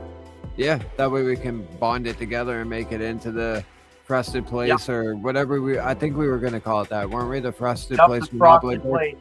Yep. So, Joe, if you didn't hear about this, this Frost man and I, we're two crazy guys. We came up with an idea to make a custom Monopoly board based all around like our YouTube channels and calling it the Frosty Place Monopoly game or whatever it is. And having the two main themes be Ace's Place and, Frost, his channel, but also, obviously, you play Monopoly, and you know how you can buy, like, Sunset Boulevard or whatever the fuck it's called? Oh, yeah. We would have it as, instead of Sunset Boulevard, you would get Joe Prime Avenue or something like that. Because we want to incorporate our closest YouTube friend in the game board itself, because we want to give it away at some point. So if somebody wins it, say you win it, you then can have something, of us featuring you in there as well. And we can get QR code stickers made for everybody's YouTube channel to put on there too. Yeah, exactly. Now, if you guys want to get real crazy, whenever you'd have to go to Kaz and have him print out the little figures, where we could get like a little Optimus head and a little Seafrost thing. We've already been. Oh, we've been brainstorming everything lately. Yeah, for real. Like you said, we had a 7-hour conversation the other day that probably touched every topic that him and I, could think of. So it's exciting stuff, because everything, again, just feels like it's moving in the right direction. Now, nothing is happening immediately overnight, but right. I'm about to say something that's gonna, to me, just puts everything in perspective. It was 2 weeks ago we contacted Doug for this interview. 2 weeks ago already. And it's literally in less than, 48 hours or something like that. Right, and let me tell you what, I'm nervous as shit. Oh, man. You guys are going to do great. I am so looking forward to this. This is going to be good. I'm nervous for just, talking to somebody new. I always get a little bit of that pregame jitters, but after 10 minutes, I'll be okay. Yeah, it's just going to be fun. It's going to be awesome. And like you said, I would really love it if throughout the interview, if we say at the very beginning, hey, sorry, I thought I was going to sneeze. If one of us says, hey, when we're done, with the official interview on our behalf, we are going to take questions from people that are in the chat that want to know more. So if you guys have questions throughout the interview, go ahead and put them in the chat. You or I, we will write them down, and we'll take note that those questions, are there. And then right at the very end, or not at the very, very end, but right at the tail end of our part, we can then be like, look, now we're going to turn it. We've got, 20 questions from people in the chat. Yeah. And Doug, if you don't mind, we're going to, just sit here and just throw some random questions at you. And because I think that's a really cool idea too, to be able to have people from both that communities want to get involved. Yeah, they can get involved. I think that's a really good idea. The Aces Army and the Frosties crew, both sides are all involved, and then we're bringing both of our channels together to work together. So it's not even just that, it's a friendship. I don't consider it work. I just consider it hanging out. It doesn't consider, I'm hanging out with my homie, and we have a dope person coming on. It's just a hangout session. We're all adults to hang out. And I just feel it's organic as shit, and it doesn't feel like, oh, we have to do it, because we don't have to do anything. We like to do it. Exactly. Like the Monopoly thing. We thought of it. We've been brainstorming. You've been looking up things. I've been looking up things. I've been looking up how to make things, because I told you I did get the shirt press out. There we go. So I'm going to get the printer out tomorrow and hook that back up and do a couple dry runs. So maybe Sunday I might have a Voices and Visions t-shirt on. So folks, right there, is that the logo you're doing? Mm-hmm. Okay, absolutely. So folks, right here, all right, so first of all, let me just say this. When I talk about myself being involved with somebody else's creativity, I get very uncomfortable, because I don't like to throw myself in there as a co-partner or whatever, because it just feels weird to me. But I understand I kind of am a little. So I get a little apprehensive when I say, we did this. I put all credit to Seafrost with this. Like, it is his voices and visions. It's 100% his. But he did come to me with like hey, I want you to be part of this with me, and I love that. I love first and foremost that someone wants me to be doing something with them on a public level of like, I want to share this with you. That means the world to me. So this logo here is something. When we were on the phone the other day, I kind of just said, dude, you should kind of just do like a mouth with like an eyeball. You know, you got your voices with the mouth and the eyeball with the vision. And literally within like fucking 2 minutes, the guy comes up with this. And I'm like, that's great. That's perfect. And he's got the blue in there for himself, the yellow for me. And it's a throwback to Tony Hawk's Neversoft, or not his specific thing, but the people that helped create those games. And it's just fucking sweet. I love it. And I can't wait to wear that on a shirt. And we have t-shirts out as well for man. it. We do have t-shirts out. Let's say the Voices and Visions has the logo on the like chest, like a chest emblem, and then the logo on the back. It's absolutely sick. So check those. I can share it to you. It's sweet, man. I did, since we're talking about creative stuff, Kaz last week when I opened up one of his packages, he had new business cards in them. So it lit a fire under my butt of like, I want to make a new one too. I want new ones. So I think I showed a couple of people, but these are going to be my new business cards. Yeah, I like that.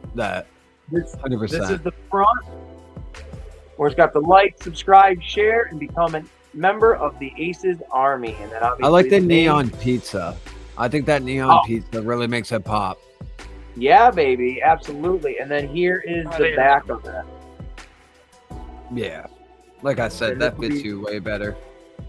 And this is the back. Now, the brick, where you see the bricks like behind the card, that part of it is not it. It's just the card part that is going to be the back of it.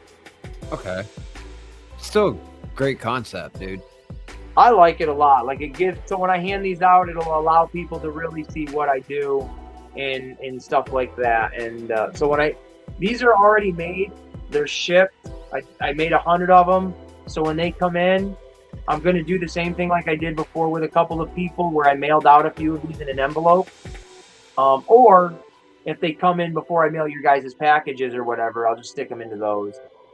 Oh, hell yeah, I appreciate that. And you said you sent me some of casuals as well in the hat. Yeah, they're going to be, actually, your package is right there. It's a big fucking box. That's going out hopefully on Monday. So. And you know I'm going to do a video again of unboxing it with Tokyo. You got it. This is a rule, okay? If you're a YouTuber and you get a gift from another YouTuber, right, you have to do a video on it. If not, you're kind of like weird, in my opinion. That's a weird vibe. Like your box I'm sending you out has a wand for you, a wand for Gemma. Well, the kid. Sorry about that. I didn't mean to like legal name. I name dropped her earlier. I'm sorry about that. I'm so used to our phone calls, bro. The kid. I got a wand for her, Harry Potter one. I got a coin for you in there from Harry Potter. And the wands are from my mom to you guys. I remember you saying that. So those are going to be dope. I can't wait to put that on my shelf. My mom wanted you to have a piece of her collection. I love that. And there's a wand in there that has like a little crack on the bottom of it. I was like, I want Ace. I have a note around it that says, customize this for a YouTube video. Okay. So I want to see what you could do with that. I wanted to see a video of you just, you've been doing a lot of arts and crafts stuff. Oh man. So I've been into that. I've got I want to do a video on it. I've got a vinyl, and it's like the size of my head, a vinyl stormtrooper helmet from Star Wars. And years ago, I started to paint it, and it looks like dog poop. So now that I'm like arts and crafts again, or Ace and Crafts. Oh my God, Ace and Crafts. Oh shit, there's a new show coming out. I'm writing it down. Write it down. Ace, write that down. Ace and Crafts. Dude, that's fucking Oh my good. fucking God. Hold on. That is a thing. I got to write that down. Ace and Craft. So, I tell you what, dude. One of my largest viewed videos is me putting a little bit of chrome on one of my Optimus Primes. yeah? Oh God, like I've done- 4,500 views and growing. Yeah, me just Wow. I think 20 minutes That's putting cool. some liquid chrome on a Prime. I would do that because what was I even going to say? Now I just got fucking sidelined by a genius idea. Oh, the Stormtrooper helmet. Yeah. I have that big vinyl Stormtrooper helmet, and I want to paint it and do like my own Ninja Turtle Stormtrooper helmet. Okay, bro, that's fucking smart. And if I can't do a Ninja Turtle one, because the idea look, I don't know how to get like a bandana look around the eyes without literally Send it to drawing me. on a bandana. Send it to So- me, and I'll 3D make it so you have a template. How I could see My doing that, like cell shading it. That would be cool. that's what I thought, but I don't know if I trust myself. So then I thought, well, since a Stormtrooper is the trooper, why not make it into a foot member and make it a foot trooper? Call him a foot trooper. So That's smart. I'm thinking I might make it into like one of Darth Shredder. I'm thinking of making it into Darth Shredder's foot trooper. So having it like a purple Stormtrooper helmet with like ninja shit to it and stuff or something. I'm not sure, but the arts and crafts. So your wand, I would definitely try to make something cool out of that.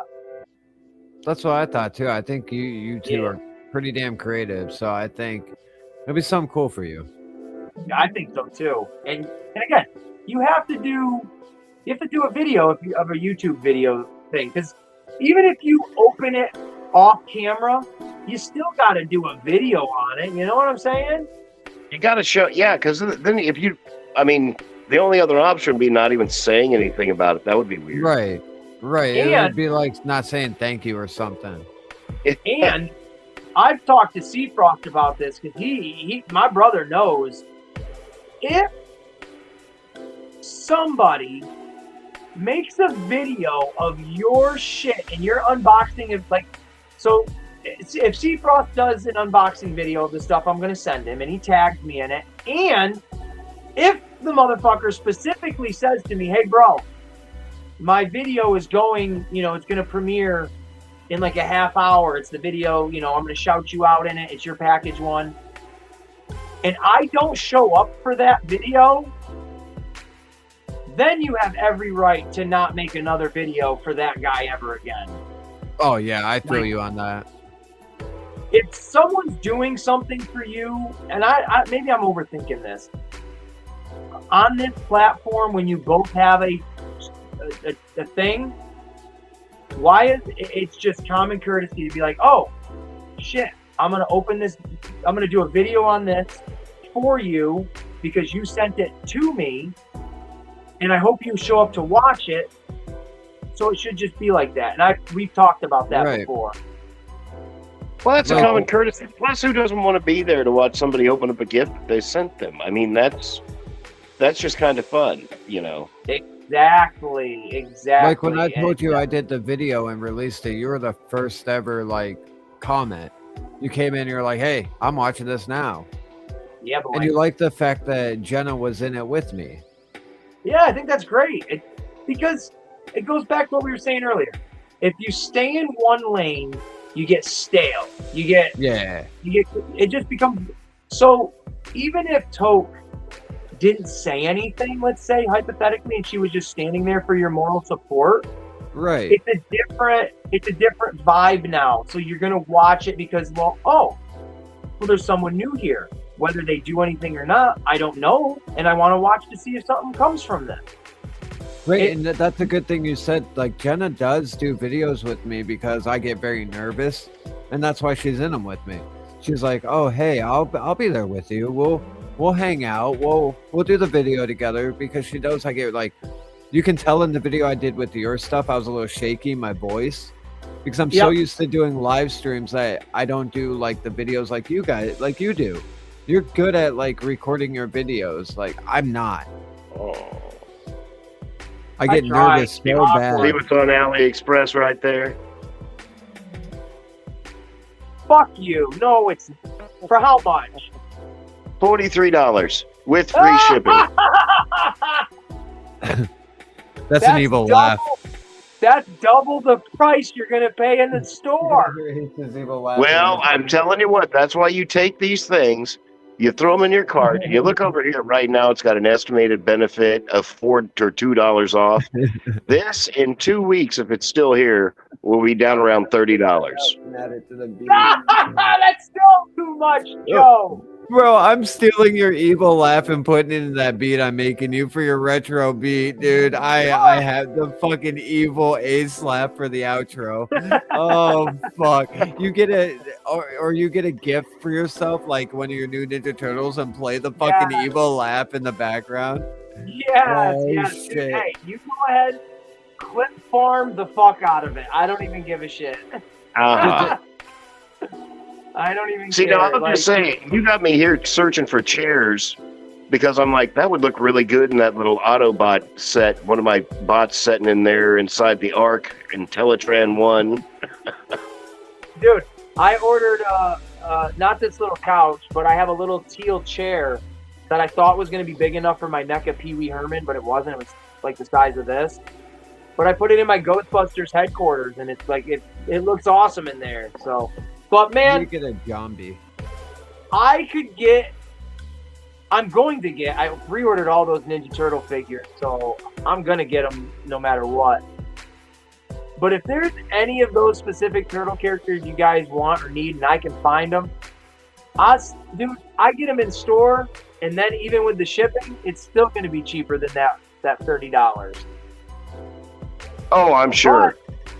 But you know what? Yeah, I'll say it right now. I'll wait until Sunday. Temu's not the best for action figures. And I'll say that. That's our weakness. I did notice that. Like figures, not so many, but busts and dioramas, yes.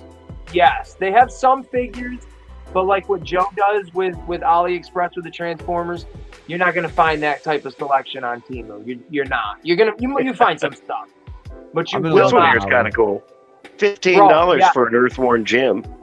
Wait a minute. Is it $15 for him, or click on the? All right, you see the pictures on the bottom? Yep. Yeah. Let me see. The whole thing in the box is $21. That is $15. There we go. Because it's that bait and switch they do to you. It's dude. Trust me, Joe. I bought those Earthworm Jim figures. I have 2 of them. And I've gone back to get the rest. But the motherfucking Psychro and number 4 are like $60 a piece with like $20 shipping. Holy crap. Yeah, brother. And that bums me out because when I got them back here on my shelf. They're literally the same exact ones. The DNA, the premium DNA or whatever they're called. I bought the green Earthworm Jim, and then I bought the regular one. And then I was going to go back and get the head pack accessory, and I was going to get Psychro because the head pack accessory was like $8, and then Psychro was only like $22. And I was like, that's a cool deal. Yeah. And now they've skyrocketed. And a little fun fact, in case you're wondering like what those figures really actually are, years ago, at this point, like 2 or 3 years ago, that toy company they were meant to release those Earthworm Jim figures on some website or something like that. And for whatever reason, the deal didn't go through. And a bunch of people like had pre-ordered them. And it took forever for those pre-orders to go through. So I don't know exactly why, but AliExpress is the only place you can find them, and they got them for whatever reason, and they got them at like liquidation price at first. So literally the 2 Earthworm Jims that I bought were like $13-15 a piece at that time, and it's been like a year or so, and they've gone up substantially. But they're really cool figures. The only downside is the Earthworm Jim, his head, his ball joint in his neck is super small. So when you twist the head and like it's tight, you can twist the neck right off the ball joint, and that's exactly what happened. That's what happened to one of mine, and I couldn't get the ball joint out of the neck, so I had to glue the neck in the. It looks fine. It looks completely fine, but I cannot move his head left or right at all. So, not the best. But if you're an Earthworm Jim fan like myself, to have, you know, a detailed, upscaled figure of, you know, my favorite alien worm, it's an awesome figure. It really is. And he comes with his guns, extra hands, extra heads if you can use them, and his little accessory character of Snot, which he came with as the original toy, which is really awesome. That's great. Yeah, I love my Earthworm Jim shit. Joe Prime, you come back, kid. I will say that Temu has a lot more like music video props. I'm looking at that because I do music videos, so I was thinking of something in my common interest. But I will say that AliExpress has a lot more like what's it called, like miniature style stuff, like the wireless mics that you can put on your shirts and stuff. Bro, I just put some of them in my cart today. I've been thinking about getting them as well. Okay, so I think I got a 3-pack. I've never used them before. Now, what does that do? All it does is Bluetooth, right? Yeah, that's all it is Bluetooth, and it records your audio through that from your camera. And I should be able to do that, I think, with my YouTube on my phone, I hope. Oh yeah, absolutely. All right, Joe's out of here. He backed out for the night. He's not coming back in, but he's saying good evening. We have gone on for literally almost 5 hours, but to me, this is like a normal conversation if we were just chatting on the phone, right. Honestly. Like, I know a lot of people have dipped out because they are probably over at Kaz's, which is fine. It's cool. We have had at least one consistent viewer this entire time. So I appreciate that person. Frost, if you're ready to get done and go do your thing for the rest of the night, I don't mind wrapping it up. Or if you want to continue just shooting the breeze, we can. You know what we'll do? We'll save the rest for our Sunday, because after our stream with Doug, how about we do a recap on your stream of the interview, and then when Joe comes on later that night, we'll go over to Joe's and hang out with Joe, since we know Joe's going to support the hell out of us, and plus you're going to be there. You're my homie. Joe's my homie. I'll be there.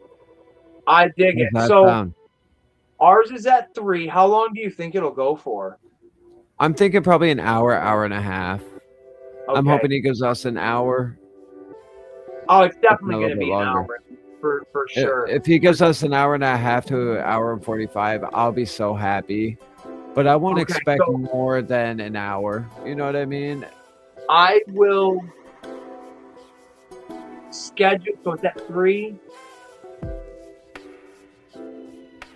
Excuse me. I have to pick the kid up at 6. Okay. So do you like 4:30 to 5:15? Give it like a 45-minute to an hour recap. We could do that. That would be fine. I was thinking that for sure. And then when I go to get her from like that 6 to like 8, that 2-hour window, that could be a refresher for both of us. Get some food. Yeah. Freshen up whatever bullshit and all that, and then jump onto Joe's and hang out with him and do the Temu versus AliExpress. And yeah, and I'll just be a party there watching or being on the screen hanging out. Yeah, absolutely, man. I'm super stoked. It's gonna be an awesome Sunday. It's a good idea. Streaming, like for sure. I'm very excited, and it's a jam-packed weekend, everybody. Like, it really, really is, and we'll promote it. I'll say it again before you get off, or after you get off here. But check us out again this Sunday, July 19th at 3 p.m. Eastern Standard Time. Let me throw the little makeshift flyer up there. I think it's going to be a wonderful time. I think that everybody here should come on, hang out with us, and feel welcome. I mean, that's all we want to do is make everybody feel welcome. We want to build everybody up. We don't want to tear you down. That's like my biggest thing on my channel. Exactly. It's my catchphrase, and I live by it, and I bring it everywhere I go. I don't want to tear you down. I just want to build you up. And the people we surround ourselves want to build you up as well. Like with Ace, he wants to build you up. With Joe, he wants to build you up. Like, it's a positive feeling, and that's what we welcome. Yeah, we have our days where everybody has their days, but we keep going, and that's what it's about at the end of the day. We don't give 100%. Up. We want everybody to know that we can relate to you. We have depression. We deal with shit in our minds just like everybody else, and we understand, and we have emotions too, just like you. You know? Yeah. I snapped at work and gave both of my bosses attitude today, rightfully so in my opinion, but shouldn't really. What the fuck? Why is my phone gonna do that? I hate it when it does that. It's starting to like turn off on itself. Oh jeez. Like the screen will start to go dark, and then like the screen will go completely off. I don't understand that. Mine does that too, and I can't turn that off. I can't either, and it happens only every once in a while. Maybe when it overheats, it does it. I don't know. But all that nonsense and stuff. But we just want to contribute back. Yeah. To the good people that helped get us here, and we want to just kind of give that in return and just share our quirky weirdness. So again, join us this Sunday, July 19th, 3 p.m. Eastern Time. What is it, Frost? For it's 2 p.m. Central Time for Joe, and then 12 p.m. Pacific Standard Time for Doug. Folks. So we'll be here. We'll have a good time. Right, and it is the interview for the ages. You're going to join myself, Ace, C. Frost, as we present to you the voices and vision featuring Doug, the epic Mallow, only here on YouTube. It is going to be an awesome freaking time. We're going to have a sit down with the one and only Doug Mallow and get to know him get to know us, you get to know him, and then he doesn't want Maybe to he'll get to know them. You know what I mean? Maybe they'll get to know. So it's all up to you guys. Come visit us. If you guys come watch us, that's what helps us do more interviews just like that. You know, it helps us grow. And that's all we're asking is you guys be patient as we grow and, watch us grow. And we want to make you happy as much as we can. So. Yep. So don't sleep on Ace's Place 22 or official Steve Frost, because you're going to miss out. You don't want to miss out on it, man. Not at all. It's going to be wonderful. But I guess we'll call it a night and everything. That's how you make that screen like that. Sorry, I'm just experimenting now. I didn't know I could do it like that. You're like, I can figure this out. Watch me, bitch. Well, damn, look at that. That's not bad. That's actually pretty cool. Yeah. So it'll be awesome. I didn't even put on there. It's where the hell is the stream going to be available? I didn't even say that. Oh, on my channel. Yeah. There you go, folks. Over at Official C Over Frost. at Official C Frost. YouTube.com/Official C Frost. Available on the thing. So shit, there you go. They'll figure it out though. They got both of our information. Oh yeah, they're gonna see me tagging you and stuff, you tagging me and stuff for the next 48 hours. It's gonna be content on my part. Like tomorrow I got like 5 shorts I'm shooting with myself, and I'm gonna tag your channel, Doug's channel. I'm gonna put the fact that he mentioned our stream and everything for tomorrow's. So I want to build that up. I want to really build that energy for everybody. Absolutely. It's going to be a lot of fun, and we hope everybody, the one person that's watching right now, but the millions that will be watching later, we hope everybody's going to be there. So absolutely. I hope everybody shows up. And like I always say every night, be careful out there, everyone. It's a crazy fucking world we do live in. And Ace, my brother, I love you, man. And love you too, I will chat with you probably tomorrow so we can run through questions in the afternoon. Maybe 6 o'clock if you can give me a call. How's that sound? Yeah, that works totally. Tomorrow, all I'm going to be doing tomorrow myself is a shit ton of videos for next week. So that's literally just recording and editing a bunch of crap. So yeah, I'll give you a call at 6 o'clock. We'll be messaging each other either way though. Too. Yeah. I'll let you know what I'm doing out today. I have a music video shoot tomorrow afternoon, which I told you about. So much love, my brother. All right, man. Oh, we got someone. All right, later, Joe. Oh, Joe's saying Later, bye. Joe. Hey, have a good night. Well, I'll probably see him over at Kaz's. I'll jump over there for a little while. Yeah, I'll go over there and say hello for a minute.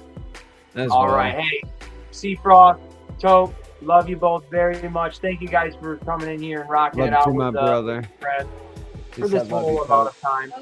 I appreciate that. Always. You always show up for me. I show up for you.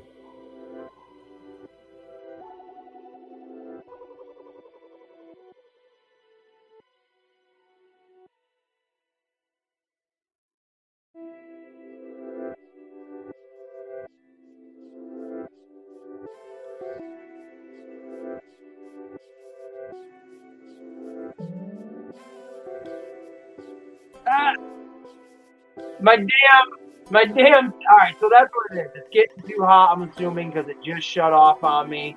But we're back. I just want to say thank you to everybody that tuned in, that watched tonight, that's going to watch this at some point. I really do appreciate it. And before we go, I did write down a bunch of people's names that I just want to acknowledge for tuning in and just having a good time. So we got the Icon Files. We got Joe Prime 1986, the official Seafrost, Tope, TKD Bar, Jurassic Mario, Justin Booth, Old School, Doe Studios, Kaz, Sci-Fi Swamp Man, DB Morgan. Who else do we have in there? Yabina, hey, we got a fan all the way from AliExpress. How effing cool is that? So Yabina, thank you so much for popping in here and saying that I'm your favorite. Destro, Jesus frick. I'm calling him by his gimmick name. My jaw looks like it's kind of, maybe it's just my face the way it looks. It looks like it's long. We've got Profit Director that popped in here. So wicked cool stuff. So that is going to wrap it up, folks. I truly appreciate everybody for popping in and hanging out. And you're going to see us again this Sunday. So one last time.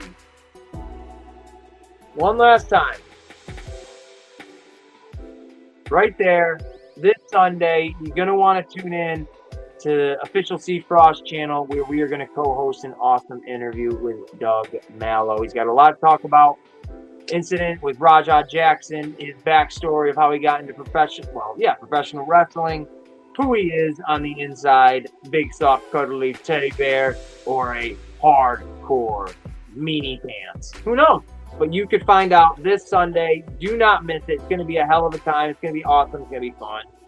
So, other than that, folks, this has been Ace with Ace's Place 22, the Ace in the Hole Variety Show, your 5-hour Friday night delight. Get on over to the Casual Toy Collectors. It's been going on for an hour and a half. I'm going over there right now to say, hey, hi, how you doing? So thank you all so much. And until the next time, peace, love, and peace to grease.